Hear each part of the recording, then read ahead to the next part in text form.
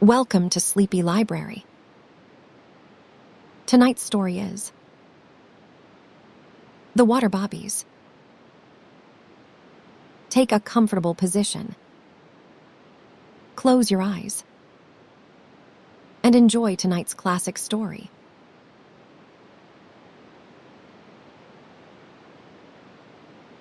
Chapter 1.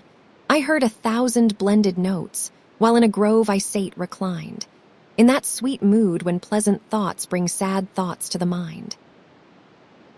To her fair works did nature link the human soul that through me ran, and much it grieved my heart to think, what man has made of man? WORDSWRTH. Once upon a time there was a little chimney sweep, and his name was Tom. That is a short name, and you have heard it before, so you will not have much trouble in remembering it. He lived in a great town in the North Country, where there were plenty of chimneys to sweep, and plenty of money for Tom to earn and his master to spend. He could not read nor write, and did not care to do either, and he never washed himself, for there was no water up the court where he lived. He had never been taught to say his prayers.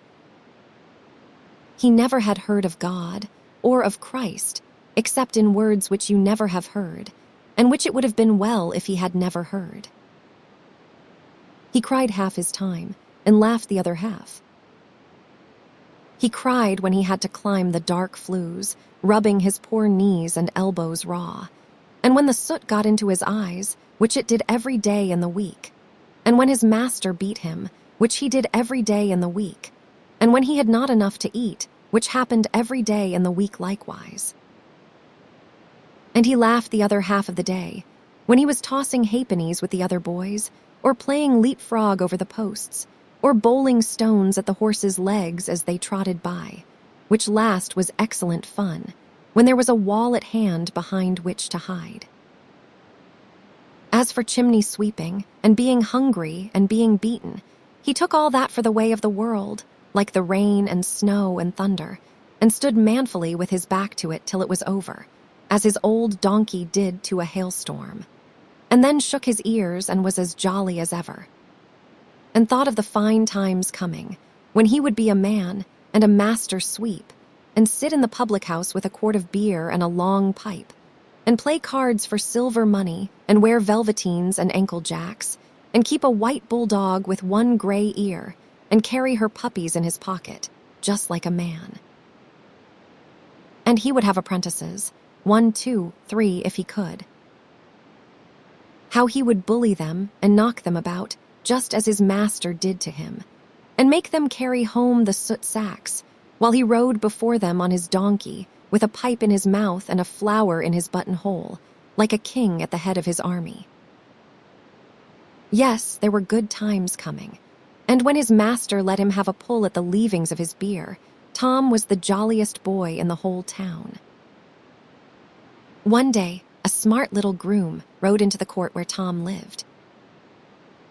Tom was just hiding behind a wall to heave half a brick at his horse's legs, as is the custom of that country when they welcome strangers. But the groom saw him, and hallowed to him to know where Mr. Grimes, the chimney sweep, lived. Now Mr. Grimes was Tom's own master, and Tom was a good man of business and always civil to customers, so he put the half-brick down quietly behind the wall and proceeded to take orders. Mr. Grimes was to come up next morning to Sir John Harthover's, at the place, for his old chimney sweep was gone to prison, and the chimneys wanted sweeping. And so he rode away, not giving Tom time to ask what the sweep had gone to prison for, which was a matter of interest to Tom, as he had been in prison once or twice himself. Moreover, the groom looked so very neat and clean, with his drab gaiters, drab breeches, drab jacket, snow-white tie with a smart pin in it, and clean round ruddy face, that Tom was offended and disgusted at his appearance, and considered him a stuck-up fellow, who gave himself airs because he wore smart clothes and other people paid for them, and went behind the wall to fetch the half-brick after all. but did not, remembering that he had come in the way of business, and was, as it were, under a flag of truce. His master was so delighted at his new customer that he knocked Tom down out of hand, and drank more beer that night than he usually did in 2, in order to be sure of getting up in time next morning. For the more a man's head aches when he wakes, the more glad he is to turn out and have a breath of fresh air. And when he did get up at 4 the next morning, he knocked Tom down again, in order to teach him, as young gentlemen used to be taught at public schools, that he must be an extra good boy that day, as they were going to a very great house, and might make a very good thing of it if they could but give satisfaction. And Tom thought so likewise, and indeed would have done and behaved his best, even without being knocked down. For of all places upon earth, Harthover Place, which he had never seen, was the most wonderful, and of all men on earth, Sir John, whom he had seen, having been sent to jail by him twice, was the most awful. Harthover Place was really a grand place, even for the rich north country, with a house so large that in the frame-breaking riots, which Tom could just remember, the Duke of Wellington and 10,000 soldiers to match were easily housed therein. At least, so Tom believed, with a park full of deer, which Tom believed to be monsters who were in the habit of eating children. With miles of game preserves, in which Mr. Grimes and the collier lads poached at times, on which occasions Tom saw pheasants and wondered what they tasted like, with a noble salmon river, in which Mr. Grimes and his friends would have liked to poach. But then they must have got into cold water, and that they did not like at all. In short, Harthover was a grand place, and Sir John a grand old man, whom even Mr. Grimes respected. For not only could he send Mr. Grimes to prison when he deserved it, as he did once or twice a week, not only did he own all the land about for miles, not only was he a jolly, honest, sensible squire, as ever kept a pack of hounds, who would do what he thought right by his neighbors, as well as get what he thought right for himself.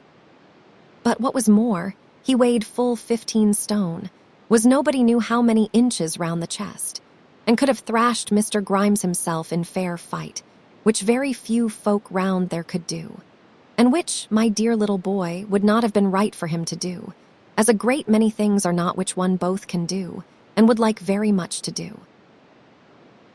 So Mr. Grimes touched his hat to him when he rode through the town, and called him a bewardly odd chap, and his young ladies, gradely lasses, which are 2 high compliments in the north country, and thought that that made up for his poaching Sir John's pheasants, whereby you may perceive that Mr. Grimes had not been to a properly inspected government national school. Now, I dare say, you never got up at 3 o'clock on a midsummer morning. Some people get up then because they want to catch salmon, and some because they want to climb Alps, and a great many more because they must, like Tom. But I assure you that 3 o'clock on a midsummer morning is the pleasantest time of all the 24 hours, and all the 365 days. And why everyone does not get up then, I never could tell, save that they are all determined to spoil their nerves and their complexions by doing all night what they might just as well do all day. But Tom, instead of going out to dinner at 8:30 at night, and to a ball at 10, and finishing off somewhere between 12 and 4, went to bed at 7, when his master went to the public house, and slept like a dead pig, for which reason he was as peart as a gamecock, who always gets up early to wake the maids, and just ready to get up when the fine gentlemen and ladies were just ready to go to bed. So he and his master set out. Grimes rode the donkey in front, and Tom and the brushes walked behind, out of the court and up the street, past the closed window shutters and the winking weary policemen, and the roofs all shining gray in the gray dawn. They passed through the pitmen's village, all shut up and silent now, and through the turnpike, and then they were out in the real country, and plodding along the black dusty road, between black slag walls, with no sound but the groaning and thumping of the pit engine in the next field. But soon the road grew white, and the walls likewise, and at the wall's foot grew long grass and gay flowers, all drenched with dew. And instead of the groaning of the pit engine, they heard the skylark saying his matins high up in the air, and the pit bird warbling in the sedges, as he had warbled all night long. All else was silent, for old Mrs. Earth was still fast asleep, and like many pretty people, she looked still prettier asleep than awake. The great elm trees in the gold-green meadows were fast asleep above, and the cows fast asleep beneath them. Nay, the few clouds which were about were fast asleep likewise, and so tired that they had lain down on the earth to rest, in long white flakes and bars, among the stems of the elm trees, and along the tops of the alders by the stream, waiting for the sun to bid them rise and go about their day's business in the clear blue overhead. On they went, and Tom looked and looked, for he never had been so far into the country before, and longed to get over a gate and pick buttercups and look for birds' nests in the hedge. But Mr. Grimes was a man of business, and would not have heard of that. Soon they came up with a poor Irishwoman, trudging along with a bundle at her back. She had a gray shawl over her head and a crimson madder petticoat, so you may be sure she came from Galway. She had neither shoes nor stockings, and limped along as if she were tired and footsore. But she was a very tall, handsome woman, with bright gray eyes and heavy black hair hanging about her cheeks. And she took Mr. Grimes' fancy so much that when he came alongside, he called out to her, "This is a hard road for a gradely foot like that. Will ye up, lass, and ride behind me?" But perhaps she did not admire Mr. Grimes' look and voice, for she answered quietly, "No, thank you, I would sooner walk with your little lad here." "You may please yourself," growled Grimes, and went on smoking. So she walked beside Tom and talked to him and asked him where he lived and what he knew and all about himself, till Tom thought he had never met such a pleasant-spoken woman. And she asked him, at last, whether he said his prayers, and seemed sad when he told her that he knew no prayers to say. Then he asked her where she lived, and she said far away by the sea. And Tom asked her about the sea, and she told him how it rolled and roared over the rocks in winter nights, and lay still in the bright summer days, for the children to bathe and play in it, and many a story more, till Tom longed to go and see the sea, and bathe in it likewise. At last, at the bottom of a hill, they came to a spring, not such a spring as you see here, which soaks up out of a white gravel in the bog, among red flycatchers and pink bottle heath and sweet white orchis, nor such a one as you may see, too, here, which bubbles up under the warm sandbank in the hollow lane by the great tuft of lady ferns, and makes the sand dance reels at the bottom, day and night, all the year round.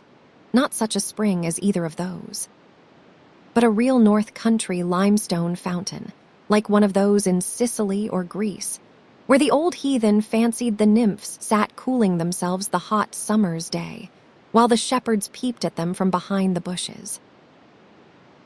Out of a low cave of rock, at the foot of a limestone crag, the great fountain rose, quelling and bubbling and gurgling, so clear that you could not tell where the water ended and the air began, and ran away under the road, a stream large enough to turn a mill, among blue geranium and golden globe flower and wild raspberry and the bird cherry with its tassels of snow. And there Grimes stopped and looked, and Tom looked too. Tom was wondering whether anything lived in that dark cave, and came out at night to fly in the meadows.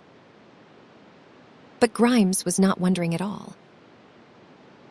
Without a word, he got off his donkey and clambered over the low road wall and knelt down, and began dipping his ugly head into the spring, and very dirty he made it. Tom was picking the flowers as fast as he could. The Irishwoman helped him and showed him how to tie them up, and a very pretty nosegay they had made between them. But when he saw Grimes actually wash, he stopped, quite astonished, and when Grimes had finished and began shaking his ears to dry them, he said, "Why, master, I never saw you do that before, nor will again, most likely. 'Twasn't for cleanliness I did it, but for coolness. I would be ashamed to want washing every week or so, like any smutty collier lad.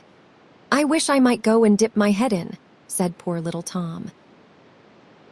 "It must be as good as putting it under the town pump, and there is no beetle here to drive a chap away." "Thou come along," said Grimes. "What dost want with washing thyself? Thou did not drink half a gallon of beer last night like me."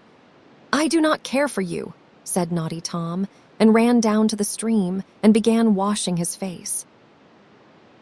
Grimes was very sulky because the woman preferred Tom's company to his. So he dashed at him with horrid words and tore him up from his knees and began beating him. But Tom was accustomed to that and got his head safe between Mr. Grimes' legs and kicked his shins with all his might. "Are you not ashamed of yourself, Thomas Grimes?" cried the Irishwoman over the wall. Grimes looked up, startled at her knowing his name, but all he answered was, "No, nor never was yet," and went on beating Tom. "True for you. If you ever had been ashamed of yourself, you would have gone over into Venda long ago." "What do you know about Vendale?" shouted Grimes, but he left off beating Tom. "I know about Vendale, and about you too. I know, for instance, what happened in Aldermire Copse by night 2 years ago come Martinmas." "You do!" shouted Grimes, and leaving Tom, he climbed up over the wall and faced the woman. Tom thought he was going to strike her, but she looked him too full and fierce in the face for that. "Yes, I was there," said the Irishwoman quietly. "You are no Irishwoman by your speech," said Grimes, after many bad words. "Never mind who I am. I saw what I saw, and if you strike that boy again, I can tell what I know." Grimes seemed quite cowed and got on his donkey without another word. "Stop," said the Irishwoman. "I have one more word for you both, for you will both see me again before all is over. Those that wish to be clean, clean they will be, and those that wish to be foul, foul they will be. Remember," and she turned away and threw a gate into the meadow. Grimes stood still a moment, like a man who had been stunned. Then he rushed after her, shouting, "You come back!" But when he got into the meadow, the woman was not there. Had she hidden away? There was no place to hide in. But Grimes looked about, and Tom also, for he was as puzzled as Grimes himself at her disappearing so suddenly. But look where they would, she was not there. Grimes came back again, as silent as a post, for he was a little frightened, and getting on his donkey, filled a fresh pipe and smoked away, leaving Tom in peace. And now they had gone 3 miles and more, and came to Sir John's lodge gates. Very grand lodges they were, with very grand iron gates and stone gateposts, and on the top of each a most dreadful bogey, all teeth, horns, and tail, which was the crest which Sir John's ancestors wore in the Wars of the Roses. And very prudent men they were to wear it, for all their enemies must have run for their lives at the very first sight of them. Grimes rang at the gate, and out came a keeper on the spot and opened. "I was told to expect thee," he said. "Now thou'lt be so good as to keep to the main avenue, and not let me find a hare or a rabbit on thee when thou comest back. I shall look sharp for one, I tell thee. Not if it is in the bottom of the soot bag," quoth Grimes, and at that he laughed, and the keeper laughed and said, "If that is thy sort, I may as well walk up with thee to the hall. I think thou best had. It is thy business to see after thy game, man, and not mine." So the keeper went with them, and to Tom's surprise, he and Grimes chatted together all the way quite pleasantly. He did not know that a keeper is only a poacher turned outside in, and a poacher a keeper turned inside out. They walked up a great lime avenue, a full mile long, and between their stems Tom peeped trembling at the horns of the sleeping deer, which stood up among the ferns. Tom had never seen such enormous trees, and as he looked up, he fancied that the blue sky rested on their heads. But he was puzzled very much by a strange murmuring noise, which followed them all the way. So much puzzled that at last he took courage to ask the keeper what it was. He spoke very civilly and called him sir, for he was horribly afraid of him, which pleased the keeper, and he told him that they were the bees about the lime flowers. "What are bees?" asked Tom. "What make honey? What is honey?" asked Tom. "Thou hold thy noise," said Grimes. "Let the boy be," said the keeper.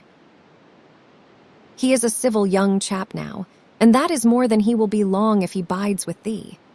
Grimes laughed, for he took that for a compliment. "I wish I were a keeper," said Tom, "to live in such a beautiful place and wear green velveteens and have a real dog whistle at my button like you." The keeper laughed. He was a kind-hearted fellow enough. "Let well alone, lad, and ill too at times. Thy life's safer than mine at all events, Mr. Grimes?" And Grimes laughed again, and then the two men began talking, quite low.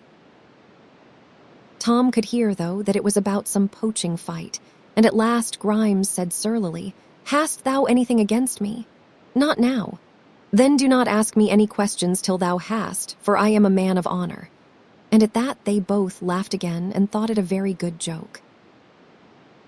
And by this time they were come up to the great iron gates in front of the house, and Tom stared through them at the rhododendrons and azaleas, which were all in flower, and then at the house itself, and wondered how many chimneys there were in it, and how long ago it was built, and what was the man's name that built it, and whether he got much money for his job.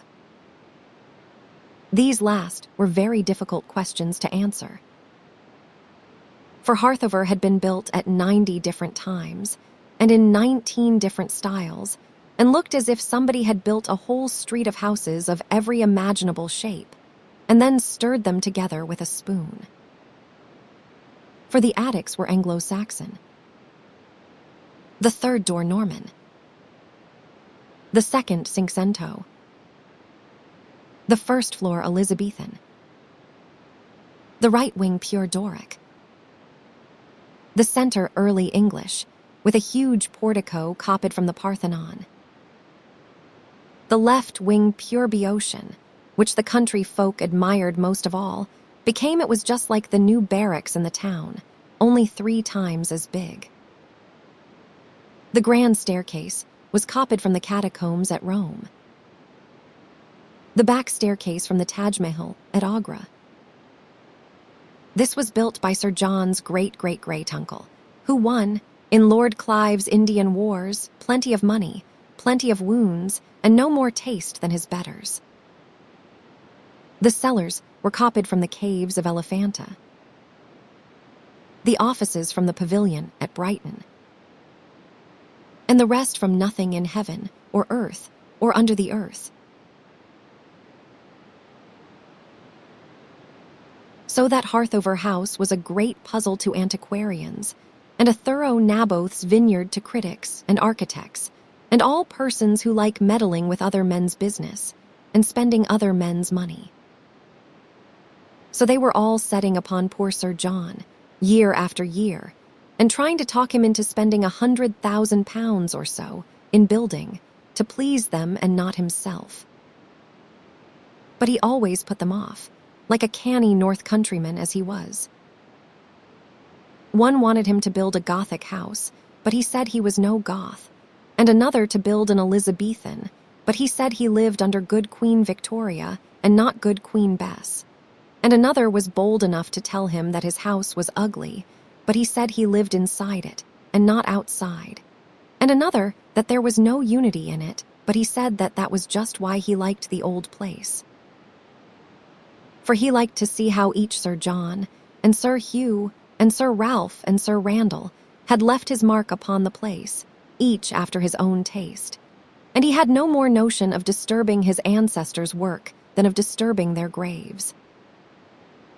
For now the house looked like a real live house that had a history and had grown and grown as the world grew, and that it was only an upstart fellow who did not know who his own grandfather was who would change it for some spick and span new Gothic or Elizabethan thing, which looked as if it had been all spawned in a night, as mushrooms are. From which you may collect, if you have wit enough, that Sir John was a very sound-headed, sound-hearted squire, and just the man to keep the countryside in order and show good sport with his hounds. But Tom and his master did not go in through the great iron gates, as if they had been dukes or bishops, but round the back way, and a very long way round it was, and into a little back door, where the ash boy let them in, yawning horribly. And then in a passage the housekeeper met them in such a flowered chintz dressing gown that Tom mistook her for my lady herself, and she gave Grimes solemn orders about, "You will take care of this, and take care of that," as if he was going up the chimneys, and not Tom. And Grimes listened, and said every now and then under his voice, "You will mind that, you little beggar." And Tom did mind, all at least that he could. And then the housekeeper turned them into a grand room, all covered up in sheets of brown paper, and bade them begin in a lofty and tremendous voice. And so, after a whimper or two, and a kick from his master, into the grate Tom went, and up the chimney, while a housemaid stayed in the room to watch the furniture, to whom Mr. Grimes paid many playful and chivalrous compliments, but met with very slight encouragement in return. How many chimneys Tom swept I cannot say, but he swept so many that he got quite tired, and puzzled too, for they were not like the town flues to which he was accustomed, but such as you would find if you would only get up them and look, which perhaps you would not like to do in old country houses, large and crooked chimneys, which had been altered again and again, till they ran one into another, anastamosing, as Professor Owen would say, considerably. So Tom fairly lost his way in them, not that he cared much for that, though he was in pitchy darkness, for he was as much at home in a chimney as a mole is underground. But at last, coming down as he thought the right chimney, he came down the wrong one, and found himself standing on the hearthrug in a room the like of which he had never seen before. Tom had never seen the like. He had never been in gentlefolks' rooms, but when the carpets were all up, and the curtains down, and the furniture huddled together under a cloth, and the pictures covered with aprons and dusters, and he had often enough wondered what the rooms were like when they were all ready for the quality to sit in. And now he saw, and he thought the sight very pretty. The room was all dressed in white window curtains, white bed curtains, white furniture, and white walls, with just a few lines of pink here and there. The carpet was all over gay little flowers, and the walls were hung with pictures in gilt frames, which amused Tom very much. There were pictures of ladies and gentlemen, and pictures of horses and dogs. The horses he liked, but the dogs he did not care for much, for there were no bulldogs among them, not even a terrier. But the two pictures which took his fancy most were, one a man in long garments, with little children and their mothers round him, who was laying his hand upon the children's heads. That was a very pretty picture, Tom thought, to hang in a lady's room. For he could see that it was a lady's room by the dresses which lay about. The other picture was that of a man nailed to a cross, which surprised Tom much. He fancied that he had seen something like it in a shop window. But why was it there? Poor man, thought Tom, and he looked so kind and quiet. But why should the lady have such a sad picture as that in her room? Perhaps it was some kinsman of hers who had been murdered by the savages in foreign parts, and she kept it there for a remembrance. And Tom felt sad and awed and turned to look at something else. The next thing he saw, and that too puzzled him, was a washing stand with ewers and basins and soap and brushes and towels and a large bath full of clean water. What a heap of things all for washing.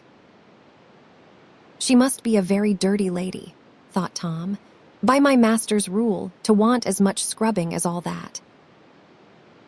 But she must be very cunning to put the dirt out of the way so well afterwards, for I do not see a speck about the room, not even on the very towels. And then, looking toward the bed, he saw that dirty lady and held his breath with astonishment. Under the snow-white coverlet, upon the snow-white pillow, lay the most beautiful little girl that Tom had ever seen. Her cheeks were almost as white as the pillow, and her hair was like threads of gold spread all about over the bed. She might have been as old as Tom, or maybe a year or two older, but Tom did not think of that. He thought only of her delicate skin and golden hair, and wondered whether she was a real live person, or one of the wax dolls he had seen in the shops.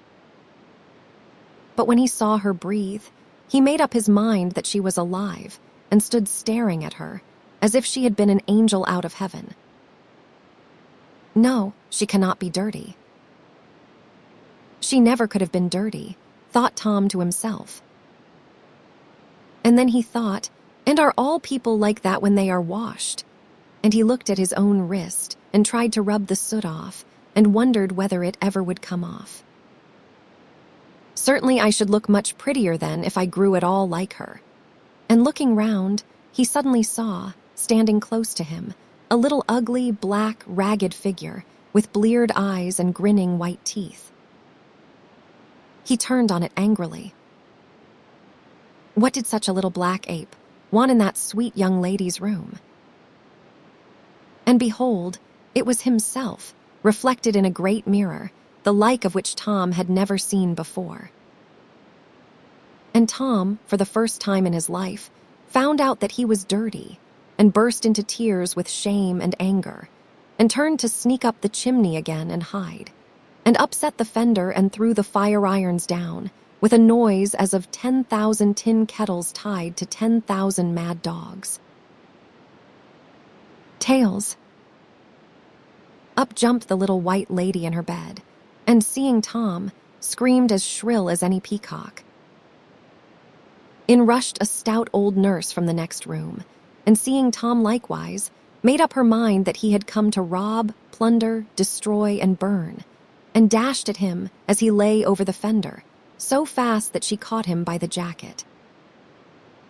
But she did not hold him.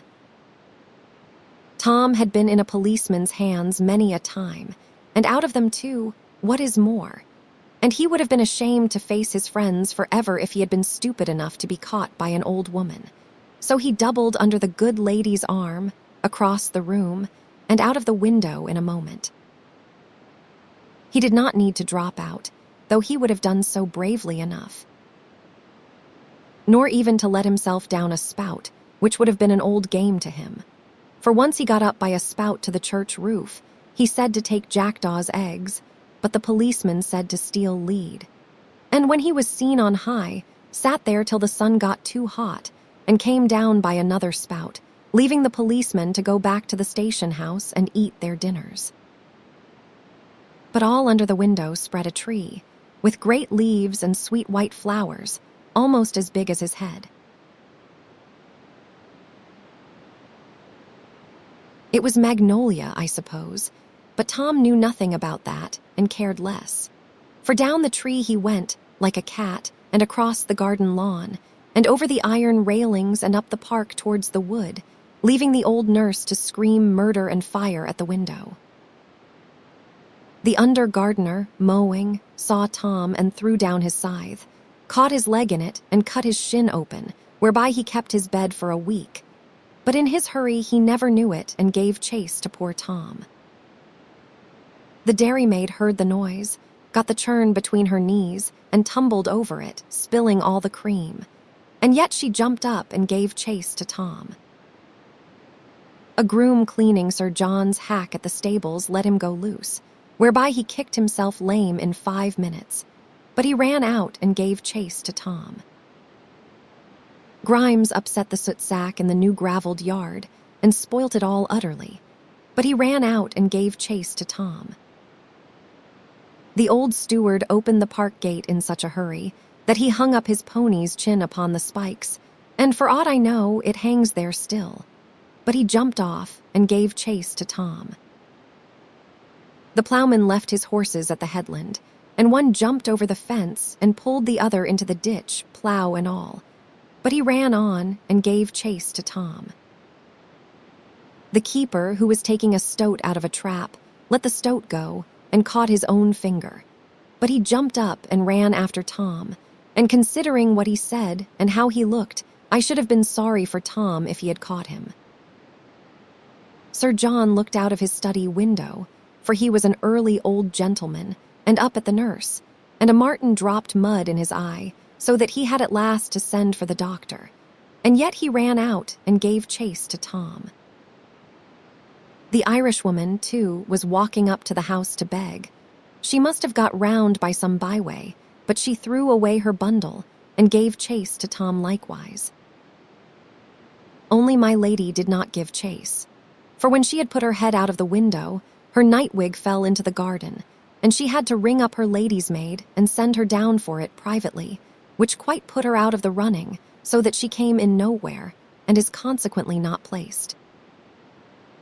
In a word, never was there heard at Hall Place, not even when the fox was killed in the conservatory, among acres of broken glass, and tons of smashed flower pots, such a noise, row, hubbub, babel, shindy, hullabaloo, stramash, charivari, and total contempt of dignity, repose, and order, as that day when Grimes, gardener, the groom, the dairymaid, Sir John, the steward, the ploughman, the keeper, and the Irishwoman all ran up the park, shouting, "Stop thief!" in the belief that Tom had at least £1,000 worth of jewels in his empty pockets. And the very magpies and jays followed Tom up, squeaking and screaming, as if he were a hunted fox, beginning to droop his brush. And all the while poor Tom paddled up the park with his little bare feet, like a small black gorilla fleeing to the forest. Alas for him, there was no big father gorilla therein to take his part, to scratch out the gardener's inside with one paw, toss the dairymaid into a tree with another, and wrench off Sir John's head with a third, while he cracked the keeper's skull with his teeth as easily as if it had been a coconut or a paving stone. However, Tom did not remember ever having had a father, so he did not look for one, and expected to have to take care of himself. While as for running, he could keep up for a couple of miles with any stagecoach, if there was the chance of a copper or a cigar end, and turn coach wheels on his hands and feet 10 times following, which is more than you can do. Wherefore his pursuers found it very difficult to catch him, and we will hope that they did not catch him at all. Tom, of course, made for the woods. He had never been in a wood in his life, but he was sharp enough to know that he might hide in a bush or swarm up a tree, and altogether had more chance there than in the open. If he had not known that, he would have been foolisher than a mouse or a minnow. But when he got into the wood, he found it a very different sort of place from what he had fancied. He pushed into a thick cover of rhododendrons and found himself at once caught in a trap. The boughs laid hold of his legs and arms, poked him in his face and his stomach, made him shut his eyes tight, though that was no great loss, for he could not see at best a yard before his nose. And when he got through the rhododendrons, the hassock grass and sedges tumbled him over, and cut his poor little fingers afterwards most spitefully. The birches birched him as soundly as if he had been a nobleman at Eton, and over the face, too, which is not fair swishing, as all brave boys will agree. And the lawyers tripped him up, and tore his shins as if they had shark's teeth, which lawyers are likely enough to have. I must get out of this, thought Tom, or I shall stay here till somebody comes to help me, which is just what I do not want. but how to get out was the difficult matter. And indeed, I do not think he would ever have got out at all, but have stayed there till the cock robins covered him with leaves, if he had not suddenly run his head against a wall. Now running your head against a wall is not pleasant, especially if it is a loose wall, with the stones all set on edge, and a sharp-cornered one hits you between the eyes and makes you see all manner of beautiful stars. The stars are very beautiful, certainly, but unfortunately they go in the 20,000th part of a split second, and the pain which comes after them does not. And so Tom hurt his head, but he was a brave boy and did not mind that a penny. He guessed that over the wall the cover would end, and up it he went and over like a squirrel. And there he was, out on the great grouse moors, which the country folk called Harthover Fell, heather and bog and rock, stretching away and up to the very sky. Now, Tom was a cunning little fellow, as cunning as an old Exmoor stag. Why not? Though he was but 10 years old, he had lived longer than most stags, and had more wits to start with into the bargain. He knew as well as a stag, that if he backed he might throw the hounds out. So the first thing he did when he was over the wall was to make the neatest double sharp to his right, and run along under the wall for nearly half a mile. Whereby Sir John, and the keeper, and the steward, and the gardener, and the ploughman, and the dairymaid, and all the hue and cry together, went on ahead half a mile in the very opposite direction, and inside the wall, leaving him a mile off on the outside, while Tom heard their shouts die away in the woods and chuckled to himself merrily. At last he came to a dip in the land, and went to the bottom of it, and then he turned bravely away from the wall and up the moor, for he knew that he had put a hill between him and his enemies, and could go on without their seeing him. But the Irishwoman, alone of them all, had seen which way Tom went. She had kept ahead of everyone the whole time, and yet she neither walked nor ran.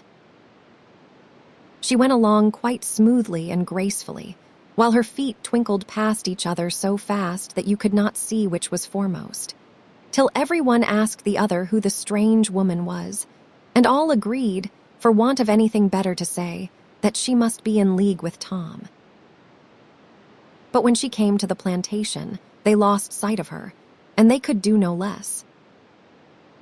For she went quietly over the wall after Tom, and followed him wherever he went. Sir John and the rest saw no more of her, and out of sight was out of mind. And now Tom was right away into the heather, over just such a moor as those in which you have been bred, except that there were rocks and stones lying about everywhere, and that, instead of the moor growing flat as he went upwards, it grew more and more broken and hilly, but not so rough but that little Tom could jog along well enough, and find time, too, to stare about at the strange place, which was like a new world to him. He saw great spiders there, with crowns and crosses marked on their backs, who sat in the middle of their webs, and when they saw Tom coming, shook them so fast that they became invisible. Then he saw lizards, brown and gray and green, and thought they were snakes and would sting him, but they were as much frightened as he, and shot away into the heath. And then, under a rock, he saw a pretty sight, a great brown, sharp-nosed creature with a white tag to her brush, and round her 4 or 5 smutty little cubs, the funniest fellows Tom ever saw. She lay on her back, rolling about and stretching out her legs and head and tail in the bright sunshine, and the cubs jumped over her and ran round her and nibbled her paws and lugged her about by the tail, and she seemed to enjoy it mightily. But one selfish little fellow stole away from the rest to a dead crow close by, and dragged it off to hide it, though it was nearly as big as he was. Whereat all his little brothers set off after him in full cry and saw Tom, and then all ran back, and up jumped Mrs. Vixen and caught one up in her mouth, and the rest toddled after her, and into a dark crack in the rocks, and there was an end of the show. And next he had a fright, for, as he scrambled up a sandy brow, whir poof poof cock cock kick, something went off in his face with a most horrid noise. He thought the ground had blown up, and the end of the world come. And when he opened his eyes, for he shut them very tight, it was only an old cock grouse who had been washing himself in sand like an Arab for want of water, and who, when Tom had all but trodden on him, jumped up with a noise like the express train, leaving his wife and children to shift for themselves, like an old coward, and went off, screaming, Kuru Yuak, murder, thieves, fire, Kuru Yuak cock kick. The end of the world is come, kick kick cock kick. He was always fancying that the end of the world was come, when anything happened which was farther off than the end of his own nose. But the end of the world was not come, any more than the 12th of August was, though the old grouse-cock was quite certain of it. So the old grouse came back to his wife and family an hour afterwards, and said solemnly, Cock cock kick, my dears, the end of the world is not quite come, but I assure you it is coming the day after tomorrow, cock.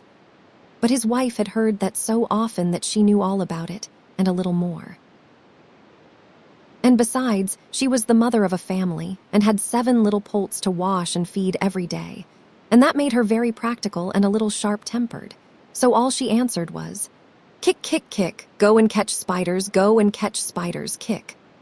So Tom went on and on, he hardly knew why, but he liked the great, wide, strange place and the cool, fresh, bracing air.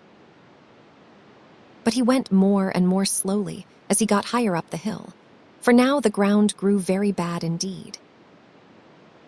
Instead of soft turf and springy heather, he met great patches of flat limestone rock, just like ill-made pavements with deep cracks between the stones and ledges filled with ferns. So he had to hop from stone to stone, and now and then he slipped in between and hurt his little bare toes, though they were tolerably tough ones. But still he would go on and up, he could not tell why.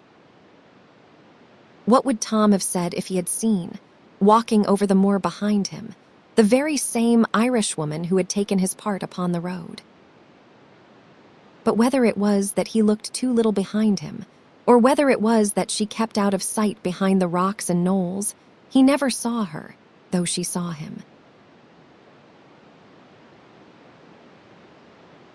And now he began to get a little hungry and very thirsty, for he had run a long way, and the sun had risen high in heaven, and the rock was as hot as an oven, and the air danced reels over it, as it does over a lime kiln, till everything round seemed quivering and melting in the glare. But he could see nothing to eat anywhere, and still less to drink. The heath was full of bilberries and wimberries, but they were only in flower yet, for it was June. And as for water, who can find that on the top of a limestone rock? Now and then he passed by a deep, dark swallow hole, going down into the earth, as if it was the chimney of some dwarf's house underground. And more than once, as he passed, he could hear water falling, trickling, tinkling many, many feet below. How he longed to get down to it, and cool his poor baked lips. But brave little chimney sweep as he was, he dared not climb down such chimneys as those. So he went on, till his head spun round with the heat, and he thought he heard church bells ringing a long way off. Ah, he thought, where there is a church there will be houses and people, and perhaps someone will give me a bit and a sup. So he set off again to look for the church, for he was sure that he heard the bells quite plain. And in a minute more, when he looked round, he stopped again and said, Why, what a big place the world is! And so it was, for from the top of the mountain he could see, what could he not see? Behind him, far below, was Harthover, and the dark woods, and the shining salmon river, and on his left, far below, was the town, and the smoking chimneys of the collieries. And far, far away, the river widened to the shining sea, and little white specks, which were ships, lay on its bosom. Before him lay, spread out like a map, great plains and farms and villages, amid dark knots of trees. They all seemed at his very feet, but he had sense to see that they were long miles away. And to his right rose more after more, hill after hill, till they faded away, blue into blue sky. But between him and those moors, and really at his very feet, lay something, to which, as soon as Tom saw it, he determined to go, for that was the place for him. A deep, deep green and rocky valley, very narrow, and filled with wood. But through the wood, hundreds of feet below him, he could see a clear stream glance. Oh, if he could but get down to that stream. Then, by the stream, he saw the roof of a little cottage, and a little garden set out in squares and beds. And there was a tiny little red thing moving in the garden, no bigger than a fly. As Tom looked down, he saw that it was a woman in a red petticoat. Perhaps she would give him something to eat. And there were the church bells ringing again. Surely there must be a village down there. Well, nobody would know him, or what had happened at the place. The news could not have got there yet, even if Sir John had set all the policemen in the county after him, and he could get down there in 5 minutes. Tom was quite right about the hue and cry not having got thither, for he had come without knowing it, the best part of 10 miles from Harthover. But he was wrong about getting down in 5 minutes, for the cottage was more than a mile off, and a good 1,000 feet below. However, down he went, like a brave little man as he was, though he was very footsore and tired and hungry and thirsty.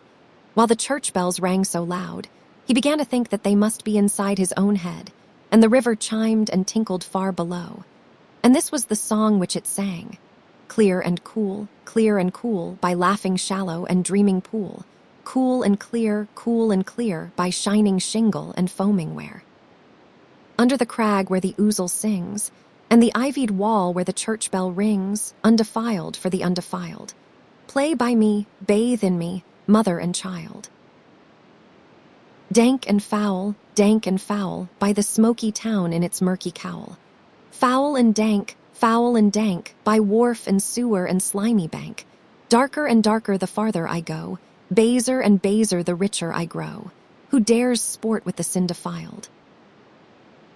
Shrink from me, turn from me, mother and child.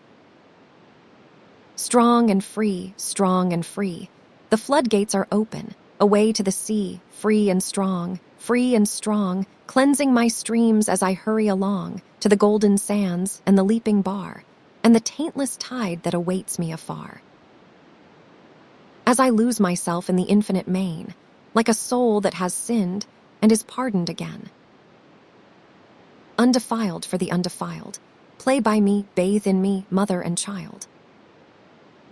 So Tom went down, and all the while he never saw the Irishwoman going down behind him. Chapter 2. And is there care in heaven? And is there love in heavenly spirits to these creatures base, that may compassion of their evils move? There is, else much more wretched were the case of men than beasts. But oh, the exceeding grace of highest God that loves his creatures so, and all his works with mercy doth embrace, that blessed angels he sends to and fro, to serve to wicked man, to serve his wicked foe. Sbenser. A mile off, and 1,000 feet down. So Tom found it, though it seemed as if he could have chucked a pebble onto the back of the woman in the red petticoat who was weeding in the garden, or even across the dale to the rocks beyond. For the bottom of the valley was just one field broad, and on the other side ran the stream, and above it, gray crag, gray down, gray stair, gray moor walled up to heaven. A quiet, silent, rich, happy place, a narrow crack cut deep into the earth, so deep and so out of the way that the bad bogies can hardly find it out. The name of the place is Vendale, and if you want to see it for yourself, You must go up into the High Craven and search from Bolland Forest north by Ingleborough to the 9 Standards and Crossfell. And if you have not found it, you must turn south and search the Lake Mountains down to Scawfell and the sea. And then, if you have not found it, you must go northward again by Mary Carlisle and search the Cheviots all across, from Annan Water to Berwick Law. And then, whether you have found Vendale or not, you will have found such a country and such a people as ought to make you proud of being a British boy. So Tom went to go down, and first he went down 300 feet of steep heather, mixed up with loose brown gritstone as rough as a file, which was not pleasant to his poor little heels as he came bump, stump, jump down the steep. And still, he thought he could throw a stone into the garden. Then he went down 300 feet of limestone terraces, one below the other, as straight as if a carpenter had ruled them with his ruler, and then cut them out with his chisel. There was no heath there, but first, a little grass slope, covered with the prettiest flowers, rock rose and saxifrage and thyme and basil, and all sorts of sweet herbs. Then bump down a 2-foot step of limestone. Then another bit of grass and flowers. Then bump down a 1-foot step. Then another bit of grass and flowers for 50 yards, as steep as the house roof, where he had to slide down on his dear little tail. Then another step of stone, 10 feet high, and there he had to stop himself and crawl along the edge to find a crack, for if he had rolled over, he would have rolled right into the old woman's garden and frightened her out of her wits. Then, when he had found a dark, narrow crack, full of green-stalked fern, such as hangs in the basket in the drawing-room, and had crawled down through it, with knees and elbows, as he would down a chimney, there was another grass slope, and another step, and so on, till, oh, dear me. I wish it was all over, and so did he. And yet, he thought he could throw a stone into the old woman's garden. At last he came to a bank of beautiful shrubs, whitebeam with its great silver-backed leaves, and mountain ash and oak, and below them cliff and crag, with great beds of crown ferns and wood sedge, while through the shrubs he could see the stream sparkling and hear it murmur on the white pebbles. He did not know that it was 300 feet below. You would have been giddy, perhaps, at looking down, but Tom was not.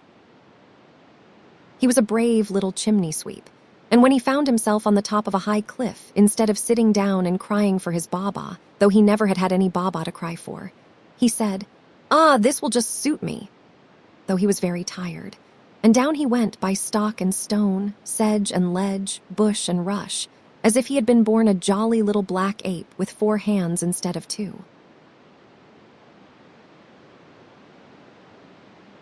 And all the while, he never saw the Irishwoman coming down behind him. But he was getting terribly tired now. The burning sun on the fells had sucked him up, but the damp heat of the woody crag sucked him up still more, and the perspiration ran out of the ends of his fingers and toes and washed him cleaner than he had been for a whole year. But of course, he dirtied everything, terribly as he went. There has been a great black smudge all down the crag ever since. And there have been more black beetles in Vendale since than ever were known before. All, of course, owing to Tom's having blacked the original papa of them all, just as he was setting off to be married, with a sky-blue coat and scarlet leggins, as smart as a gardener's dog with a polyanthus in his mouth. At last he got to the bottom. But behold, it was not the bottom, as people usually find when they are coming down a mountain. For at the foot of the crag were heaps and heaps of fallen limestone of every size from that of your head to that of a stage wagon, with holes between them full of sweet heath fern. And before Tom got through them, he was out in the bright sunshine again. And then he felt, once for all and suddenly, as people generally do, that he was beat. You must expect to be beat a few times in your life, little man, if you live such a life as a man ought to live, Let you be as strong and healthy as you may. And when you are, you will find it a very ugly feeling. I hope that that day you may have a stout, staunch friend by you who is not beat.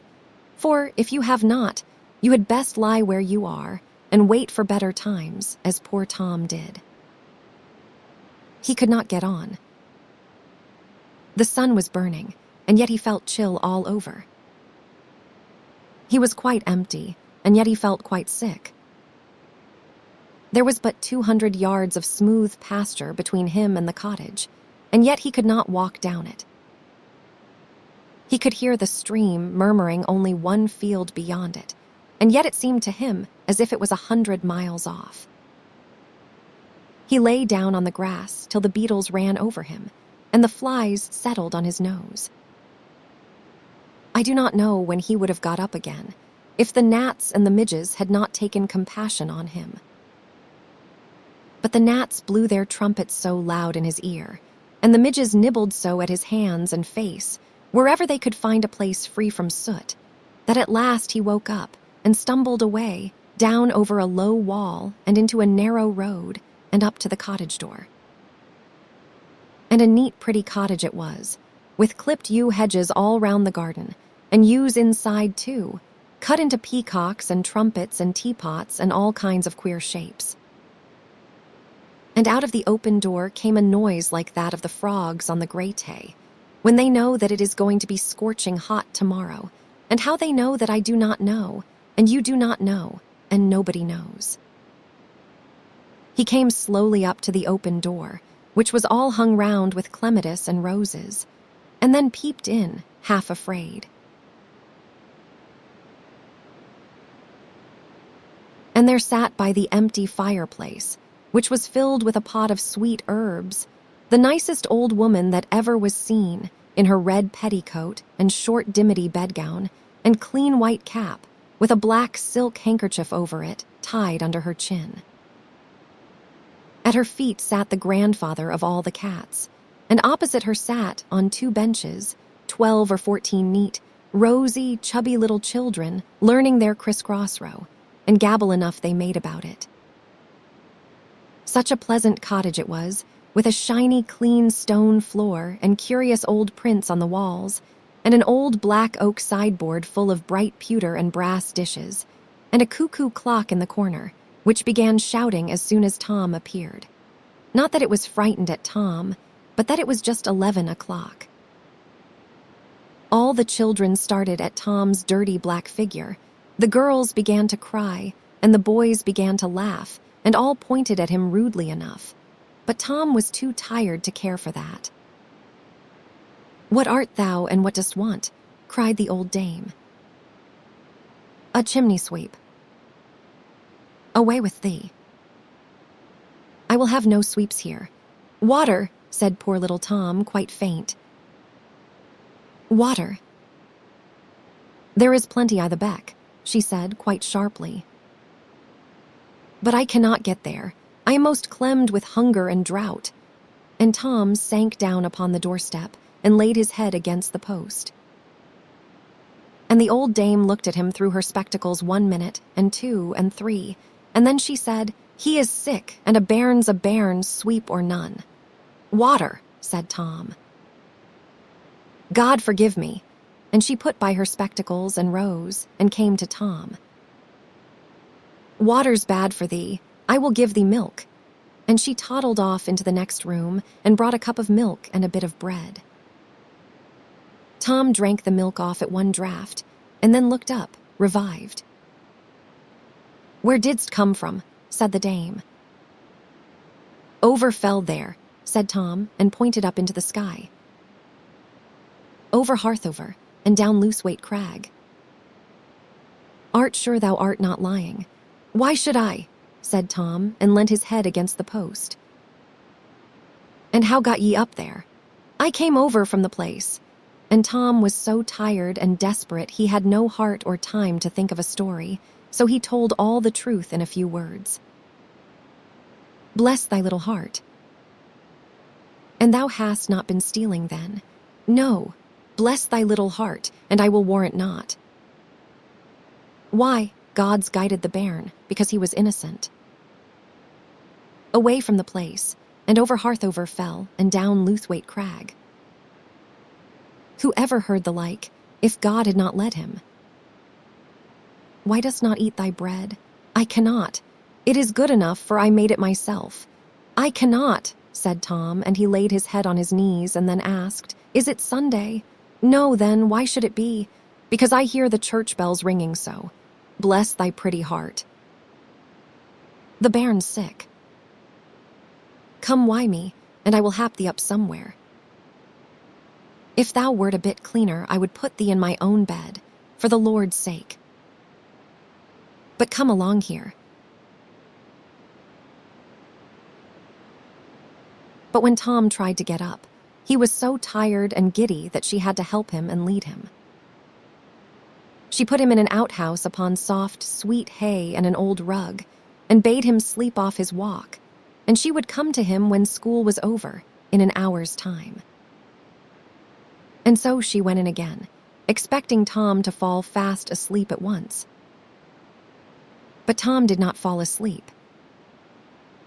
Instead of it, he turned and tossed and kicked about in the strangest way, and felt so hot all over that he longed to get into the river and cool himself.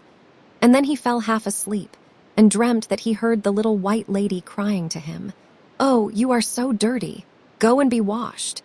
And then that he heard the Irishwoman saying, Those that wish to be clean, clean they will be. And then he heard the church bells ring so loud, close to him too, that he was sure it must be Sunday, in spite of what the old dame had said. And he would go to church and see what a church was like inside, for he had never been in one, poor little fellow, in all his life. But the people would never let him come in, all over soot and dirt like that.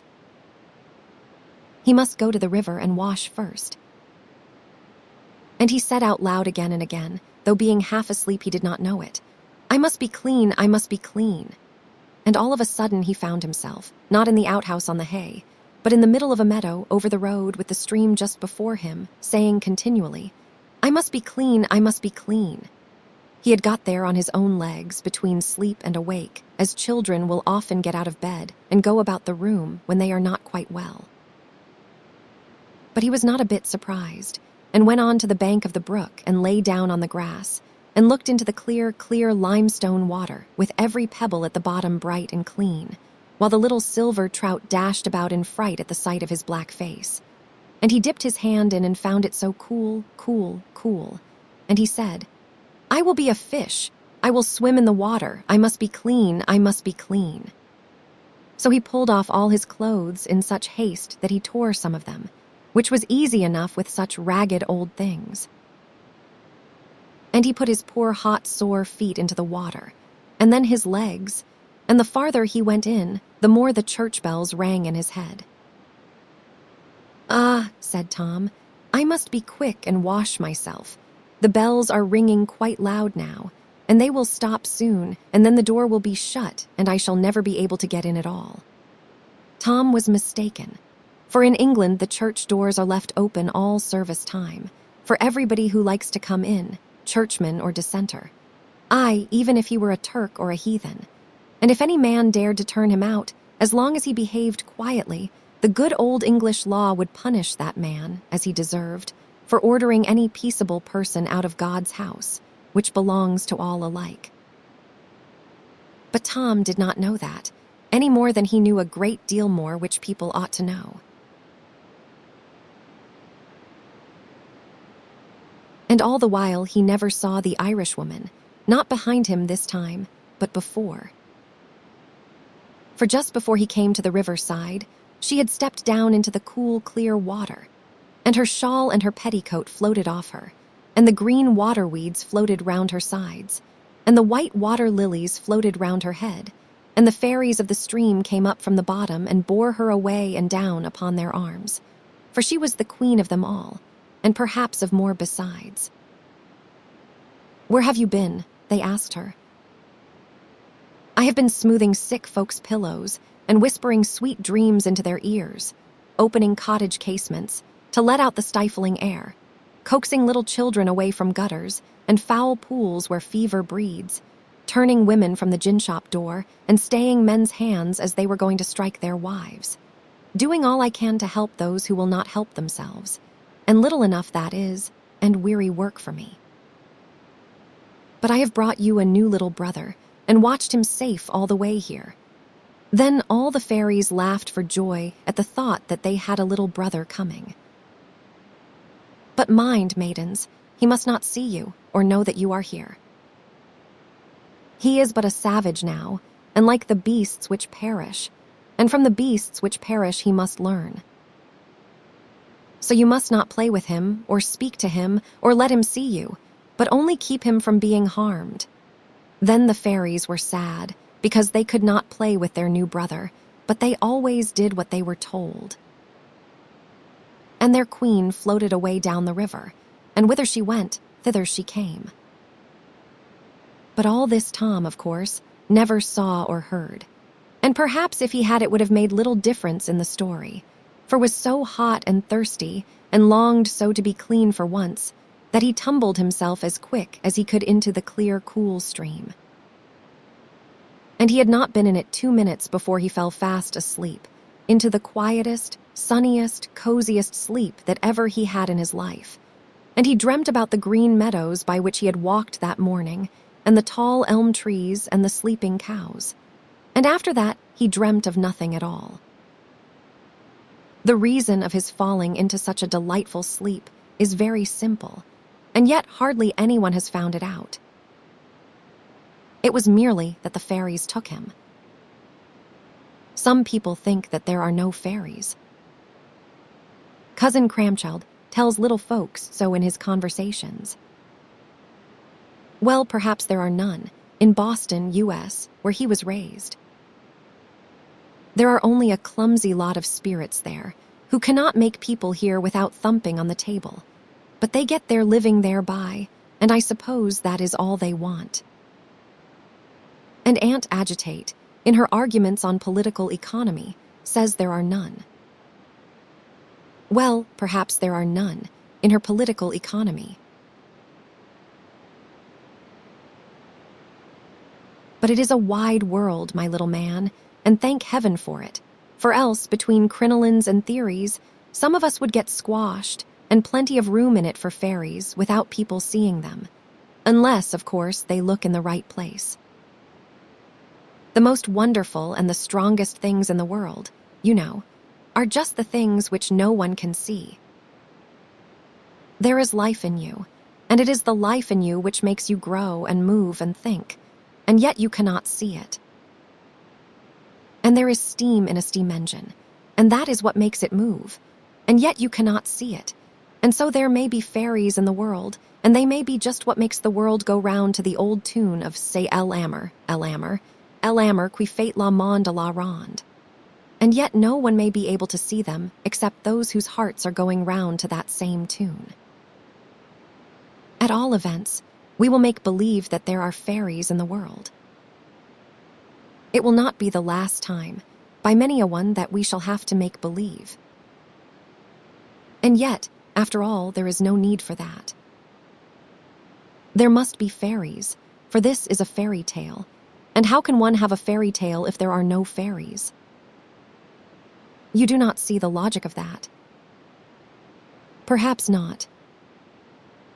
Then please not to see the logic of a great many arguments exactly like it, which you will hear before your beard is gray. The kind old dame came back at 12, when school was over, to look at Tom, but there was no Tom there. She looked about for his footprints, but the ground was so hard that there was no slot, as they say in dear old North Devon.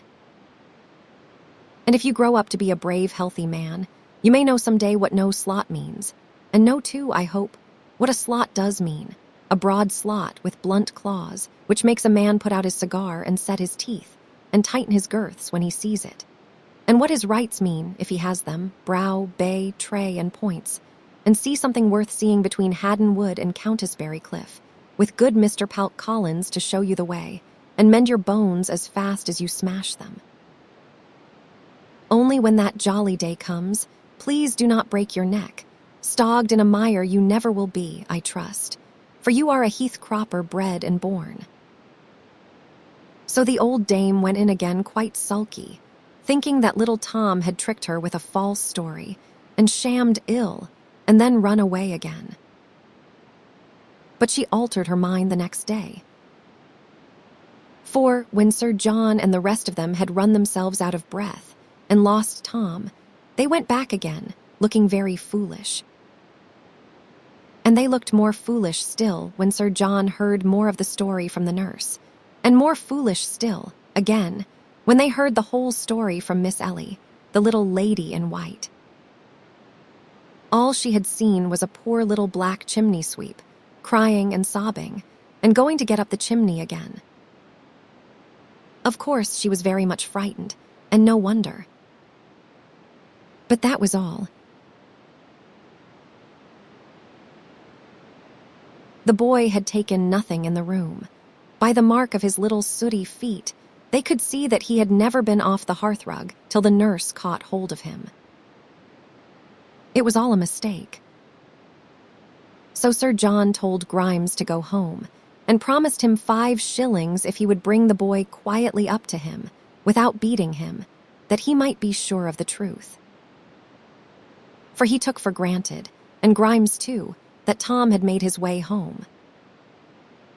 But no Tom came back to Mr. Grimes that evening, and he went to the police office to tell them to look out for the boy. But no Tom was heard of. As for his having gone over those great fells to Vendale, they no more dreamed of that than of his having gone to the moon. So Mr. Grimes came up to Harthover next day with a very sour face. But when he got there, Sir John was over the hills and far away, and Mr. Grimes had to sit in the outer servants' hall all day and drink strong ale to wash away his sorrows, and they were washed away long before Sir John came back. For good Sir John had slept very badly that night, and he said to his lady, "My dear, the boy must have got over into the grouse moors and lost himself, and he lies very heavily on my conscience, poor little lad. But I know what I will do." So at 5 the next morning up he got, and into his bath, and into his shooting jacket and gaiters, and into the stable yard, like a fine old English gentleman, with a face as red as a rose, and a hand as hard as a table, and a back as broad as a bullock's, and bade them bring his shooting pony, and the keeper to come on his pony, and the huntsman, and the first whip, and the second whip, and the underkeeper with the bloodhound in a leash, a great dog as tall as a calf, of the color of a gravel walk, with mahogany ears and nose, and a throat like a church bell.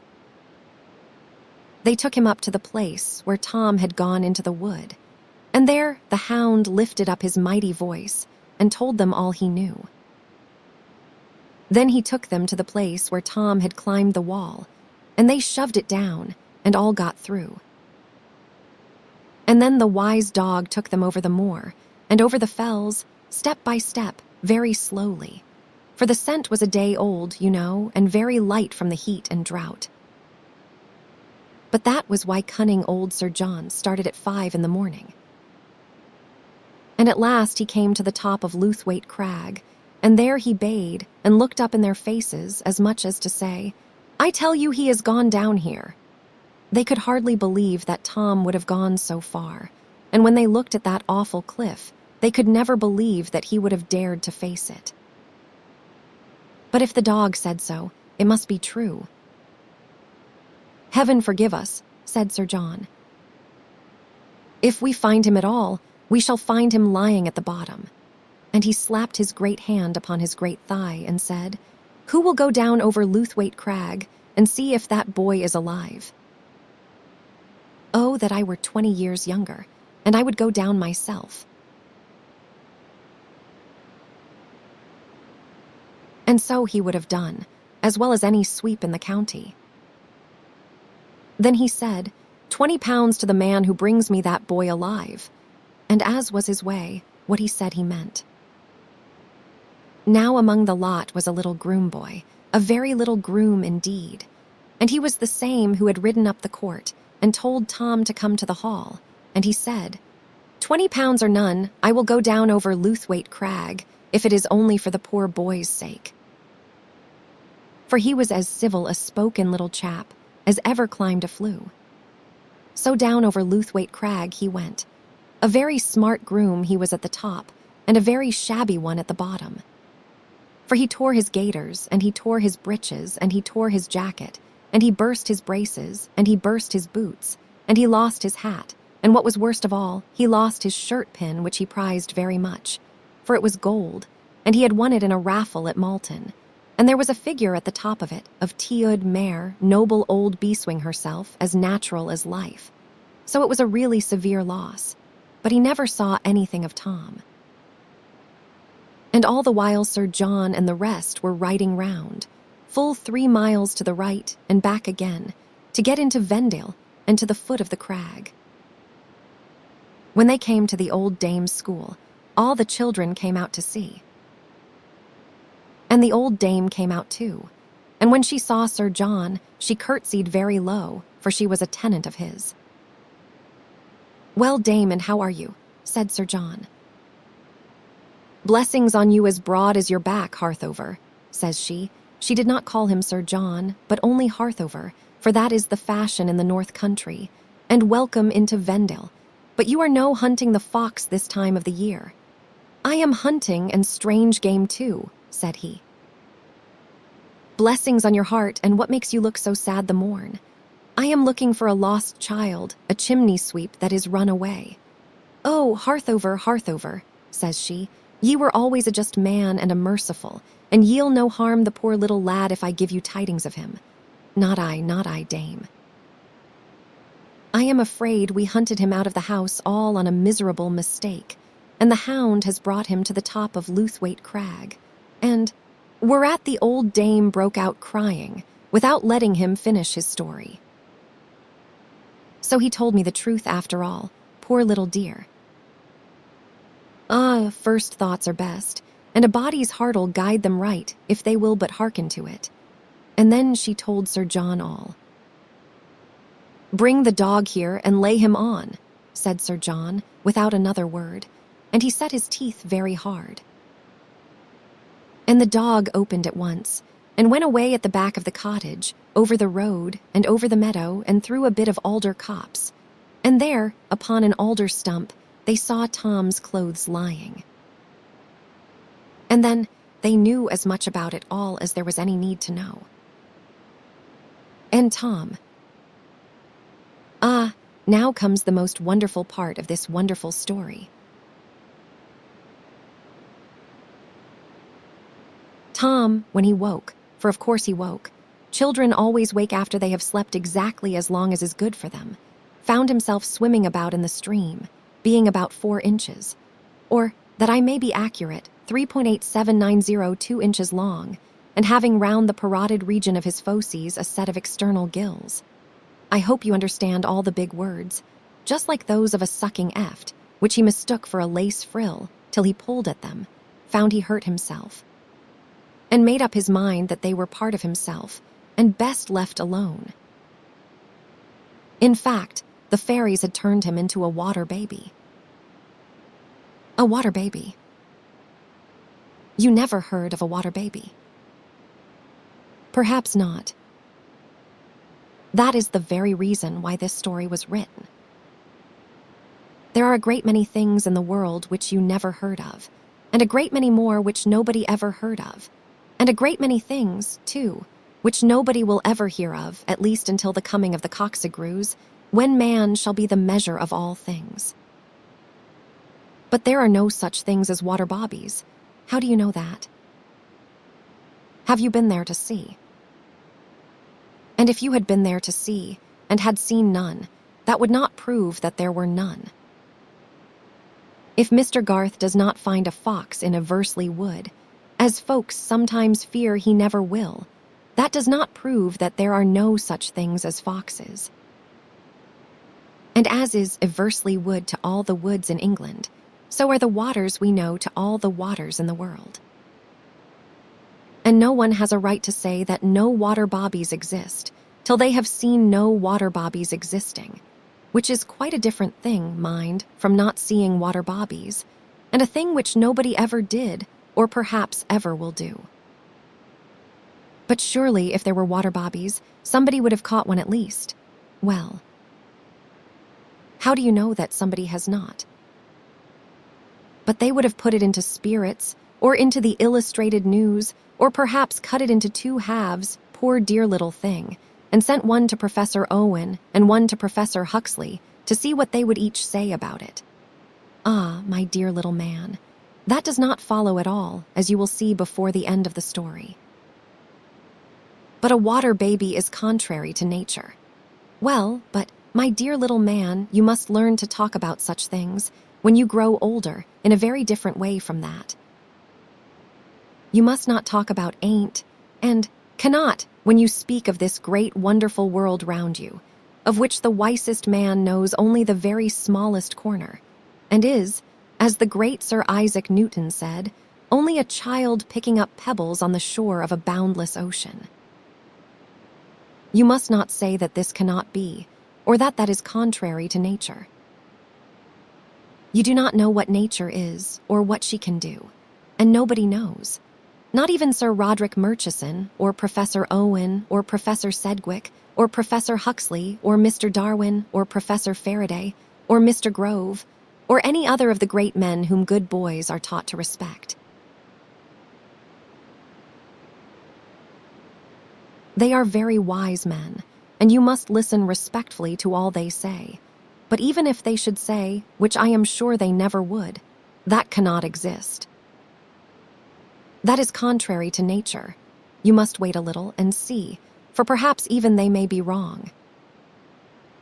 It is only children who Red Ant agitates arguments, or Cousin Cramchild's conversations, or lads who go to popular lectures, and see a man pointing at a few big ugly pictures on the wall, or making nasty smells with bottles and squirts, for an hour or two, and calling that anatomy or chemistry, who talk about cannot exist, and contrary to nature.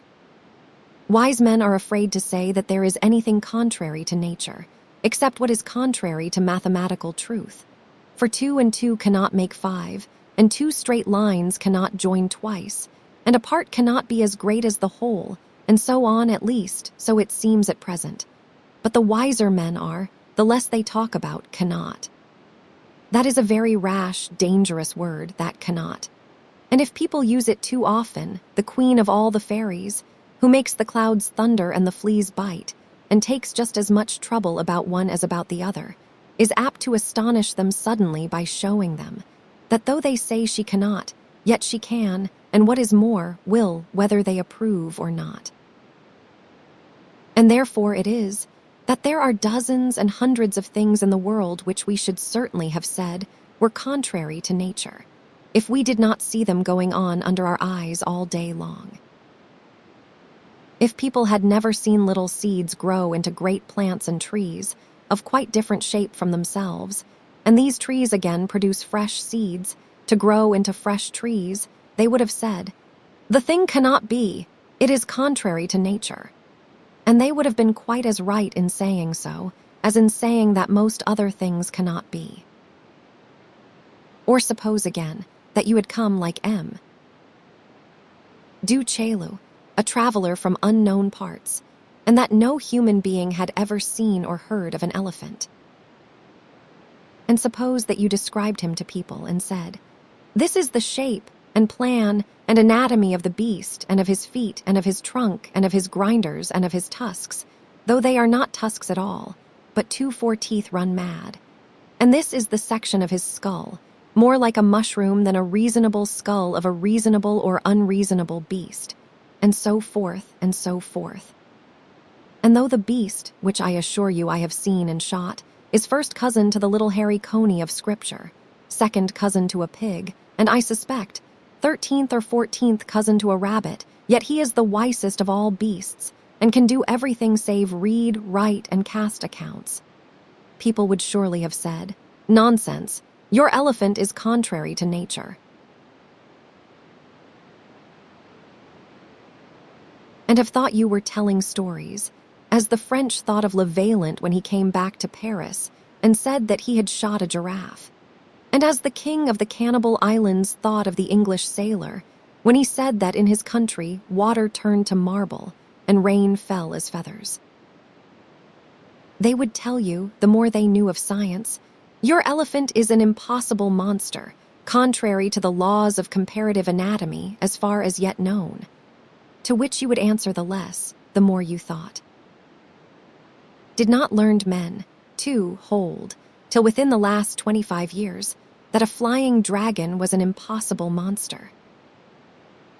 And do we not now know that there are hundreds of them found fossil up and down the world? People call them pterodactyls, but that is only because they are ashamed to call them flying dragons, after denying so long that flying dragons could exist. The truth is that folks fancy that such and such things cannot be, simply because they have not seen them, is worth no more than a savage's fancy that there cannot be such a thing as a locomotive, because he never saw one running wild in the forest. Wise men know that their business is to examine what is, and not to settle what is not. They know that there are elephants. They know that there have been flying dragons, and the wiser they are, the less inclined they will be to say positively that there are no water bobbies. No water bobbies, indeed. Why, wise men of old said that everything on earth had its double in the water, and you may see that that is, if not quite true, still quite as true as most other theories, which you are likely to hear for many a day. There are land bobbies, then why not water bobbies? Are there not water rats, water flies, water crickets, water crabs, water tortoises, water scorpions, water tigers and water hogs, water cats and water dogs, sea lions and sea bears, sea horses and sea elephants, sea mice and sea urchins, sea razors and sea pens, sea combs and sea fans? And of plants, are there not watergrass and water crowfoot, water milfoil, and so on without end? But all these things are only nicknames. The water things are not really akin to the land things. That is not always true. They are, in millions of cases, not only of the same family, but actually the same individual creatures. Do not even you know that a green drake and an alderfly and a dragonfly live under water till they change their skins, just as Tom changed his? And if a water animal can continually change into a land animal, why should not a land animal sometimes change into a water animal? Do not be put down by any of Cousin Cramchild's arguments, but stand up to him like a man and answer him, quite respectfully, of course, thus. If Cousin Cramchild says that if there are water bobbies, they must grow into watermen, ask him how he knows that they do not. And then, how he knows that they must, any more than the Proteus of the Adelsberg caverns grows into a perfect newt. If he says that it is too strange a transformation for a land baby to turn into a water baby, ask him if he ever heard of the transformation of sillies, or the distomas, or the common jellyfish, of which M. Quatrefages says excellently well. Who would not exclaim that a miracle had come to pass if he saw a reptile come out of the egg dropped by the hen in his poultry yard, and the reptile give birth at once to an indefinite number of fishes and birds? Yet the history of the jellyfish is quite as wonderful as that would be. Ask him if he knows about all this, and if he does not, tell him to go and look for himself, and advise him, very respectfully, of course, to settle no more what strange things cannot happen, till he has seen what strange things do happen every day. If he says that things cannot degrade, that is, change downwards into lower forms, ask him, who told him that water bobbies were lower than land bobbies? But even if they were, does he know about the strange degradation of the common goose barnacles, which one finds sticking on ships' bottoms, or the still stranger degradation of some cousins of theirs, of which one hardly likes to talk, so shocking and ugly it is? And lastly, if he says, as he most certainly will, that these transformations only take place in the lower animals, and not in the higher, say that that seems to little boys and to some grown people a very strange fancy. For if the changes of the lower animals are so wonderful and so difficult to discover, why should not there be changes in the higher animals far more wonderful and far more difficult to discover? And may not man, the crown and flower of all things, undergo some change as much more wonderful than all the rest, as the great exhibition is more wonderful than a rabbit burrow? Let him answer that. And if he says, as he will, that not having seen such a change in his experience, he is not bound to believe it, ask him respectfully where his microscope has been.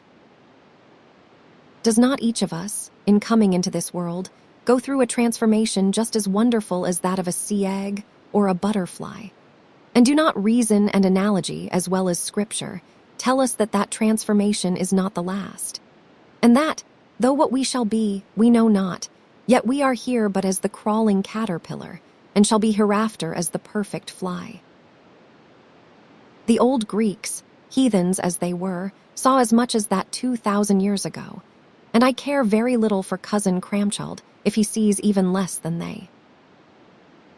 And so forth, till he is quite cross. And then tell him that if there are no water bobbies, at least there ought to be, and that, at least, he cannot answer. And meanwhile, my dear little man, till you know a great deal more about nature than Professor Owen and Professor Huxley put together, do not tell me about what cannot be, or fancy that anything is too wonderful to be true. We are fearfully and wonderfully made. Said old David, and so we are, and so is everything around us, down to the very deal table. Yes, much more fearfully and wonderfully made already is the table, as it stands now, nothing but a piece of dead deal wood, than if, as foxes say and geese believe, spirits could make it dance, or talk to you by rapping on it. Am I in earnest? Oh dear no. Do not you know that this is a fairy tale, and all fun and pretense, and that you are not to believe one word of it, even if it is true? But at all events, so it happened to Tom. And therefore the keeper and the groom and Sir John made a great mistake, and were very unhappy, Sir John at least, without any reason, when they found a black thing in the water, and said it was Tom's body, and that he had been drowned. They were utterly mistaken. Tom was quite alive, and cleaner and merrier than he ever had been. The fairies had washed him, you see, in the swift river, so thoroughly that not only his dirt, but his whole husk and shell had been washed quite off him, and the pretty little real Tom was washed out of the inside of it and swam away, as a caddie's does when its case of stones and silk is bored through, and away it goes on its back, paddling to the shore, there to split its skin, and fly away as a caperer, on 4 fawn-colored wings, with long legs and horns. They are foolish fellows, the caperers, and fly into the candle at night, if you leave the door open. We will hope Tom will be wiser, now he has got safe out of his sooty old shell. But good Sir John did not understand all this, not being a fellow of the Linnean Society, and he took it into his head that Tom was drowned. When they looked into the empty pockets of his shell, and found no jewels there, nor money, nothing but 3 marbles and a brass button with a string to it, then Sir John did something as like crying as ever he did in his life, and blamed himself more bitterly than he need have done. So he cried, and the groom boy cried, and the huntsman cried, and the dame cried, and the little girl cried, and the dairymaid cried, and the old nurse cried, for it was somewhat her fault. And my lady cried, for though people have wigs, that is no reason why they should not have hearts. But the keeper did not cry, though he had been so good-natured to Tom the morning before, for he was so dried up with running after poachers that you could no more get tears out of him than milk out of leather. And Grimes did not cry, for Sir John gave him £10, and he drank it all in a week. Sir John sent far and wide to find Tom's father and mother, but he might have looked till doomsday for them, for one was dead, and the other was in Botany Bay. And the little girl would not play with her dolls for a whole week, and never forgot poor little Tom. And soon, my lady put a pretty little tombstone over Tom's shell in the little churchyard in Vendale, where the old dalesmen all sleep side by side between the limestone crags. And the dame decked it with garlands every Sunday, till she grew so old that she could not stir abroad. Then the little children decked it for her. And always she sang an old song, as she sat spinning what she called her wedding dress. The children could not understand it, but they liked it none the less for that, for it was very sweet and very sad, and that was enough for them. And these are the words of it. When all the world is young, lad, and all the trees are green, and every goose a swan, lad, and every lass a queen, then hay for boot and horse, lad, and round the world away. Young blood must have its course, lad, and every dog his day. When all the world is old, lad, and all the trees are brown, and all the sport is stale, lad, and all the wheels run down, creep home and take your place there, the spent and maimed among. God grant you find one face there you loved when all was young. Those are the words, but they are only the body of it. The soul of the song was the dear old woman's sweet face and sweet voice and the sweet old air to which she sang, and that, alas, one cannot put on paper. And at last she grew so stiff and lame that the angels were forced to carry her, and they helped her on with her wedding dress and carried her up over Harthover Fells and a long way beyond that too. And there was a new schoolmistress in Vendale, and we will hope that she was not certificated. And all the while Tom was swimming about in the river, with a pretty little lace collar of gills about his neck, as lively as a grig, and as clean as a fresh-run salmon. Now, if you do not like my story, then go to the schoolroom and learn your multiplication table, and see if you like that better. Some people, no doubt, would do so. So much the better for us, if not for them. It takes all sorts, they say, to make a world. Chapter 3. He prayeth well who loveth well both men and bird and beast. He prayeth best who loveth best all things both great and small. For the dear God who loveth us, he made and loveth all. Coleridge. Tom was now quite amphibious. You do not know what that means. You had better, then, ask the nearest government pupil teacher, who may possibly answer you smartly enough, thus, amphibious. Adjective, derived from two Greek words, amphi, a fish, and bios, a beast. An animal supposed by our ignorant ancestors to be compounded of a fish and a beast, which therefore, like the hippopotamus, cannot live on the land and dies in the water. However that may be, Tom was amphibious, and what is better still, he was clean. For the first time in his life, he felt how comfortable it was to have nothing on him but himself. But he only enjoyed it. He did not know it or think about it, just as you enjoy life and health, and yet never think about being alive and healthy, and may it be long before you have to think about it. He did not remember having ever been dirty. Indeed, he did not remember any of his old troubles, being tired or hungry or beaten, or sent up dark chimneys. Since that sweet sleep, he had forgotten all about his master and Harthover Place and the little white girl, and in a word, all that had happened to him when he lived before. And what was best of all, he had forgotten all the bad words which he had learned from Grimes and the rude boys with whom he used to play. That is not strange, for you know when you came into this world and became a land baby, you remembered nothing. So why should he, when he became a water baby? Then have you lived before? My dear child, who can tell? One can only tell that by remembering something which happened where we lived before. And as we remember nothing, we know nothing about it. And no book and no man can ever tell us certainly. There was a wise man once, a very wise man and a very good man, who wrote a poem about the feelings which some children have about having lived before. And this is what he said: "Our birth is but a sleep and a forgetting. The soul that rises with us, our life's star, hath elsewhere had its setting, and cometh from afar. Not in entire forgetfulness, and not in utter nakedness, but trailing clouds of glory, do we come from God, who is our home." There, you can know no more than that. But if I was you, I would believe that.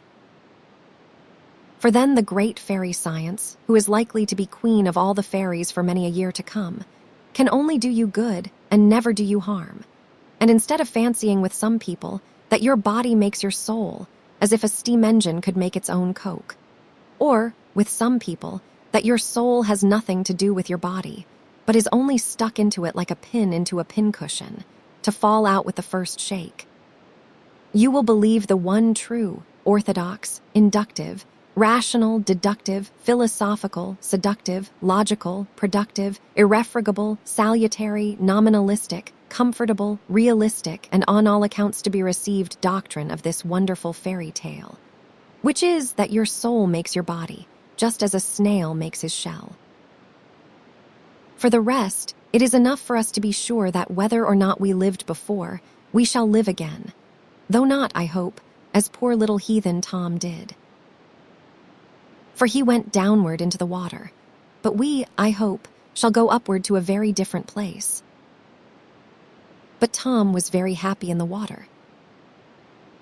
He had been sadly overworked in the land world, and so now, to make up for that, he had nothing but holidays in the water world for a long, long time to come. He had nothing to do now but enjoy himself, and look at all the pretty things which are to be seen in the cool, clear water world, where the sun is never too hot and the frost is never too cold. And what did he live on? Watercresses, perhaps, or perhaps water gruel and watermilk. Too many land bobbies do so likewise. But we do not know what 1/10 of the water things eat, so we are not answerable for the water bobbies.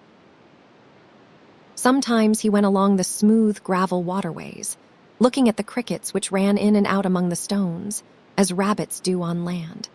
Or he climbed over the ledges of rock and saw the sandpipes hanging in thousands, with every one of them a pretty little head and legs peeping out. Or he went into a still corner and watched the caddises eating dead sticks as greedily as you would eat plum pudding, and building their houses with silk and glue. Very fanciful ladies they were. None of them would keep to the same materials for a day. One would begin with some pebbles. Then she would stick on a piece of green wood. Then she found a shell and stuck it on too, and the poor shell was alive and did not like at all being taken to build houses with. But the caddies did not let him have any voice in the matter, being rude and selfish, as vain people are apt to be. Then she stuck on a piece of rotten wood, then a very smart pink stone, and so on, till she was patched all over like an Irishman's coat. Then she found a long straw, 5 times as long as herself, and said, "Hurrah! My sister has a tail, and I will have one too." And she stuck it on her back and marched about with it quite proud, though it was very inconvenient indeed. And at that, tails became all the fashion among the caddies' baits in that pool, as they were at the end of the long pond last May, and they all toddled about with long straws sticking out behind, getting between each other's legs and tumbling over each other, and looking so ridiculous that Tom laughed at them till he cried, as we did. But they were quite right, you know, for people must always follow the fashion, even if it be spoon bonnets. Then sometimes he came to a deep still reach, and there he saw the water forests. They would have looked to you only little weeds, but Tom, you must remember, was so little that everything looked 100 times as big to him as it does to you, just as things do to a minnow, who sees and catches the little water creatures which you can only see in a microscope. And in the water forest, he saw the water monkeys and water squirrels. They had all 6 legs, though. Everything almost has 6 legs in the water, except efts and water bobbies. And nimbly enough they ran among the branches. There were water flowers there too, in thousands, and Tom tried to pick them. But as soon as he touched them, they drew themselves in and turned into knots of jelly. And then Tom saw that they were all alive, bells and stars and wheels and flowers, of all beautiful shapes and colors, and all alive and busy, just as Tom was. So now he found that there was a great deal more in the world than he had fancied at first sight. There was one wonderful little fellow, too, who peeped out of the top of a house built of round bricks. He had 2 big wheels, and one little one, all over teeth, spinning round and round like the wheels in a thrashing machine. And Tom stood and stared at him to see what he was going to make with his machinery. And what do you think he was doing? Brick making. With his 2 big wheels, he swept together all the mud which floated in the water. All that was nice in it, he put into his stomach and ate. And all the mud he put into the little wheel on his breast, which really was a round hole set with teeth. And there, he spun it into a neat, hard, round brick. And then he took it and stuck it on the top of his house wall and set to work to make another. Now was not he a clever little fellow? Tom thought so, but when he wanted to talk to him, the brickmaker was much too busy and proud of his work to take notice of him. Now you must know that all the things under the water talk, only not such a language as ours, but such as horses and dogs and cows and birds talk to each other. And Tom soon learned to understand them and talk to them, so that he might have had very pleasant company if he had only been a good boy. But I am sorry to say, he was too like some other little boys, very fond of hunting and tormenting creatures for mere sport. Some people say that boys cannot help it, that it is nature, and only a proof that we are all originally descended from beasts of prey. But whether it is nature or not, little boys can help it and must help it. For if they have naughty, low, mischievous tricks in their nature, as monkeys have, that is no reason why they should give way to those tricks like monkeys, who know no better.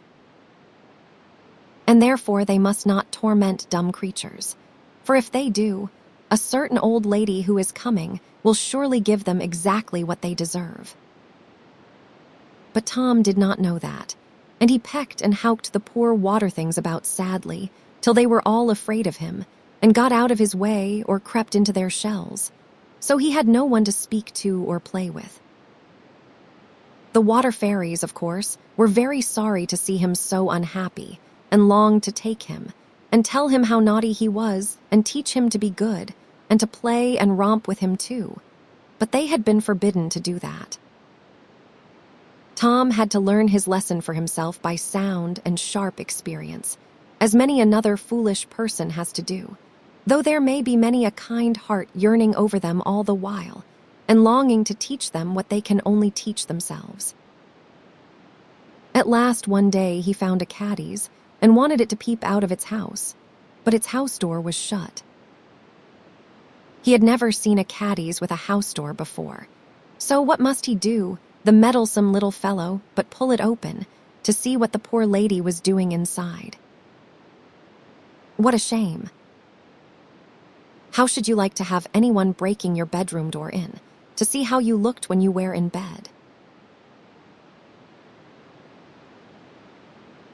So Tom broke to pieces the door, which was the prettiest little grating of silk, stuck all over with shining bits of crystal. And when he looked in, the caddy's poked out her head, and it had turned into just the shape of a bird's. But when Tom spoke to her, she could not answer, for her mouth and face were tied up in a new nightcap of neat pink skin. However, if she did not answer, all the other caddises did, for they held up their hands and shrieked like the cats in Struwelpeter. "Oh, you nasty, horrid boy, there you are at it again." And she had just laid herself up for a fortnight's sleep, and then she would have come out with such beautiful wings and flown about and laid such lots of eggs. And now you have broken her door, and she cannot mend it because her mouth is tied up for a fortnight, and she will die. Who sent you here to worry us out of our lives? So Tom swam away. He was very much ashamed of himself and felt all the naughtier, as little boys do when they have done wrong and will not say so. Then he came to a pool full of little trout and began tormenting them and trying to catch them. But they slipped through his fingers and jumped clean out of water in their fright. But as Tom chased them, he came close to a great dark hover under an alder root, and out flourished a huge old brown trout 10 times as big as he was, and ran right against him, and knocked all the breath out of his body. And I do not know which was the more frightened of the two. Then he went on sulky and lonely, as he deserved to be, and under a bank he saw a very ugly, dirty creature sitting, about half as big as himself, which had 6 legs and a big stomach, and a most ridiculous head with 2 great eyes and a face just like a donkey's. "Oh," said Tom, "you are an ugly fellow to be sure." And he began making faces at him, and put his nose close to him and hallowed at him like a very rude boy. When, hey presto, all the thing's donkey face came off in a moment, and out popped a long arm with a pair of pincers at the end of it, and caught Tom by the nose. It did not hurt him much, but it held him quite tight. "Yas, ah." "Oh, let me go," cried Tom. "Then let me go," said the creature. "I want to be quiet. I want to split."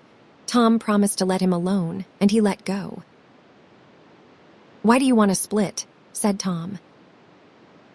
"Because my brothers and sisters have all split and turned into beautiful creatures with wings, and I want to split too." "Do not speak to me. I am sure I shall split." "I will split." Tom stood still and watched him. And he swelled himself and puffed and stretched himself out stiff, and at last, crack, puff, bang, he opened all down his back and then up to the top of his head. And out of his inside came the most slender, elegant, soft creature, as soft and smooth as Tom, but very pale and weak, like a little child who has been ill a long time in a dark room. It moved its legs very feebly, and looked about it half ashamed, like a girl when she goes for the first time into a ballroom, and then it began walking slowly up a grass stem to the top of the water. Tom was so astonished that he never said a word, but he stared with all his eyes. And he went up to the top of the water too, and peeped out to see what would happen. And as the creature sat in the warm, bright sun, a wonderful change came over it. It grew strong and firm. The most lovely colors began to show on its body, blue and yellow and black, spots and bars and rings. Out of its back rose 4 great wings of bright brown gauze, and its eyes grew so large that they filled all its head and shone like 10,000 diamonds. "Oh, you beautiful creature," said Tom, and he put out his hand to catch it. But the thing whirred up into the air and hung poised on its wings a moment, and then settled down again by Tom quite fearless. "No," it said, "you cannot catch me. I am a dragonfly now, the king of all the flies, and I shall dance in the sunshine and hawk over the river and catch gnats and have a beautiful wife like myself. I know what I shall do." Hurrah! And he flew away into the air and began catching gnats. "Oh, come back, cried Tom, "you beautiful creature. I have no one to play with, and I am so lonely here. If you will but come back, I will never try to catch you." "I do not care whether you do or not," said the dragonfly, "for you cannot." But when I have had my dinner and looked a little about this pretty place, I will come back and have a little chat about all I have seen in my travels. Why, what a huge tree this is, and what huge leaves on it. It was only a big dock, but you know the dragonfly had never seen any but little water trees, starwort and milfoil and water crowfoot and such like, so it did look very big to him. Besides, he was very short-sighted, as all dragonflies are, and never could see a yard before his nose, any more than a great many other folks who are not half as handsome as he. The dragonfly did come back and chatted away with Tom. He was a little conceited about his fine colors and his large wings, but you know, he had been a poor, dirty, ugly creature all his life before, so there were great excuses for him. He was very fond of talking about all the wonderful things he saw in the trees and the meadows, and Tom liked to listen to him, for he had forgotten all about them. So in a little while they became great friends. And I am very glad to say that Tom learned such a lesson that day that he did not torment creatures for a long time after. And then the cat-eyeses grew quite tame, and used to tell him strange stories about the way they built their houses, and changed their skins, and turned at last into winged flies, till Tom began to long to change his skin and have wings like them someday. And the trout, and he made it up, for trout very soon forget if they have been frightened and hurt. So Tom used to play with them at hare and hounds, and great fun they had. And he used to try to leap out of the water, head over heels, as they did before a shower came on, but somehow he never could manage it. He liked most, though, to see them rising at the flies, as they sailed round and round under the shadow of the great oak, where the beetles fell flop into the water, and the green caterpillars let themselves down from the boughs by silk ropes for no reason at all, and then changed their foolish minds for no reason at all either, and hauled themselves up again into the tree, rolling up the rope in a ball between their paws, which is a very clever rope dancer's trick, and neither Blondin nor Leotard could do it. But why they should take so much trouble about it, no one can tell, for they cannot get their living, as Blondin and Leotard do, by trying to break their necks on a string.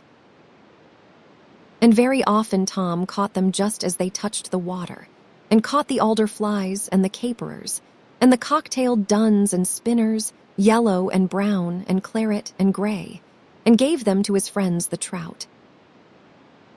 Perhaps he was not quite kind to the flies, but one must do a good turn to one's friends when one can. And at last he gave up catching even the flies, for he made acquaintance with one by accident and found him a very merry little fellow. And this was the way it happened, and it is all quite true. He was basking at the top of the water one hot day in July, catching duns and feeding the trout, when he saw a new sort, a dark gray little fellow with a brown head. He was a very little fellow indeed, but he made the most of himself, as people ought to do. He cocked up his head, and he cocked up his wings, and he cocked up his tail, and he cocked up the two whisks at his tail end, and in short, he looked the cockiest little man of all little men. And so he proved to be, for instead of getting away, he hopped upon Tom's finger and sat there as bold as 9 tailors, and he cried out in the tiniest, shrillest, squeakiest little voice you ever heard, "Much obliged to you indeed, but I do not want it yet." "Want what?" said Tom, quite taken aback by his impudence. "Your leg, which you are kind enough to hold out for me to sit on. I must just go and see after my wife for a few minutes." Dear me, what a troublesome business a family is. Though the idle little rogue did nothing at all, but left his poor wife to lay all the eggs by herself. "When I come back, I shall be glad of it if you will be so good as to keep it sticking out just so." And off he flew. Tom thought him a very cool sort of personage, and still more so when, in 5 minutes, he came back and said, "Ah, you were tired waiting." Well, your other leg will do as well." And he popped himself down on Tom's knee and began chatting away in his squeaking voice. "So you live under the water. It is a low place. I lived there for some time and was very shabby and dirty. But I did not choose that should last. So I turned respectable and came up to the top and put on this gray suit. It is a very businesslike suit, you think, do not you? Very neat and quiet indeed," said Tom. "Yes, one must be quiet and neat and respectable, and all that sort of thing for a little, when one becomes a family man. But I am tired of it, that is the truth. I have done quite enough business, I consider in the last week, to last me my life. So I shall put on a ball dress, and go out and be a smart man, and see the gay world and have a dance or two. Why should not one be jolly if one can? And what will become of your wife?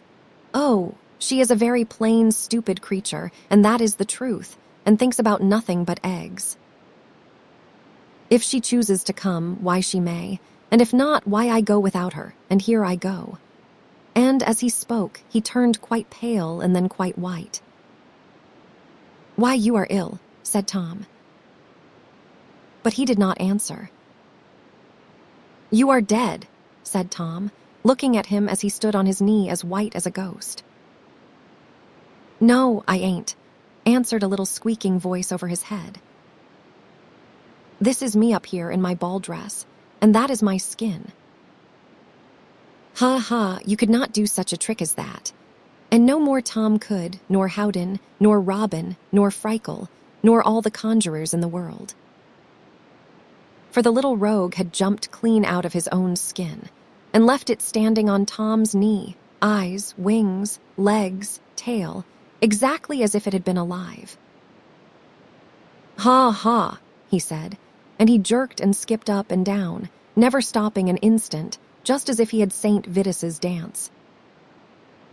"Ain't I a pretty fellow now?" And so he was, for his body was white, and his tail orange, and his eyes all the colors of a peacock's tail. And what was the oddest of all, the whisks at the end of his tail had grown 5 times as long as they were before. "Ah," said he, "now I will see the gay world. My living will not cost me much, for I have no mouth, you see, and no inside, so I can never be hungry nor have the stomachache neither." No more he had. He had grown as dry and hard and empty as a quill, as such silly, shallow-hearted fellows deserve to grow. But instead of being ashamed of his emptiness, he was quite proud of it, as a good many fine gentlemen are, and began flirting and flipping up and down, and singing, "My wife shall dance, and I shall sing, so merrily pass the day, for I hold it for quite the wisest thing to drive dull care away." And he danced up and down for 3 days and 3 nights, till he grew so tired that he tumbled into the water and floated down. But what became of him Tom never knew, and he himself never minded, for Tom heard him singing to the last, as he floated down, "To drive dull care away, I." And if he did not care, why nobody else cared either. But one day Tom had a new adventure. He was sitting on a water lily leaf, he and his friend the dragonfly, watching the gnats dance. The dragonfly had eaten as many as he wanted, and was sitting quite still and sleepy, for it was very hot and bright. The gnats, who did not care the least for their poor brother's death, danced a foot over his head quite happily, and a large black fly settled within an inch of his nose, and began washing his own face and combing his hair with his paws. But the dragonfly never stirred, and kept on chatting to Tom about the times when he lived under the water. Suddenly, Tom heard the strangest noise up the stream, cooing and grunting and whining and squeaking, as if you had put into a bag 2 stock doves, 9 mice, 3 guinea pigs, and a blind puppy, and left them there to settle themselves and make music. He looked up the water, and there he saw a sight as strange as the noise. A great ball rolling over and over down the stream, seeming one moment of soft brown fur and the next of shining glass. And yet it was not a ball, for sometimes it broke up and streamed away in pieces, and then it joined again, and all the while the noise came out of it louder and louder. Tom asked the dragonfly what it could be, but of course, with his short sight, he could not even see it, though it was not 10 yards away. So he took the neatest little header into the water and started off to see for himself. And when he came near, the ball turned out to be 4 or 5 beautiful creatures, many times larger than Tom, who were swimming about and rolling and diving and twisting and wrestling and cuddling and kissing and biting and scratching in the most charming fashion that ever was seen.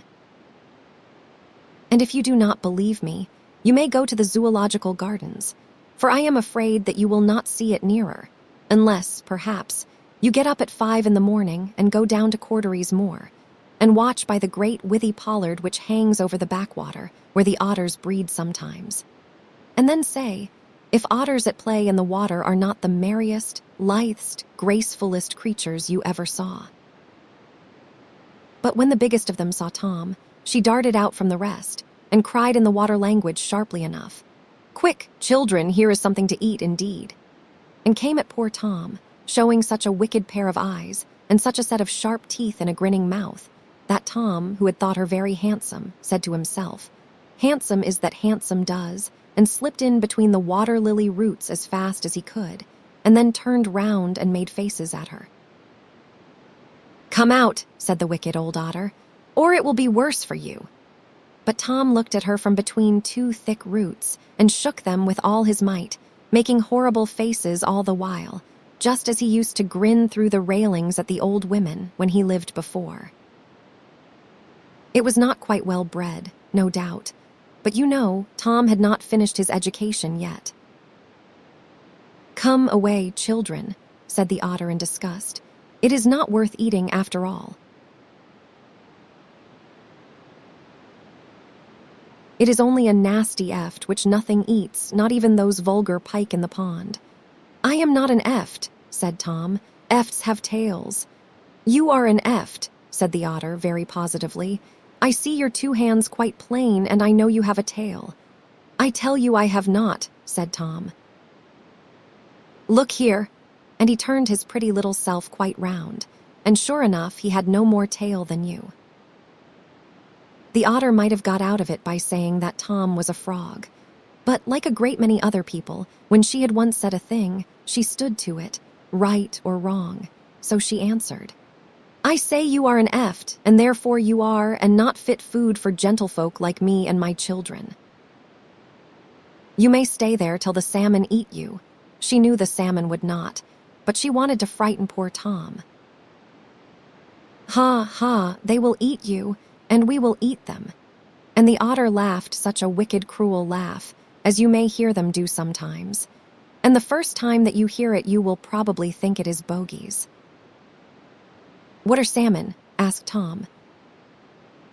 "Fish, you eft, great fish, nice fish to eat." "They are the lords of the fish, and we are lords of the salmon." And she laughed again. "We hunt them up and down the pools and drive them up into a corner, the silly things. They are so proud and bully the little trout and the minnows till they see us coming, and then they are so meek all at once, and we catch them, but we disdain to eat them all. We just bite out their soft throats and suck their sweet juice, oh, so good." And she licked her wicked lips, and then throw them away and go and catch another. "They are coming soon, children coming soon. I can smell the rain coming up off the sea, and then hurrah for a fresh, and salmon, and plenty of eating all day long." And the otter grew so proud that she turned head over heels twice, and then stood upright half out of the water, grinning like a Cheshire cat. "And where do they come from?" asked Tom, who kept himself very close, for he was considerably frightened. "Out of the sea, eft, the great wide sea, where they might stay and be safe if they liked. But out of the sea the silly things come, into the great river down below, and we come up to watch for them. And when they go down again, we go down and follow them. And there we fish for the bass and the pollock, and have jolly days along the shore, and toss and roll in the breakers, and sleep snug in the warm, dry crags. Ah, that is a merry life too, children, if it were not for those horrid men. What are men? Asked Tom, but somehow he seemed to know before he asked. Two-legged things, effed. And now I come to look at you, they are actually something like you if you had not a tail. She was determined that Tom should have a tail. Only a great deal bigger, worse luck for us. And they catch the fish with hooks and lines, which get into our feet sometimes, and set pots along the rocks to catch lobsters. They speared my poor dear husband as he went out to find something for me to eat. I was laid up among the crags then, and we were very low in the world, for the sea was so rough that no fish would come inshore. But they speared him, poor fellow, and I saw them carrying him away upon a pole. All he lost his life for your sakes, my children, poor dear obedient creature that he was. And the otter grew so sentimental, for otters can be very sentimental when they choose, like a good many people who are both cruel and greedy, and no good to anybody at all, that she sailed solemnly away down the burn, and Tom saw her no more for that time. And lucky it was for her that she did so, for no sooner was she gone than down the bank came 7 little rough terrier doors, snuffing and yapping and grubbing and splashing, in full cry after the otter. Tom hid among the water lilies till they were gone, for he could not guess that they were the water fairies come to help him. But he could not help thinking of what the otter had said about the great river and the broad sea. And, as he thought, he longed to go and see them. He could not tell why, but the more he thought, the more he grew discontented with the narrow little stream in which he lived and all his companions there, and wanted to get out into the wide, wide world and enjoy all the wonderful sights of which he was sure it was full. And once he set off to go down the stream. But the stream was very low, and when he came to the shallows he could not keep under water, for there was no water left to keep under. So the sun burned his back and made him sick, and he went back again and lay quiet in the pool for a whole week more. And then, on the evening of a very hot day, he saw a sight. He had been very stupid all day, and so had the trout, for they would not move an inch to take a fly, though there were thousands on the water, but lay dozing at the bottom under the shade of the stones. And Tom lay dozing too, and was glad to cuddle their smooth, cool sides, for the water was quite warm and unpleasant. But toward evening it grew suddenly dark, and Tom looked up and saw a blanket of black clouds lying right across the valley above his head, resting on the crags right and left. He felt not quite frightened, but very still, for everything was still. There was not a whisper of wind, nor a chirp of a bird to be heard. And next a few great drops of rain fell plop into the water, and one hit Tom on the nose, and made him pop his head down quickly enough. And then the thunder roared, and the lightning flashed, and leapt across Vendale and back again, from cloud to cloud, and cliff to cliff, till the very rocks in the stream seemed to shake. And Tom looked up at it through the water, and thought it the finest thing he ever saw in his life. But out of the water he dared not put his head, for the rain came down by bucketsful, and the hail hammered like shot on the stream, and churned it into foam. And soon the stream rose, and rushed down, higher and higher, and fouler, full of beetles and sticks, and straws and worms and adelegs and woodlice and leeches and odds and ends, and omnium gatherums, and this, that, and the other enough to fill 9 museums. Tom could hardly stand against the stream, and hid behind a rock. But the trout did not, for out they rushed from among the stones, and began gobbling the beetles and leeches in the most greedy and quarrelsome way, and swimming about with great worms hanging out of their mouths, tugging and kicking to get them away from each other. And now, by the flashes of the lightning, Tom saw a new sight, all the bottom of the stream alive with great eels, turning and twisting along, all downstream and away. They had been hiding for weeks past in the cracks of the rocks and in burrows in the mud, and Tom had hardly ever seen them, except now and then at night. But now they were all out and went hurrying past him so fiercely and wildly that he was quite frightened. And as they hurried past, he could hear them say to each other, "We must run, we must run." What a jolly thunderstorm.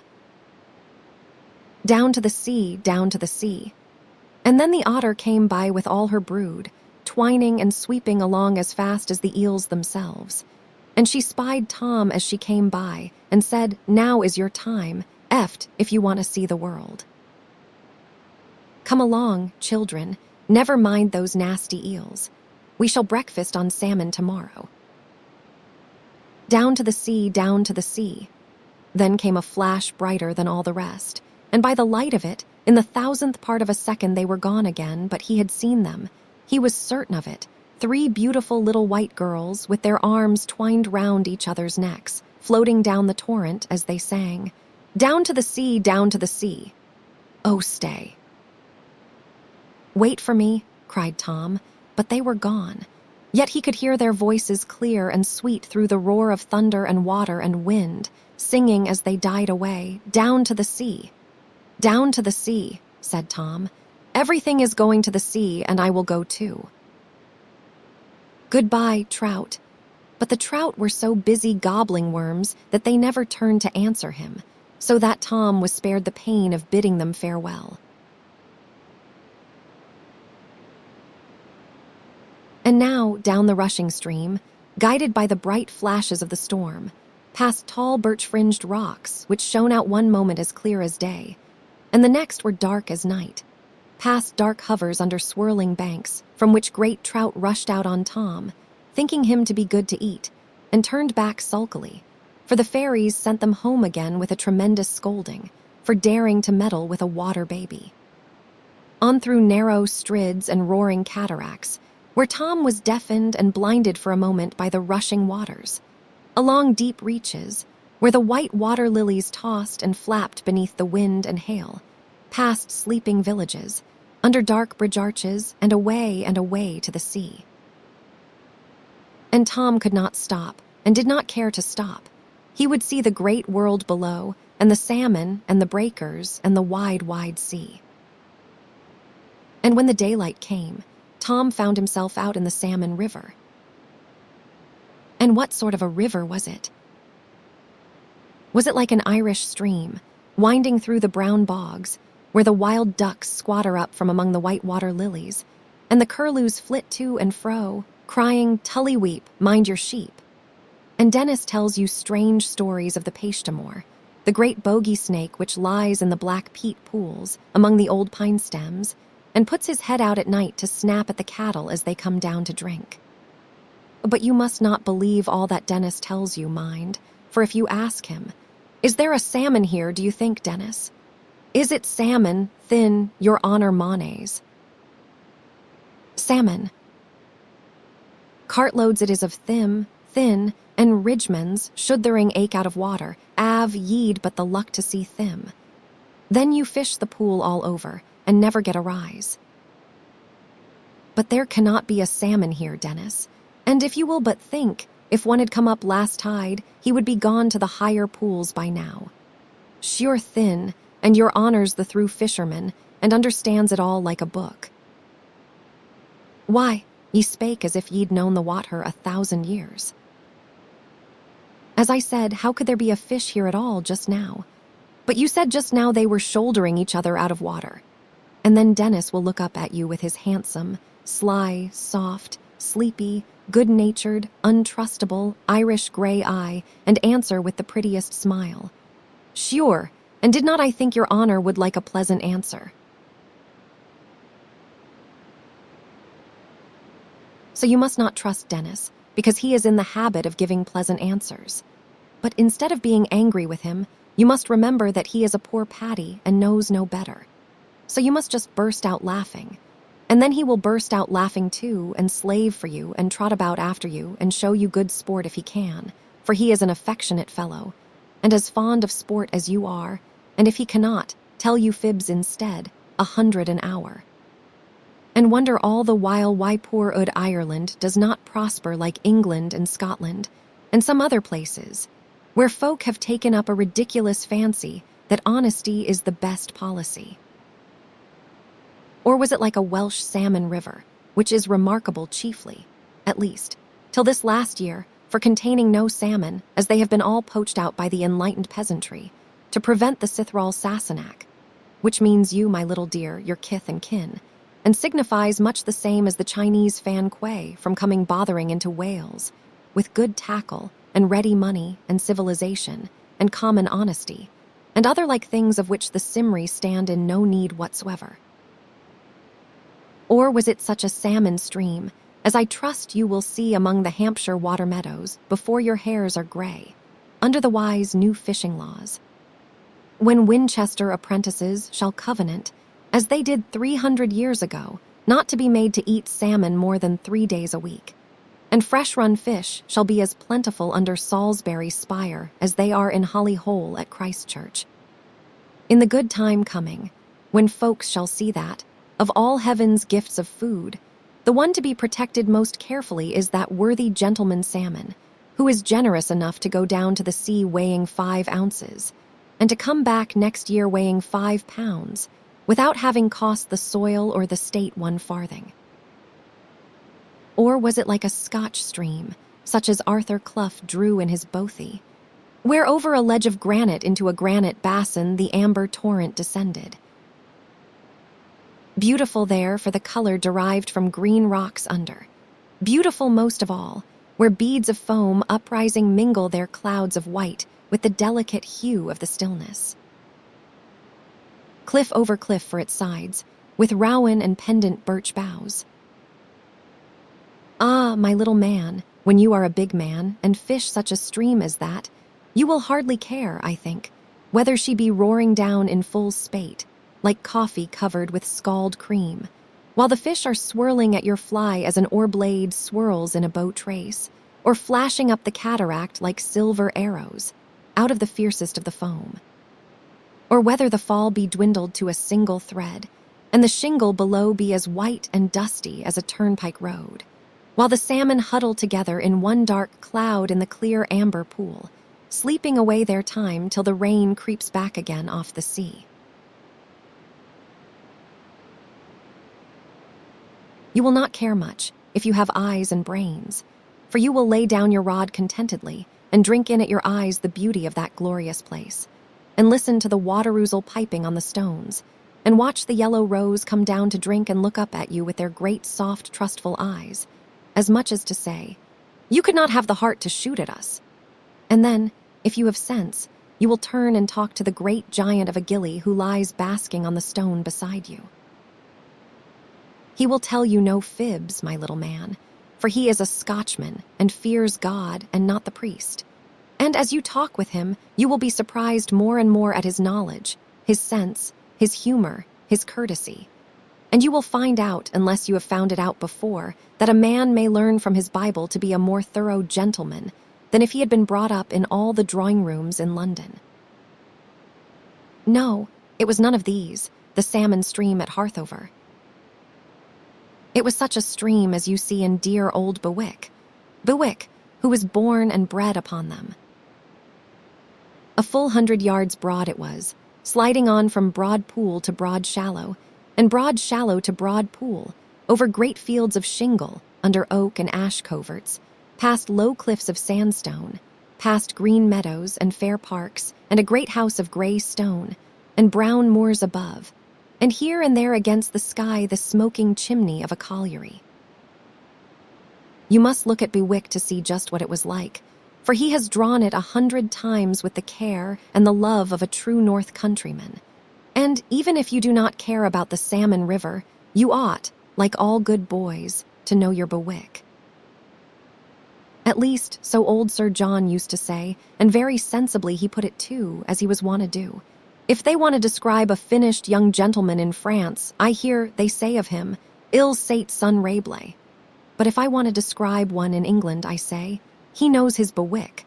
And I think that is the higher compliment. But Tom thought nothing about what the river was like.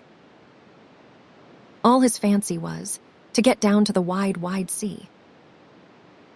And after a while, he came to a place where the river spread out into broad, still shallow reaches, so wide that little Tom, as he put his head out of the water, could hardly see across. And there he stopped. He got a little frightened. This must be the sea, he thought. What a wide place it is. If I go on into it, I shall surely lose my way, or some strange thing will bite me. I will stop here and look out for the otter, or the eels, or someone to tell me where I shall go. So he went back a little way and crept into a crack of the rock, just where the river opened out into the wide shallows, and watched for someone to tell him his way. But the otter and the eels were gone on miles and miles down the stream. There he waited and slept too, for he was quite tired with his night's journey. And when he woke, the stream was clearing to a beautiful amber hue, though it was still very high. And after a while, he saw a sight which made him jump up, for he knew in a moment it was one of the things which he had come to look for. Such a fish, 10 times as big as the biggest trout, and 100 times as big as Tom, sculling up the stream past him, as easily as Tom had sculled down. Such a fish, shining silver from head to tail, and here and there a crimson dot, with a grand hooked nose and grand curling lip, and a grand bright eye, looking round him as proudly as a king, and surveying the water right and left as if all belonged to him. Surely he must be the salmon, the king of all the fish. Tom was so frightened that he longed to creep into a hole, but he need not have been. For salmon are all true gentlemen, and, like true gentlemen, they look noble and proud enough. And yet, like true gentlemen, they never harm or quarrel with anyone, but go about their own business, and leave rude fellows to themselves. The salmon looked at him full in the face, and then went on without minding him, with a swish or two of his tail which made the stream boil again. And in a few minutes came another, and then 4 or 5, and so on, and all past Tom, rushing and plunging up the cataract with strong strokes of their silver tails, now and then leaping clean out of water and up over a rock, shining gloriously for a moment in the bright sun, while Tom was so delighted that he could have watched them all day long. And at last one came up bigger than all the rest, but he came slowly and stopped and looked back and seemed very anxious and busy. And Tom saw that he was helping another salmon, an especially handsome one, who had not a single spot upon it, but was clothed in pure silver from nose to tail. "My dear," said the great fish to his companion, "you really look dreadfully tired, and you must not overexert yourself at first. Do rest yourself behind this rock," and he shoved her gently with his nose to the rock where Tom sat. You must know that this was the salmon's wife. For salmon, like other true gentlemen, always choose their lady and love her, and are true to her, and take care of her and work for her and fight for her as every true gentleman ought, and are not like vulgar chub and roach and pike, who have no high feelings and take no care of their wives. Then he saw Tom, and looked at him very fiercely one moment, as if he was going to bite him. "What do you want here?" he said very fiercely. "Oh, do not hurt me," cried Tom. "I only want to look at you. You are so handsome." "Ah," said the salmon, very stately but very civilly. "I really beg your pardon. I see what you are, my little dear. I have met 1 or 2 creatures like you before, and found them very agreeable and well behaved. Indeed, one of them showed me a great kindness lately, which I hope to be able to repay. I hope we shall not be in your way here. As soon as this lady is rested, we shall proceed on our journey. What a well-bred old salmon he was. So you have seen things like me before? Asked Tom. Several times, my dear. Indeed, it was only last night that one at the river's mouth came and warned me and my wife of some new stake nets which had got into the stream. I cannot tell how, since last winter, and showed us the way round them, in the most charmingly obliging way. So there are bobbies in the sea, cried Tom, and clapped his little hands. Then I shall have someone to play with there. How delightful. Were there no bobbies up this stream? Asked the lady salmon. No, and I grew so lonely. I thought I saw 3 last night, but they were gone in an instant down to the sea. So I went too, for I had nothing to play with but caddises and dragonflies and trout. Ugh, cried the lady, what low company! My dear, if he has been in low company, he has certainly not learnt their low manners, said the salmon. No, indeed, poor little dear. But how sad for him to live among such people as caddises, who have actually 6 legs, the nasty things, and dragonflies, too. Why, they are not even good to eat, for I tried them once, and they are all hard and empty. And as for trout, everyone knows what they are. Whereon she curled up her lip, and looked dreadfully scornful, while her husband curled up his too, till he looked as proud as Alcibiades. Why do you dislike the trout so? Asked Tom. My dear, we do not even mention them, if we can help it, for I am sorry to say they are relations of ours who do us no credit. A great many years ago they were just like us, but they were so lazy, and cowardly, and greedy, that instead of going down to the sea every year to see the world and grow strong and fat, they chose to stay and poke about in the little streams and eat worms and grubs, and they are very properly punished for it. For they have grown ugly and brown and spotted and small, and are actually so degraded in their tastes that they will eat our children. And then they pretend to scrape acquaintance with us again, said the lady. Why, I have actually known one of them propose to a lady salmon, the little impudent little creature. I should hope, said the gentleman, that there are very few ladies of our race who would degrade themselves by listening to such a creature for an instant. If I saw such a thing happen, I should consider it my duty to put them both to death upon the spot. So the old salmon said, like an old blue-blooded hidalgo of Spain, and what is more, he would have done it too. For you must know, no enemies are so bitter against each other as those who are of the same race.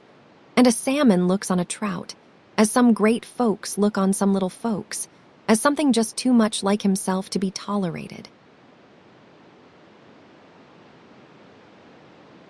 Chapter 4. Sweet is the lore which nature brings. Our meddling intellect mis-shapes the beauteous forms of things we murder to dissect. Enough of science and of art. Close up these barren leaves, come forth, and bring with you a heart that watches and receives. WORDSWRTH. So the salmon went up, after Tom had warned them of the wicked old otter, and Tom went down, but slowly and cautiously, coasting along shore. He was many days about it, for it was many miles down to the sea, and perhaps he would never have found his way if the fairies had not guided him, without his seeing their fair faces or feeling their gentle hands. And, as he went, he had a very strange adventure. It was a clear, still September night, and the moon shone so brightly down through the water that he could not sleep, though he shut his eyes as tight as possible. So at last he came up to the top, and sat upon a little point of rock, and looked up at the broad yellow moon, and wondered what she was, and thought that she looked at him. And he watched the moonlight on the rippling river, and the black heads of the firs, and the silver-frosted lawns, and listened to the owl's hoot, and the snipe's bleat, and the fox's bark, and the otter's laugh, and smelt the soft perfume of the birches, and the wafts of heather honey off the grouse moor far above, and felt very happy, though he could not well tell why. You, of course, would have been very cold sitting there on a September night, without the least bit of clothes on your wet back. But Tom was a water baby, and therefore felt cold no more than a fish. Suddenly, he saw a beautiful sight. A bright red light moved along the riverside, and threw down into the water a long taproot of flame. Tom, curious little rogue that he was, must needs go and see what it was. So he swam to the shore and met the light as it stopped over a shallow run at the edge of a low rock. And there, underneath the light, lay 5 or 6 great salmon, looking up at the flame with their great goggle eyes and wagging their tails as if they were very much pleased at it. Tom came to the top to look at this wonderful light nearer and made a splash. And he heard a voice say, "There was a fish rose."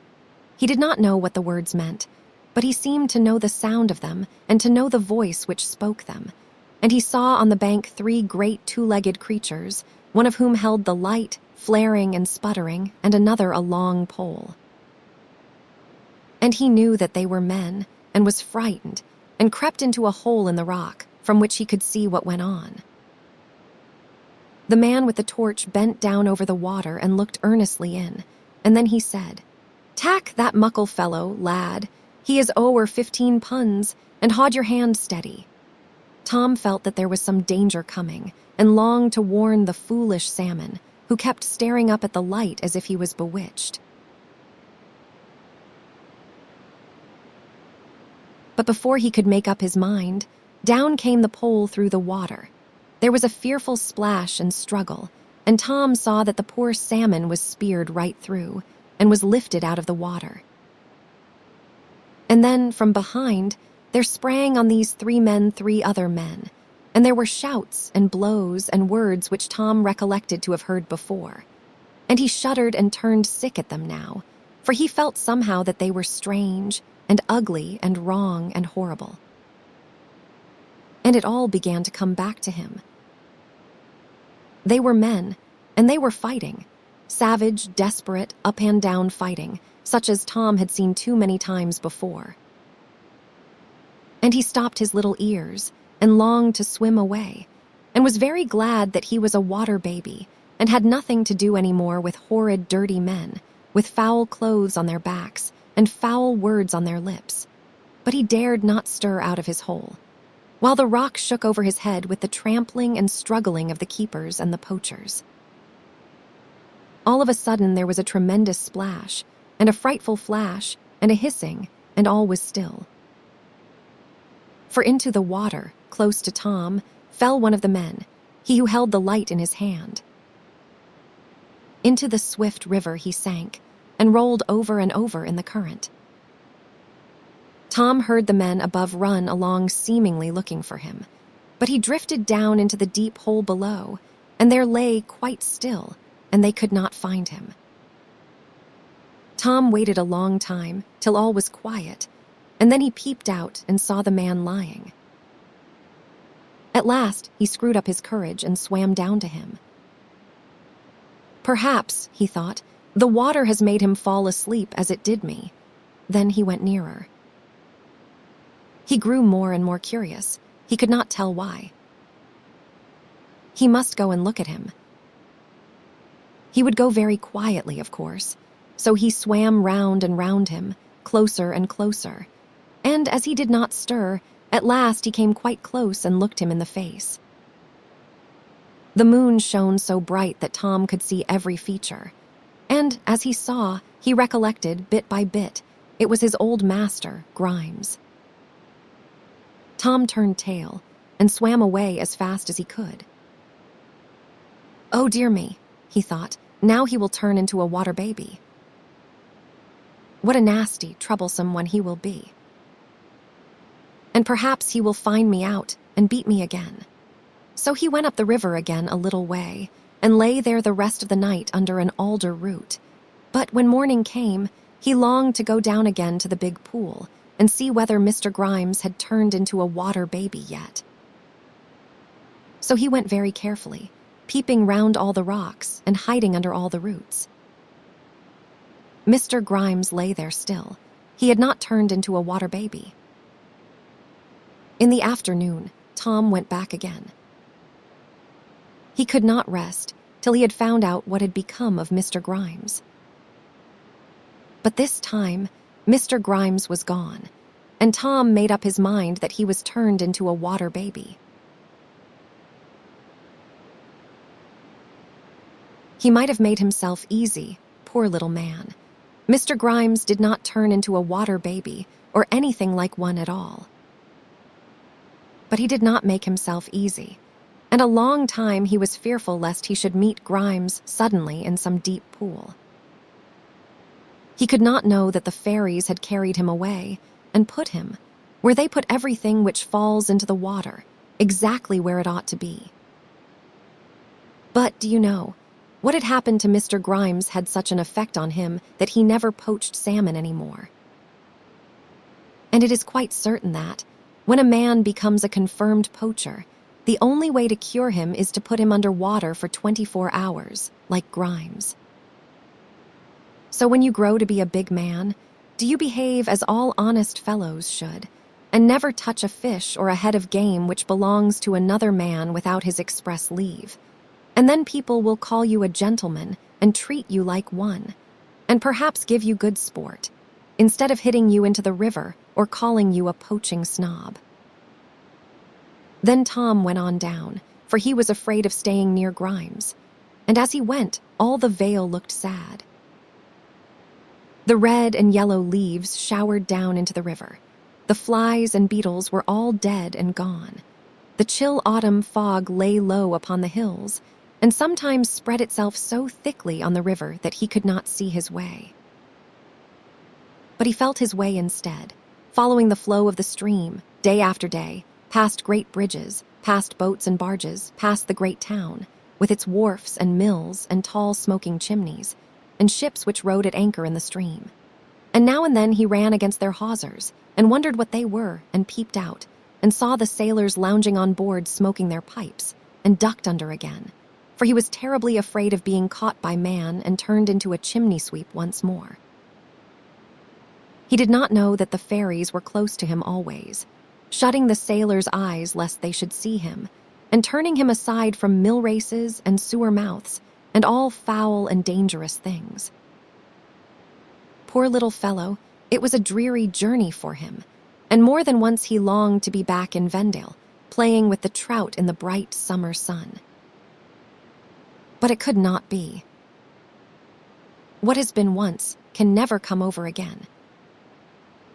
And people can be little bobbies, even water bobbies, only once in their lives. Besides, people who make up their minds to go and see the world, as Tom did, must needs find it a weary journey. Lucky for them if they do not lose heart and stop halfway, instead of going on bravely to the end, as Tom did. For then they will remain neither boys nor men, neither fish, flesh, nor good red herring, having learnt a great deal too much, and yet not enough, and sown their wild oats without having the advantage of reaping them. But Tom was always a brave, determined little English bulldog, who never knew when he was beaten, and on he held, till he saw a long way off the red buoy through the fog. And then he found, to his surprise, the stream turned round and running up inland. It was the tide, of course, but Tom knew nothing of the tide. He only knew that in a minute more the water, which had been fresh, turned salt all round him. And then there came a change over him. He felt as strong and light and fresh as if his veins had run champagne, and gave, he did not know why, 3 skips out of the water, a yard high and head over heels, just as the salmon do when they first touch the noble rich salt water, which, as some wise men tell us, is the mother of all living things. He did not care now for the tide being against him. The red buoy was in sight, dancing in the open sea, and to the buoy he would go, and to it he went. He passed great shoals of bass and mullet, leaping and rushing in after the shrimps, but he never heeded them or they him. And once he passed a great black shining seal who was coming in after the mullet. The seal put his head and shoulders out of water and stared at him, looking exactly like a fat, old, greasy Negro with a gray pate. And Tom, instead of being frightened, said, "How do you do, sir? What a beautiful place the sea is." And the old seal, instead of trying to bite him, looked at him with his soft, sleepy, winking eyes and said, "Good tide to you, my little man. Are you looking for your brothers and sisters?" "I passed them all at play outside." "Oh, then," said Tom, "I shall have playfellows at last."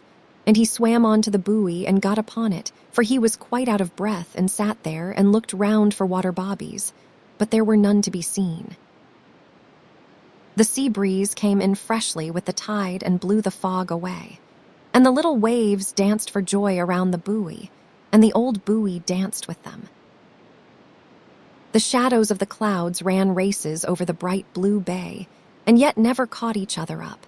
And the breakers plunged merrily upon the wide white sands and jumped up over the rocks to see what the green fields inside were like, and tumbled down and broke themselves all to pieces, and never minded it a bit, but mended themselves and jumped up again. And the terns hovered over Tom like huge white dragonflies with black heads, and the gulls laughed like girls at play, and the sea pies, with their red bills and legs, flew to and fro from shore to shore, and whistled sweet and wild. And Tom looked and listened, and he would have been very happy if he could only have seen the water bobbies. Then when the tide turned, he left the buoy and swam round and round in search of them, but in vain. Sometimes he thought he heard them laughing, but it was only the laughter of the ripples. And sometimes he thought he saw them at the bottom, but it was only white and pink shells. And once he was sure he had found one, for he saw two bright eyes peeping out of the sand. So he dived down and began scraping the sand away and cried, "Do not hide. I do want someone to play with so much." And out jumped a great turbot with his ugly eyes and mouth all awry, and flopped away along the bottom, knocking poor Tom over. And he sat down at the bottom of the sea and cried salt tears from sheer disappointment. To have come all this way and faced so many dangers, and yet to find no water bobbies. How hard? Well, it did seem hard. But people, even little bobbies, cannot have all they want without waiting for it, and working for it too, my little man, as you will find out some day. And Tom sat upon the buoy long days, long weeks, looking out to sea and wondering when the water bobbies would come back, and yet they never came. Then he began to ask all the strange things which came in out of the sea if they had seen any, and some said yes, and some said nothing at all. He asked the bass and the pollock, but they were so greedy after the shrimps that they did not care to answer him a word. Then there came in a whole fleet of purple sea snails, floating along, each on a sponge full of foam, and Tom said, "Where do you come from, you pretty creatures? And have you seen the water bobbies?" And the sea snails answered, "Whence we come we know not, and whither we are going who can tell? We float out our life in the mid-ocean, with the warm sunshine above our heads and the warm Gulf Stream below, and that is enough for us. Yes, perhaps we have seen the water bobbies. We have seen many strange things as we sailed along, and they floated away, the happy, stupid things, and all went ashore upon the sands. Then there came in a great lazy sunfish, as big as a fat pig cut in half, and he seemed to have been cut in half too, and squeezed in a clothes press till he was flat. But to all his big body and big fins, he had only a little rabbit's mouth, no bigger than Tom's, and when Tom questioned him, he answered in a little squeaky, feeble voice, "I am sure I do not know. I have lost my way." I meant to go to the Chesapeake, and I am afraid I have got wrong somehow. Dear me, it was all by following that pleasant warm water. I am sure I have lost my way. And when Tom asked him again, he could only answer, I have lost my way. Do not talk to me, I want to think. But like a good many other people, the more he tried to think, the less he could think. And Tom saw him blundering about all day, till the Coast Guardsmen saw his big fin above the water and rowed out and struck a boat hook into him and took him away. They took him up to the town and showed him for a penny a head and made a good day's work of it. But of course, Tom did not know that. Then there came by a shoal of porpoises, rolling as they went, papas and mammas and little children, and all quite smooth and shiny, because the fairies French polish them every morning. And they sighed so softly as they came by that Tom took courage to speak to them. But all they answered was, hush, hush, hush, for that was all they had learnt to say.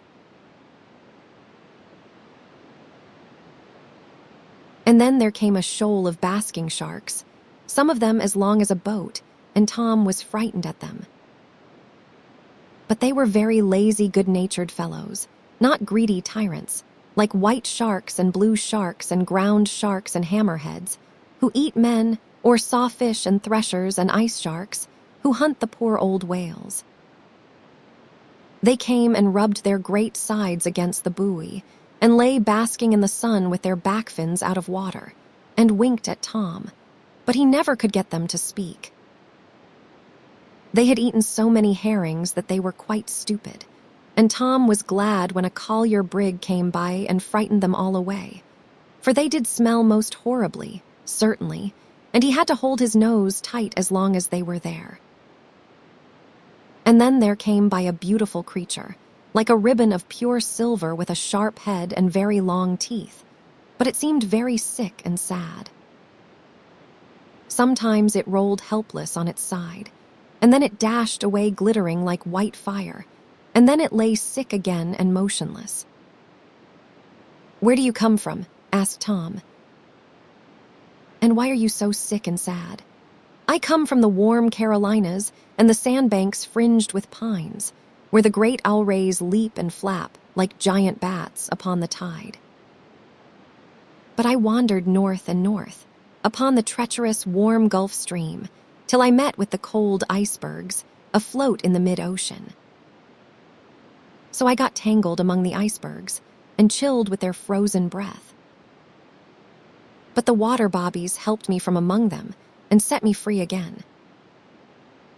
And now I am mending every day, but I am very sick and sad, and perhaps I shall never get home again to play with the owlrays any more." "Oh!" cried Tom. "And you have seen water bobbies?" "Have you seen any near here?" "Yes, they helped me again last night, or I should have been eaten by a great black porpoise." "How vexatious." The water bobbies close to him, and yet he could not find one.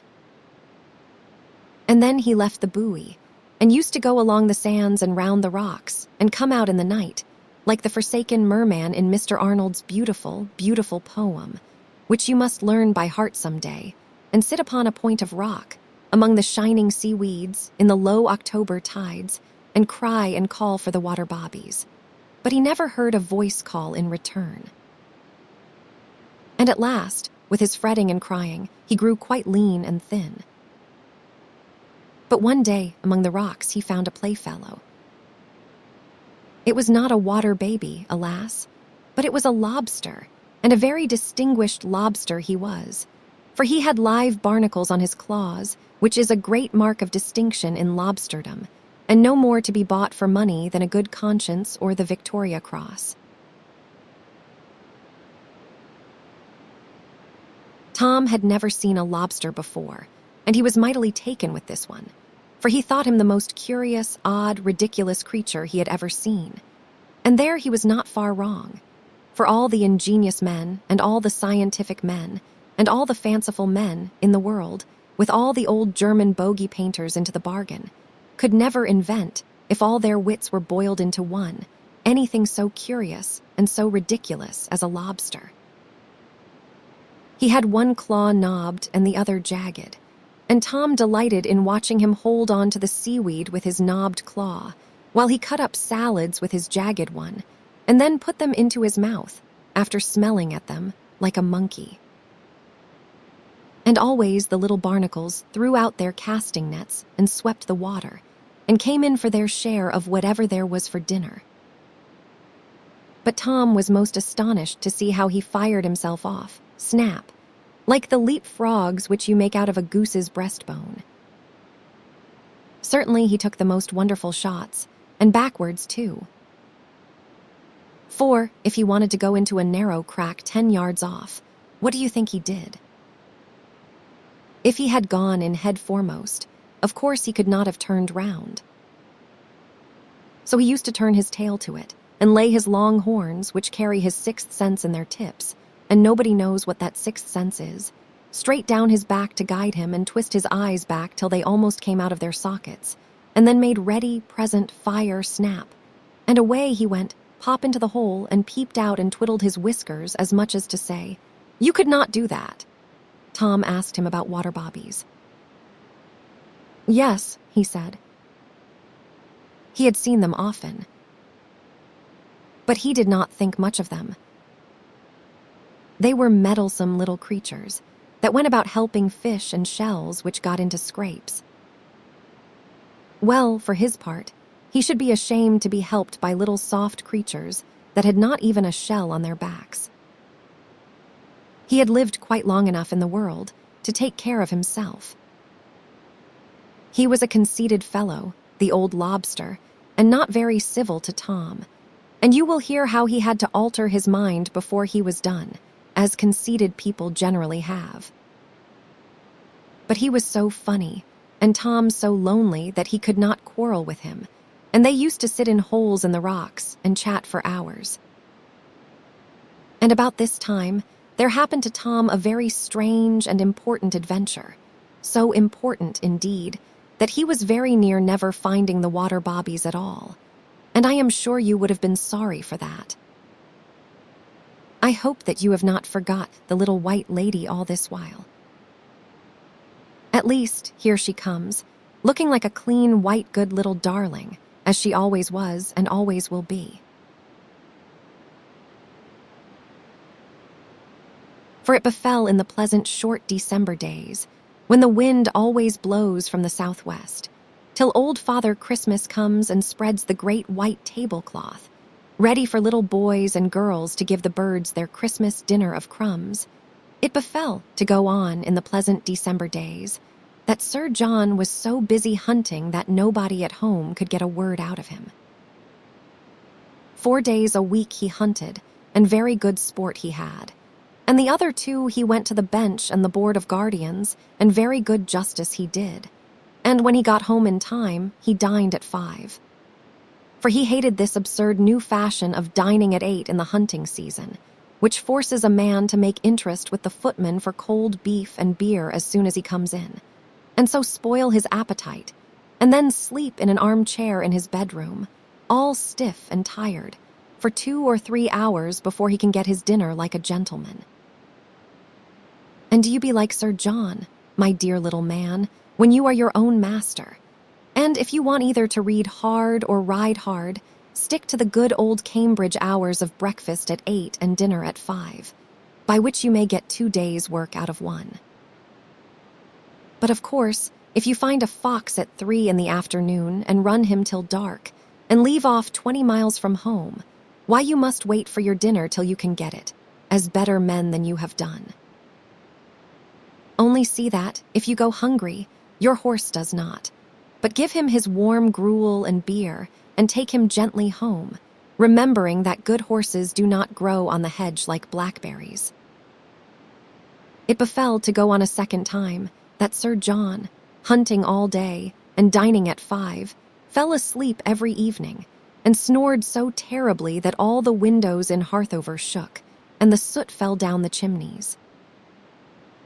Whereon my lady, being no more able to get conversation out of him than a song out of a dead nightingale, determined to go off and leave him, and the doctor, and Captain Swinger the agent to snore in concert every evening to their heart's content. So she started for the seaside with all the children, in order to put herself and them into condition by mild applications of iodine. She might as well have stayed at home and used Perry's liquid horse blister, for there was plenty of it in the stables, and then she would have saved her money, and saved the chance, also, of making all the children ill instead of well, as hundreds are made, by taking them to some nasty-smelling, undrained lodging, and then wondering how they caught scarlatina and diphtheria. But people will not be wise enough to understand that till they are dead of bad smells, and then it will be too late. Besides, you see, Sir John did certainly snore very loud. But where she went to nobody must know, for fear young ladies should begin to fancy that there are water bobbies there. And so hunt and howk after them, besides raising the price of lodgings, and keep them in aquariums, as the ladies at Pompeii, as you may see by the paintings, used to keep cupids in cages. But nobody ever heard that they starved the cupids, or let them die of dirt and neglect, as English young ladies do by the poor sea beasts. So nobody must know where my lady went. Letting water bobbies die is as bad as taking singing birds' eggs, for though there are thousands, aye, millions of both of them in the world, yet there is not one too many. Now it befell that, on the very shore, and over the very rocks, where Tom was sitting with his friend the lobster, there walked one day the little white lady, Ellie herself, and with her a very wise man indeed, Professor Ptthmllnsbrts. His mother was a Dutchwoman, and therefore he was born at Curaçao. Of course you have learnt your geography, and therefore know why. And his father a Pole, and therefore he was brought up at Petropolowski. Of course you have learnt your modern politics, and therefore know why. But for all that he was as thorough an Englishman as ever coveted his neighbor's goods. And his name, as I said, was Professor Ptthmllnsbrts, which is a very ancient and noble Polish name. He was, as I said, a very great naturalist and chief professor of necrobiona paleonthodrochthananthropopithecology in the new university, which the king of the Cannibal Islands had founded. And, being a member of the Acclimatization Society, he had come here to collect all the nasty things which he could find on the coast of England and turn them loose round the Cannibal Islands, because they had not nasty things enough there to eat what they left. But he was a very worthy, kind, good-natured little old gentleman, and very fond of children, for he was not the least a cannibal himself, and very good to all the world as long as it was good to him. Only one fault he had, which cock robins have likewise, as you may see if you look out of the nursery window, that, when anyone else found a curious worm, he would hop round them and peck them and set up his tail and bristle up his feathers just as a cock robin would, and declare that he found the worm first, and that it was his worm, and, if not, that then it was not a worm at all. He had met Sir John at Scarborough, or Fleetwood, or somewhere or other, if you do not care where, nobody else does, and had made acquaintance with him and become very fond of his children.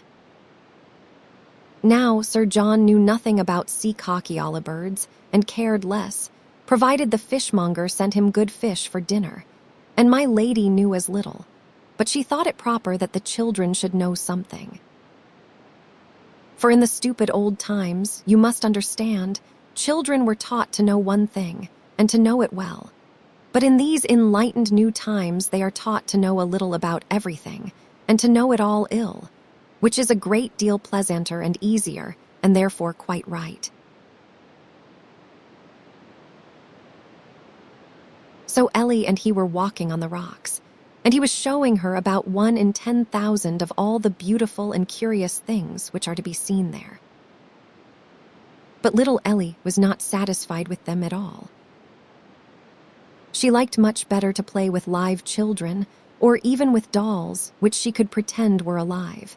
And at last she said honestly, I do not care about all these things because they cannot play with me or talk to me. If there were little children now in the water, as there used to be, and I could see them, I should like that. Children in the water, you strange little duck, said the professor. Yes, said Ellie. I know there used to be children in the water, and mermaids too, and mermen. I saw them all in a picture at home, of a beautiful lady sailing in a car drawn by dolphins, and bobbies flying round her, and one sitting in her lap, and the mermaids swimming and playing, and the mermen trumpeting on conch shells. And it is called the Triumph of Galatea. And there is a burning mountain in the picture behind. It hangs on the great staircase, and I have looked at it ever since I was a baby, and dreamt about it 100 times, and it is so beautiful that it must be true. But the professor had not the least notion of allowing that things were true, merely because people thought them beautiful. For at that rate, he said, the Baltas would be quite right in thinking it a fine thing to eat their grandpapas, because they thought it an ugly thing to put them underground. The professor, indeed, went further, and held that no man was forced to believe anything to be true, but what he could see, hear, taste, or handle. He held very strange theories about a good many things. He had even got up once at the British Association and declared that apes had hippopotamus majors in their brains, just as men have. Which was a shocking thing to say, for if it were so, what would become of the faith, hope, and charity of immortal millions? You may think that there are other more important differences between you and an ape, such as being able to speak, and make machines, and know right from wrong, and say your prayers, and other little matters of that kind. But that is a child's fancy, my dear. Nothing is to be depended on but the great hippopotamus test. If you have a hippopotamus major in your brain, you are no ape, though you had 4 hands, no feet, and were more apish than the apes of all aperies. But if a hippopotamus major is ever discovered in one single ape's brain, nothing will save your greatest grandmother from having been an ape too. No, my dear little man, always remember that the one true, certain, final, and all-important difference between you and an ape is that you have a hippopotamus major in your brain, and it has none. And that, therefore, to discover one in its brain will be a very wrong and dangerous thing, at which everyone will be very much shocked, as we may suppose they were at the professor. Though really, after all, it do not much matter, because, as Lord Dundreary and others would put it, nobody but men have hippopotamuses in their brains. So, if a hippopotamus was discovered in an ape's brain, why it would not be one, you know, but something else. But the professor had gone, I am sorry to say, even further than that. For he had read at the British Association at Melbourne, Australia, in the year 1999, a paper which assured everyone who found himself the better or wiser for the news, that there were not, never had been, and could not be, any rational or half-rational beings except men, anywhere, anyone, or anyhow. That nymph, satyrs, fauns, inui, dwarfs, trolls, elves, gnomes, fairies, brownies, nixes, wills, kobolds, leprechauns, cluricauns, banshees, will-o'-the-wisps, follets, lutins, maggots, goblins, afrits, marids, jinns, ghouls, peries, deeves, angels, archangels, imps, bogies, or worse, were nothing at all, and pure bosh and wind. And he had to get up very early in the morning to prove that, and to eat his breakfast overnight. But he did it, at least to his own satisfaction. Whereon a certain great divine, and a very clever divine was he, called him a regular Sadducee, and probably he was quite right. Whereon the professor, in return, called him a regular Pharisee, and probably he was quite right too. But they did not quarrel in the least, for when men are men of the world, hard words run off them like water off a duck's back. So the professor and the divine met at dinner that evening and sat together on the sofa afterwards for an hour and talked over the state of female labor on the Antarctic continent, for nobody talks shop after his claret, and each vowed that the other was the best company he ever met in his life. What an advantage it is to be men of the world. From all which you may guess that the professor was not the least of little Ellie's opinion. So he gave her a succinct compendium of his famous paper at the British Association, in a form suited for the youthful mind.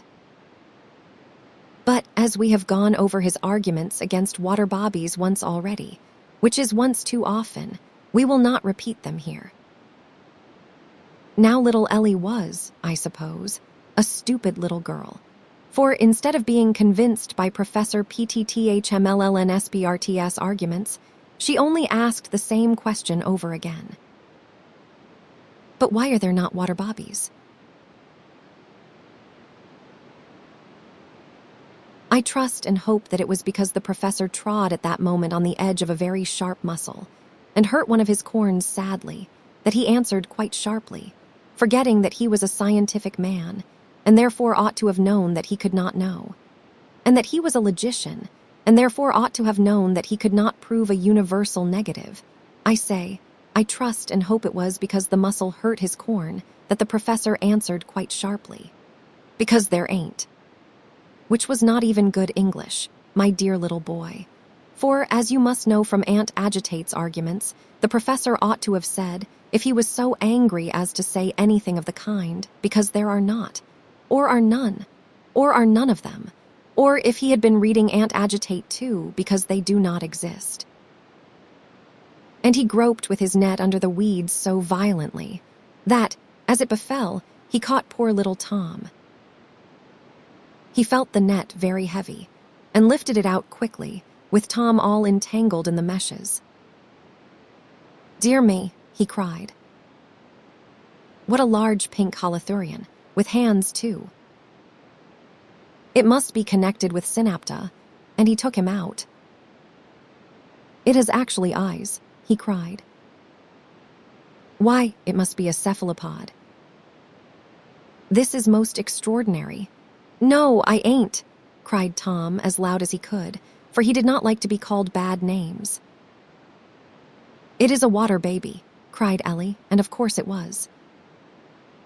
"Water fiddlesticks, my dear," said the professor, and he turned away sharply.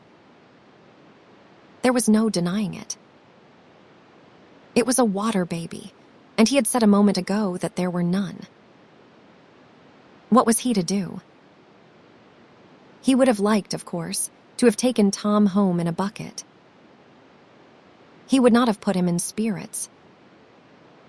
Of course not.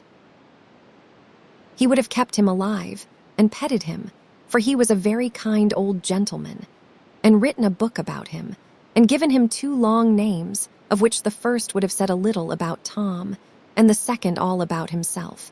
For of course he would have called him Hydrocnin PTTHMLLNSBart Cyanum, or some other long name like that. For they are forced to call everything by long names now, because they have used up all the short ones, ever since they took to making 9 species out of one. But what would all the learned men say to him after his speech at the British Association? And what would Ellie say after what he had just told her? There was a wise old heathen once who said, "Maxima debetur puris reverentia," the greatest reverence is due to children. That is, that grown people should never say or do anything wrong before children, lest they should set them a bad example. Cousin Cramchild says it means, the greatest respectfulness is expected from little boys. But he was raised in a country where little boys are not expected to be respectful, because all of them are as good as the president. Well, everyone knows his own concerns best, so perhaps they are. But poor Cousin Cramchild, to do him justice, not being of that opinion, and having a moral mission, and being no scholar to speak of, and hard up for an authority, why, it was a very great temptation for him. But some people, and I am afraid the professor was one of them, interpret that in a more strange, curious, one-sided, left-handed, topsy-turvy, inside-out, behind-before fashion than even cousin Cramchild. For they make it mean that you must show your respect for children by never confessing yourself in the wrong to them, even if you know that you are so, lest they should lose confidence in their elders. Now, if the professor had said to Ellie, "Yes, my darling, it is a water baby, and a very wonderful thing it is. And it shows how little I know of the wonders of nature, in spite of 40 years' honest labor. I was just telling you that there could be no such creatures. And, behold, here is one come to confound my conceit and show me that nature can do, and has done, beyond all that man's poor fancy can imagine. So let us thank the Maker and Inspirer and Lord of Nature for all his wonderful and glorious works, and try and find out something about this one." I think that, if the professor had said that, little Ellie would have believed him more firmly, and respected him more deeply, and loved him better than ever she had done before. But he was of a different opinion. He hesitated a moment. He longed to keep Tom, and yet he half wished he never had caught him, and at last he quite longed to get rid of him. So he turned away and poked Tom with his finger, for want of anything better to do, and said carelessly, "My dear little maid, you must have dreamt of water bobbies last night. Your head is so full of them." Now Tom had been in the most horrible and unspeakable fright all the while, and had kept as quiet as he could, though he was called a holothurian and a cephalopod. For it was fixed in his little head that if a man with clothes on caught him, he might put clothes on him too, and make a dirty black chimney sweep of him again. But when the professor poked him, it was more than he could bear, and between fright and rage, he turned to bay as valiantly as a mouse in a corner, and bit the professor's finger till it bled. "Oh, yeah," cried he, and glad of an excuse to be rid of Tom, dropped him onto the seaweed, and thence he dived into the water and was gone in a moment. "But it was a water baby, and I heard it speak," cried Ellie. It is gone," and she jumped down off the rock to try and catch Tom before he slipped into the sea. Too late, and what was worse, as she sprang down, she slipped and fell some 6 feet with her head on a sharp rock and lay quite still. The professor picked her up and tried to waken her and called to her and cried over her, for he loved her very much, but she would not waken at all. So he took her up in his arms and carried her to her governess, and they all went home, and little Ellie was put to bed and lay there quite still. Only now and then she woke up and called out about the water baby, but no one knew what she meant, and the professor did not tell, for he was ashamed to tell. And after a week, one moonlight night, the fairies came flying in at the window and brought her such a pretty pair of wings that she could not help putting them on. And she flew with them out of the window, and over the land, and over the sea, and up through the clouds, and nobody heard or saw anything of her for a very long while. And this is why they say that no one has ever yet seen a water baby. For my part, I believe that the naturalists get dozens of them when they are out dredging, but they say nothing about them and throw them overboard again for fear of spoiling their theories. But, you see, the professor was found out, as everyone is in due time. A very terrible old fairy found the professor out. She felt his bumps and cast his nativity, and took the lunars of him carefully inside and out. And so she knew what he would do as well as if she had seen it in a print book, as they say in the dear old West Country. And he did it. And so he was found out beforehand, as everybody always is. And the old fairy will find out the naturalists some day, and put them in the Times, and then on whose side will the laugh be? So the old fairy took him in hand, very severely there and then. But she says she is always most severe with the best people, because there is most chance of curing them, and therefore they are the patients who pay her best. for she has to work on the same salary as the emperor of China's physicians. It is a pity that all do not. No cure, no pay. So she took the poor professor in hand, and because he was not content with things as they are, she filled his head with things as they are not, to try if he would like them better. And because he did not choose to believe in a water baby when he saw it, she made him believe in worse things than water bobbies, in unicorns, fire drakes, manticoras, basilisks, amphispinas, griffins, phoenixes, rocks, orcs, dog-headed men, three-headed dogs, three-bodied jurions, and other pleasant creatures, which folks think never existed yet, and which folks hope never will exist, though they know nothing about the matter and never will. And these creatures so upset, terrified, flustered, aggravated, confused, astounded, horrified, and totally flabbergasted the poor professor that the doctors said that he was out of his wits for 3 months.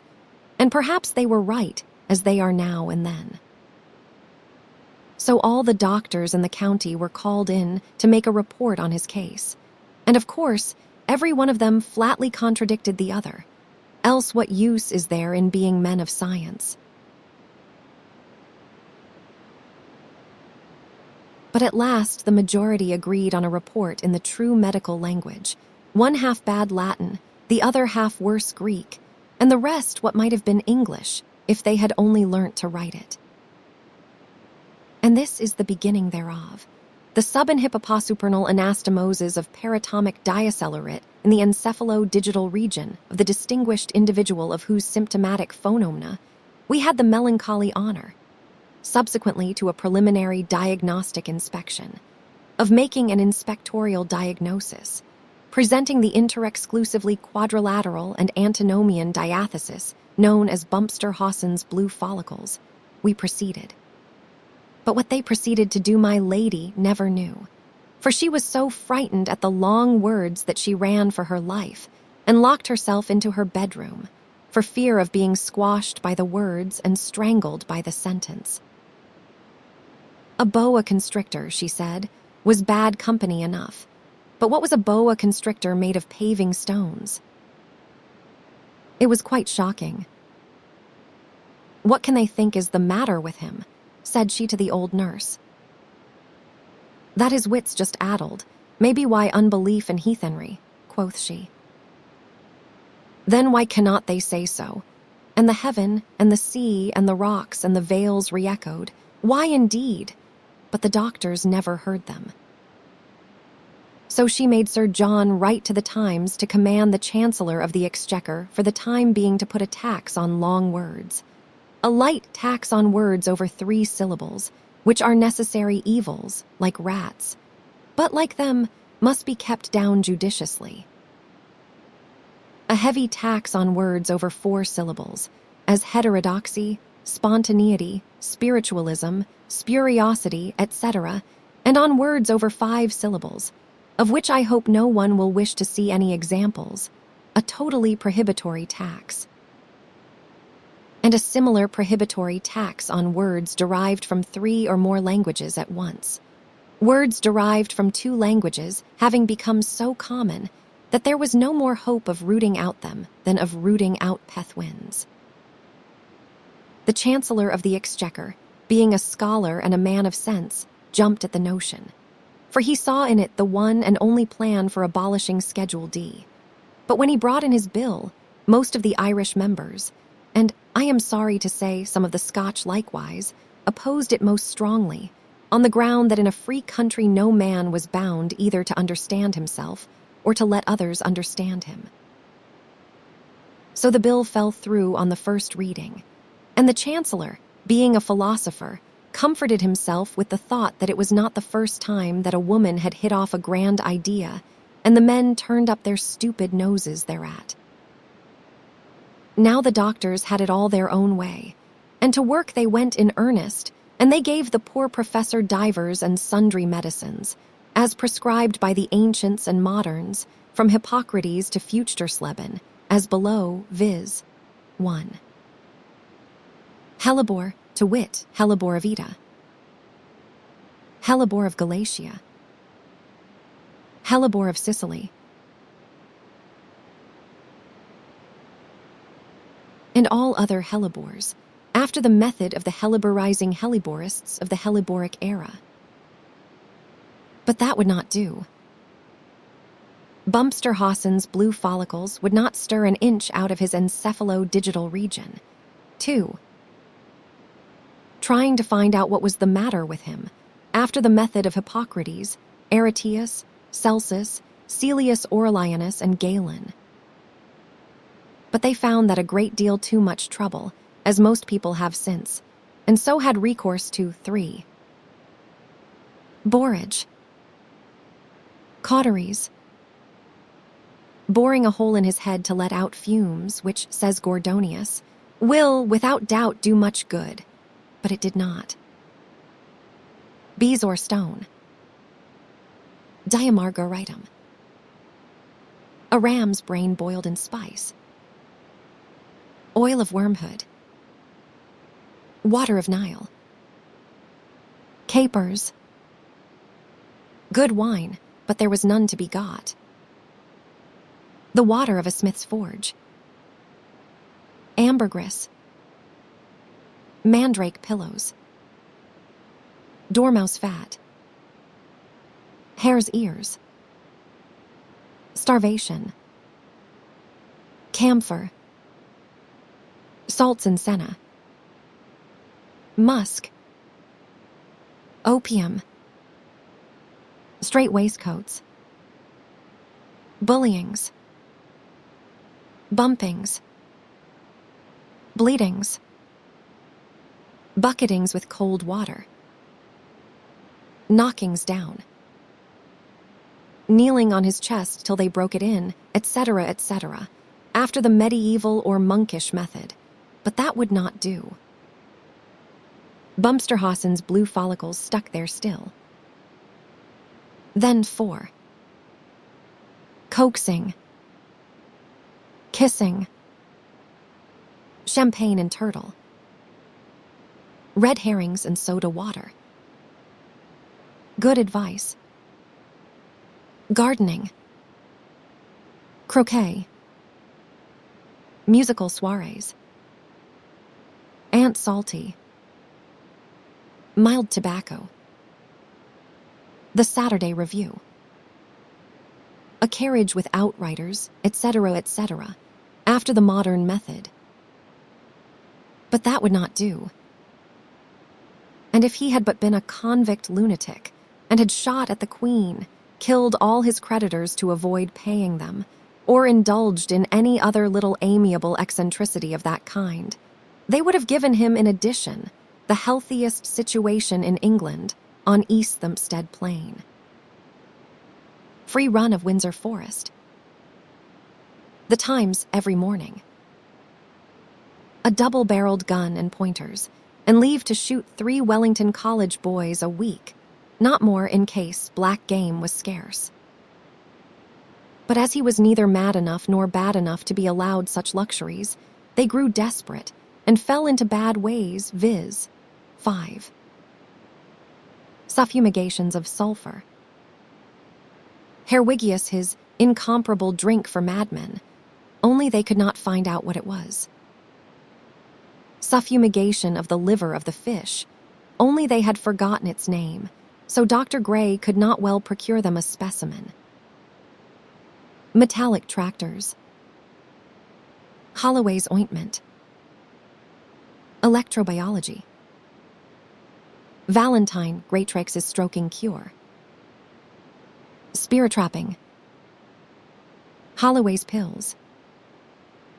Table turning. Morrison's pills. Homeopathy. Parr's life pills. Mesmerism. Pure Bosh. Exorcisms, for which the reed Malleus Maleficarum, Nidri Formicarium, Delrio, Wierus, etc., but could not get one that mentioned water bobbies. Hydropathy. Madame Rachel's elixir of youth. The Poughkeepsie seer his prophecies. The distilled liquor of addle eggs. Pyropassy. as successfully employed by the old inquisitors to cure the malady of thought, and now by the Persian mullahs to cure that of rheumatism. Geopathy, or burying him. Atmopathy, or steaming him. Sympathy, after the method of Basil Valentine, his triumph of antimony, and Kenelm Digby his weapon salve, which some call a hair of the dog that bit him. Hermopathy, or pouring mercury down his throat to move the animal's spirits. Meteoropathy, or going up to the moon to look for his lost wits, as Ruggiero did for Orlando Furioso's. Only, having no hippogriff, they were forced to use a balloon, and, falling into the North Sea, were picked up by a Yarmouth herring boat, and came home much the wiser and all over scales. Antipathy, or using him like a man and a brother. Apathy, or doing nothing at all. With all other ipathies and opathies which Noodle has invented, and Foodle tried, since blackfellows chipped flints at Abbeville, which is a considerable time ago, to judge by the great exhibition. But nothing would do, for he screamed and cried all day for a water baby to come and drive away the monsters. And of course they did not try to find one, because they did not believe in them and were thinking of nothing but Bumpster Hawson's blue follicles, having, as usual, set the cart before the horse and taken the effect for the cause. So they were forced at last to let the poor professor ease his mind by writing a great book, exactly contrary to all his old opinions, in which he proved that the moon was made of green cheese, and that all the mites in it, which you may see sometimes quite plain through a telescope, if you will only keep the lens dirty enough, as Mr. Weeks kept his voltaic battery, are nothing in the world but little bobbies, who are hatching and swarming up there in millions, ready to come down into this world whenever children want a new little brother or sister. Which must be a mistake, for this one reason, that, there being no atmosphere round the moon, though some one or other says there is, at least on the other side, and that he has been round at the back of it to see, and found that the moon was just the shape of a bath bun, and so wet that the man in the moon went about on Midsummer Day in mackintoshes and cordings boots, spearing eels and sneezing. That, therefore, I say, there being no atmosphere, there can be no evaporation. And therefore the dew point can never fall below 71, 5 degrees below 0 of Fahrenheit, and therefore it cannot be cold enough there about 4 o'clock in the morning to condense the bobbies' mesenteric apophthegms into their left ventricles, and therefore they can never catch the whooping cough, and if they do not have whooping cough, they cannot be bobbies at all, and therefore there are no bobbies in the moon. QED. Which may seem a roundabout reason, and so, perhaps it is, but you will have heard worse ones in your time, and from better men than you are. But one thing is certain, that, when the good old doctor got his book written, he felt considerably relieved from Bumpster Hawson's blue follicles, and a few things infinitely worse, to wit, from pride and vainglory, and from blindness and hardness of heart, which are the true causes of Bumpster Hawson's blue follicles, and of a good many other ugly things besides. Whereon the foul flood water in his brains ran down, and cleared to a fine coffee color, such as fish like to rise in, till very fine, clean, fresh-run fish did begin to rise in his brains, and he caught 2 or 3 of them, which is exceedingly fine sport, for brain rivers, and anatomized them carefully, and never mentioned what he found out from them except to little children, and became ever after a sadder and a wiser man, which is a very good thing to become, my dear little boy, even though one has to pay a heavy price for the blessing. Chapter 5, Stern Lawgiver. Yet thou dost wear the Godhead's most benignant grace, nor know we anything so fair as is the smile upon thy face. Flowers laugh before thee on their beds, and fragrance in thy footing treads. Thou dost preserve the stars from wrong, and the most ancient heavens through thee are fresh and strong. WRDSWRTH, Ode to Duty. But what became of little Tom? He slipped away off the rocks into the water, as I said before. But he could not help thinking of little Ellie. He did not remember who she was, but he knew that she was a little girl, though she was 100 times as big as he. That is not surprising. Size has nothing to do with kindred. A tiny weed may be first cousin to a great tree, and a little dog like Vic knows that Lioness is a dog too, though she is 20 times larger than herself. So Tom knew that Ellie was a little girl and thought about her all that day and longed to have had her to play with, but he had very soon to think of something else. And here is the account of what happened to him, as it was published next morning in the waterproof Gazette on the finest watered paper, for the use of the great fairy, Mrs. Bedonby outed, who reads the news very carefully every morning, and especially the police cases, as you will hear very soon. He was going along the rocks in 3-fathom water, watching the pollock catch prawns, and the wrasses nibble barnacles off the rocks, shells and all, when he saw a round cage of green withs. And inside it, looking very much ashamed of himself, sat his friend the lobster, twiddling his horns instead of thumbs. "What, have you been naughty, and have they put you in the lockup?" asked Tom. The lobster felt a little indignant at such a notion, but he was too much depressed in spirits to argue, so he only said, "I cannot get out. Why did you get in? After that nasty piece of dead fish." He had thought it looked and smelt very nice when he was outside, and so it did for a lobster, but now he turned round and abused it because he was angry with himself. "Where did you get in?" "Through that round hole at the top." "Then why do not you get out through it?" "Because I cannot." And the lobster twiddled his horns more fiercely than ever, but he was forced to confess. "I have jumped upwards, downwards, backwards, and sideways at least 4,000 times, and I cannot get out. I always get up underneath there and cannot find the hole." Tom looked at the trap, and having more wit than the lobster, he saw plainly enough what was the matter, as you may if you will look at a lobster pot. "Stop a bit," said Tom. "Turn your tail up to me, and I will pull you through hindforemost, and then you will not stick in the spikes." But the lobster was so stupid and clumsy that he could not hit the hole. Like a great many fox hunters, he was very sharp as long as he was in his own country, but as soon as they get out of it they lose their heads, and so the lobster, so to speak, lost his tail.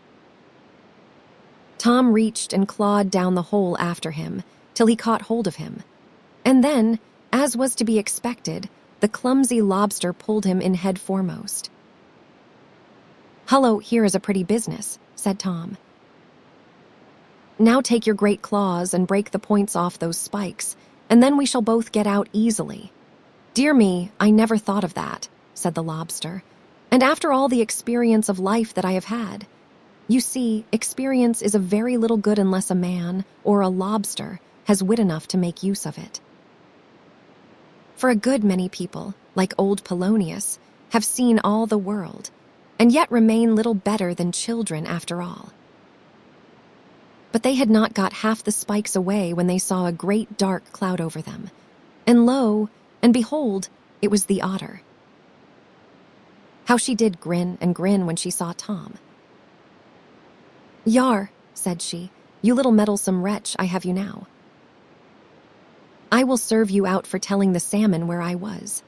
And she crawled all over the pot to get in. Tom was horribly frightened, and still more frightened when she found the hole in the top, and squeezed herself right down through it, all eyes and teeth. But no sooner was her head inside than valiant Mr. Lobster caught her by the nose and held on. And there they were all three in the pot, rolling over and over, and very tight packing it was. And the lobster tore at the otter, and the otter tore at the lobster, and both squeezed and thumped poor Tom till he had no breath left in his body. And I do not know what would have happened to him if he had not at last got on the otter's back, and safe out of the hole. He was right glad when he got out, But he would not desert his friend who had saved him, and the first time he saw his tail uppermost, he caught hold of it and pulled with all his might. But the lobster would not let go. "Come along," said Tom. "Do not you see she is dead?" And so she was, quite drowned and dead. And that was the end of the wicked otter. But the lobster would not let go. "Come along, you stupid old stick in the mud," cried Tom, "or the fisherman will catch you." And that was true, for Tom felt someone above beginning to haul up the pot. But the lobster would not let go. Tom saw the fisherman haul him up to the boat's side and thought it was all up with him. But when Mr. Lobster saw the fisherman, he gave such a furious and tremendous snap that he snapped out of his hand and out of the pot and safe into the sea. But he left his knobbed claw behind him, for it never came into his stupid head to let go after all, so he just shook his claw off as the easier method. It was something of a bull, that, but you must know the lobster was an Irish lobster and was hatched off Island Maggie at the mouth of Belfast Loch. Tom asked the lobster why he never thought of letting go. He said very determinedly that it was a point of honor among lobsters. And so it is, as the mayor of Plymouth found out once to his cost, 800 or 900 years ago, of course, for if it had happened lately, it would be personal to mention it. For one day he was so tired with sitting on a hard chair, in a grand furred gown, with a gold chain round his neck, hearing one policeman after another come in and sing, "What shall we do with the drunken sailor?" so early in the morning, and answering them each exactly alike, "Put him in the roundhouse till he gets sober so early in the morning," that, when it was over, he jumped up and played leapfrog with the town clerk till he burst his buttons, and then had his luncheon, and burst some more buttons, and then said, "It is a low springtide. I shall go out this afternoon and cut my capers." Now, he did not mean to cut such capers as you eat with boiled mutton. It was the commandant of artillery at Valletta who used to amuse himself with cutting them, and who stuck upon one of the bastions a notice, "No one allowed to cut capers here but me," which greatly edified the midshipmen in port and the Maltese on the Nix Mangere stairs. But all that the mayor meant was that he would go and have an afternoon's fun, like any schoolboy, and catch lobsters with an iron hook. So to the Mewstone he went, and for lobsters he looked.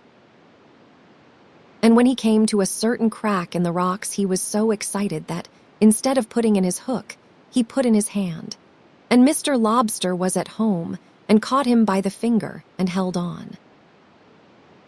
"Yah," said the mayor, and pulled as hard as he dared. But the more he pulled, the more the lobster pinched, till he was forced to be quiet. Then he tried to get his hook in with his other hand, but the hole was too narrow. Then he pulled again, but he could not stand the pain. Then he shouted and bawled for help, but there was no one nearer him than the men of war inside the breakwater. Then he began to turn a little pale, for the tide flowed, and still the lobster held on. Then he turned quite white, for the tide was up to his knees, and still the lobster held on. Then he thought of cutting off his finger, but he wanted two things to do it with, courage and a knife, and he had got neither. Then he turned quite yellow, for the tide was up to his waist, and still the lobster held on. Then he thought over all the naughty things he ever had done, all the sand which he had put in the sugar, and the sloe leaves in the tea, and the water in the treacle, and the salt in the tobacco, because his brother was a brewer, and a man must help his own kin. Then he turned quite blue, for the tide was up to his breast, and still the lobster held on. Then, I have no doubt, he repented fully of all the said naughty things which he had done, and promised to mend his life, as too many do when they think they have no life left to mend. whereby, as they fancy, they make a very cheap bargain. But the old fairy with the birch rod soon undeceives them. And then he grew all colors at once, and turned up his eyes like a duck in thunder, for the water was up to his chin, and still the lobster held on. And then came a man-o'-war's boat round the Mewstone, and saw his head sticking up out of the water. One said it was a keg of brandy, and another that it was a coconut, and another that it was a buoy loose, and another that it was a black diver, and wanted to fire at it, which would not have been pleasant for the mayor. But just then such a yell came out of a great hole in the middle of it that the midshipmen in charge guessed what it was, and bade pull up to it as fast as they could. So somehow or other the Jack-tars got the lobster out, and set the mayor free, and put him ashore at the Barbican. He never went lobster catching again, and we will hope he put no more salt in the tobacco, not even to sell his brother's beer. And that is the story of the mayor of Plymouth, which has two advantages. First, that of being quite true, and second, that of having, as folks say all good stories ought to have, no moral whatsoever. No more, indeed, has any part of this book, because it is a fairy tale, you know. And now happened to Tom a most wonderful thing, for he had not left the lobster 5 minutes before he came upon a water baby.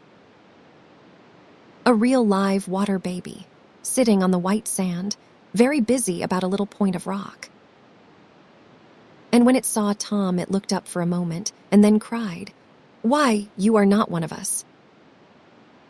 You are a new baby." Oh, how delightful!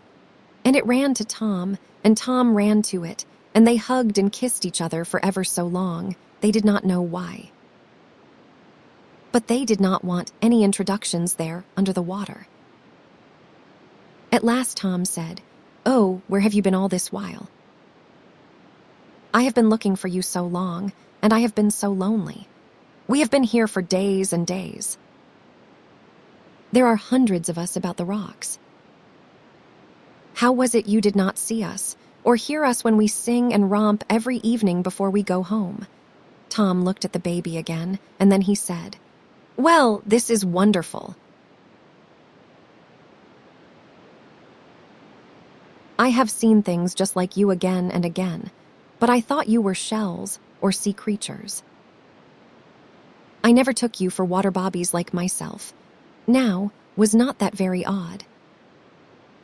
So odd, indeed, that you will, no doubt, want to know how it happened, and why Tom could never find a water baby till after he had got the lobster out of the pot.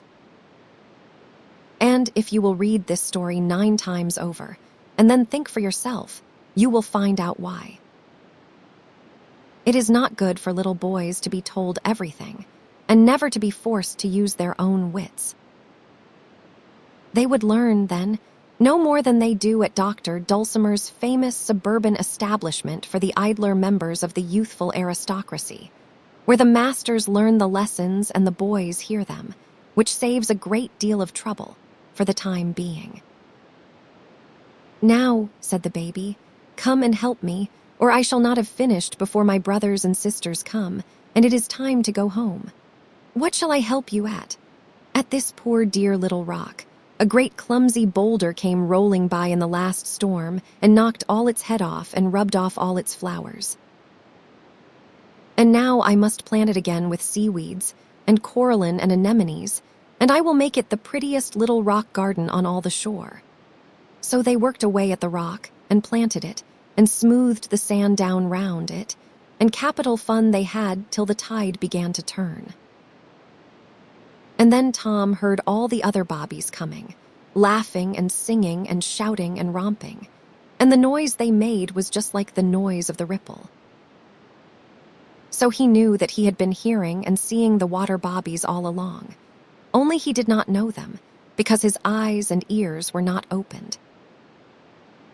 And in they came, dozens and dozens of them, some bigger than Tom and some smaller, all in the neatest little white bathing dresses.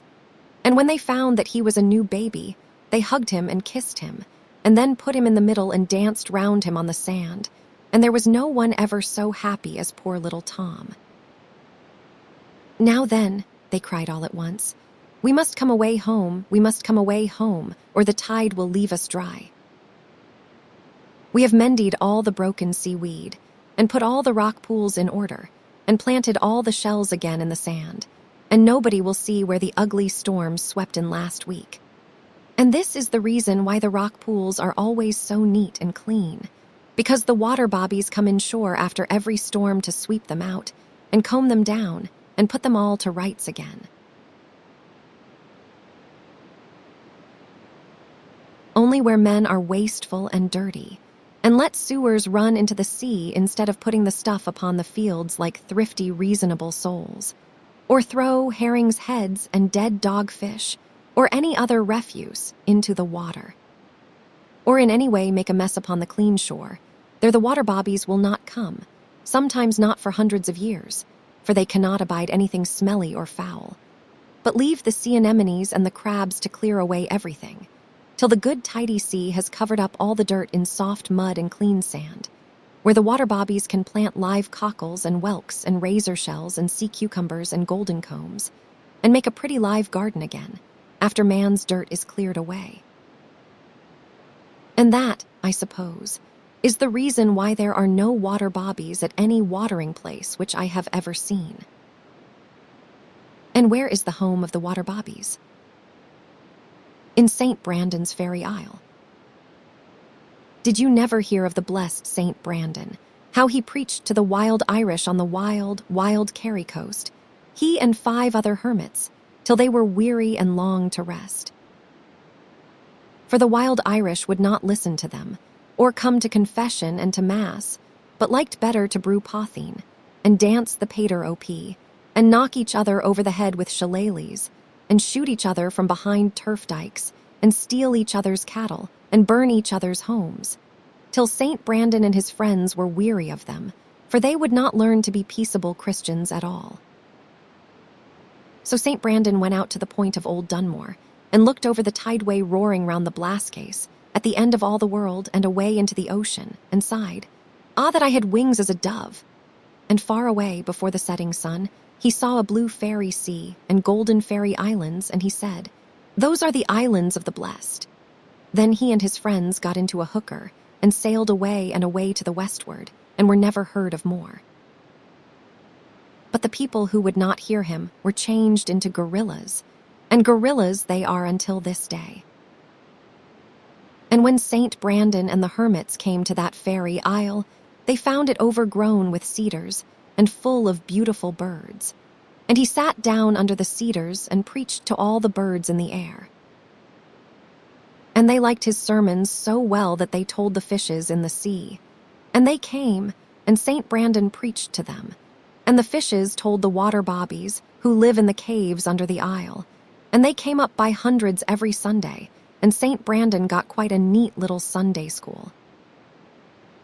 And there he taught the water bobbies for a great many 100 years, till his eyes grew too dim to see, and his beard grew so long that he dared not walk for fear of treading on it, and then he might have tumbled down.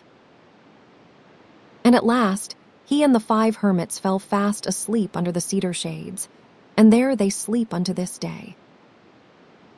But the fairies took to the water bobbies, and taught them their lessons themselves.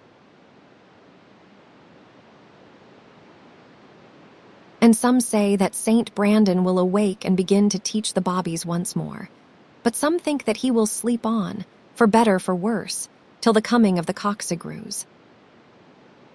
But on still clear summer evenings, when the sun sinks down into the sea, among golden cloud capes and cloud islands, and locks and friths of azure sky, the sailors fancy that they see, away to westward, St. Brandon's Fairy Isle. But whether men can see it or not, St. Brandon's Isle once actually stood there, a great land out in the ocean, which has sunk and sunk beneath the waves.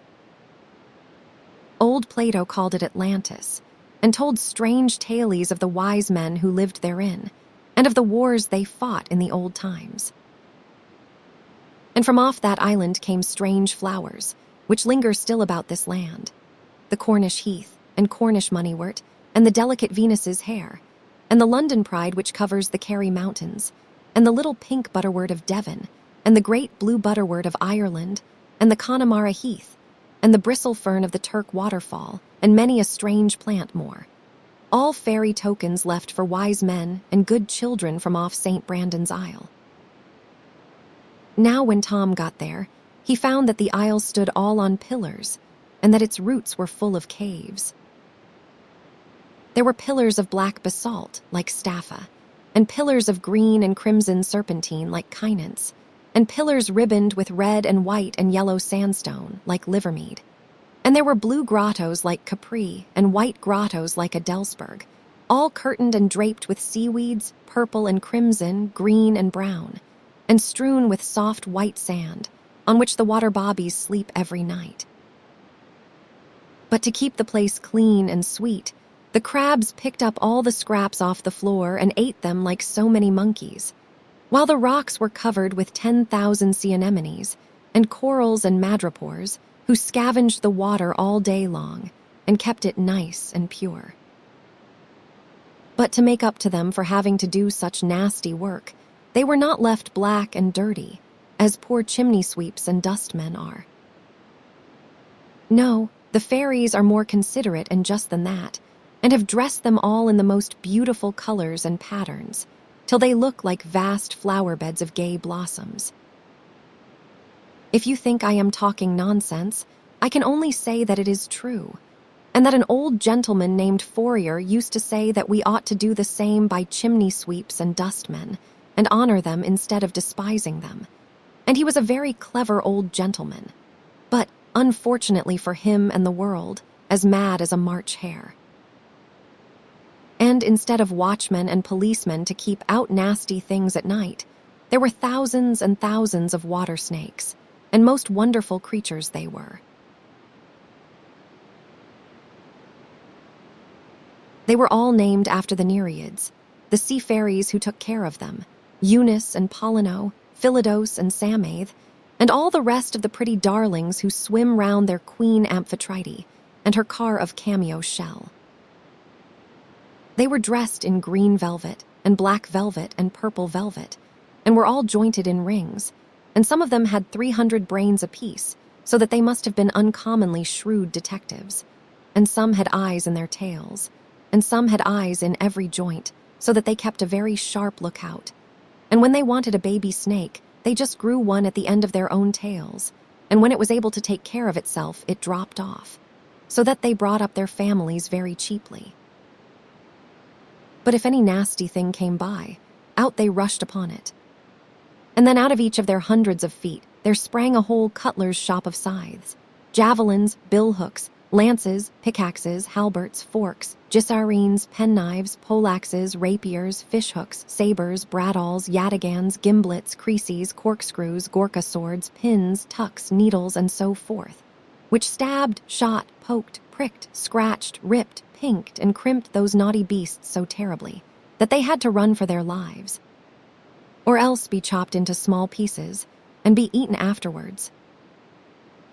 And if that is not all, every word true, then there is no faith in microscopes, and all is over with the Linnean Society. And there were the water bobbies in thousands, more than Tom or you either could count. All the little children whom the good fairies take to, because their cruel mothers and fathers will not, all who are untaught and brought up heathens, and all who come to grief by ill usage or ignorance or neglect, all the little children who are overlaid, or given gin when they are young, or are let to drink out of hot kettles, or to fall into the fire. All the little children in alleys and courts, and tumble-down cottages, who die by fever, and cholera, and measles, and scarlatina, and nasty complaints which no one has any business to have, and which no one will have some day, when folks have common sense, and all the little children who have been killed by cruel masters and wicked soldiers. They were all there, except, of course, the babes of Bethlehem who were killed by wicked King Herod. For they were taken straight to heaven long ago, as everybody knows, and we call them the Holy Innocents.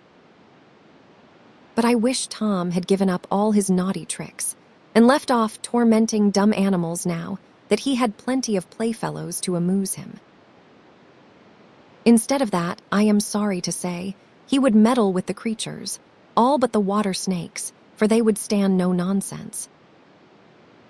So he tickled the madrepores, to make them shut up, and frightened the crabs, to make them hide in the sand and peep out at him with the tips of their eyes, and put stones into the anemones' mouths, to make them fancy that their dinner was coming. The other children warned him and said, "Take care what you are at. Mrs. Bedonbiasiouted is coming." But Tom never heeded them, being quite riotous with high spirits and good luck, till one Friday morning early, Mrs. Bedonbiasiouted came indeed. A very tremendous lady she was, and when the children saw her, they all stood in a row, very upright indeed, and smoothed down their bathing dresses, and put their hands behind them, just as if they were going to be examined by the inspector. And she had on a black bonnet, and a black shawl, and no crinoline at all, and a pair of large green spectacles, and a great hooked nose, hooked so much that the bridge of it stood quite up above her eyebrows, and under her arm she carried a great birch rod. Indeed, she was so ugly that Tom was tempted to make faces at her, but did not, for he did not admire the look of the birch rod under her arm.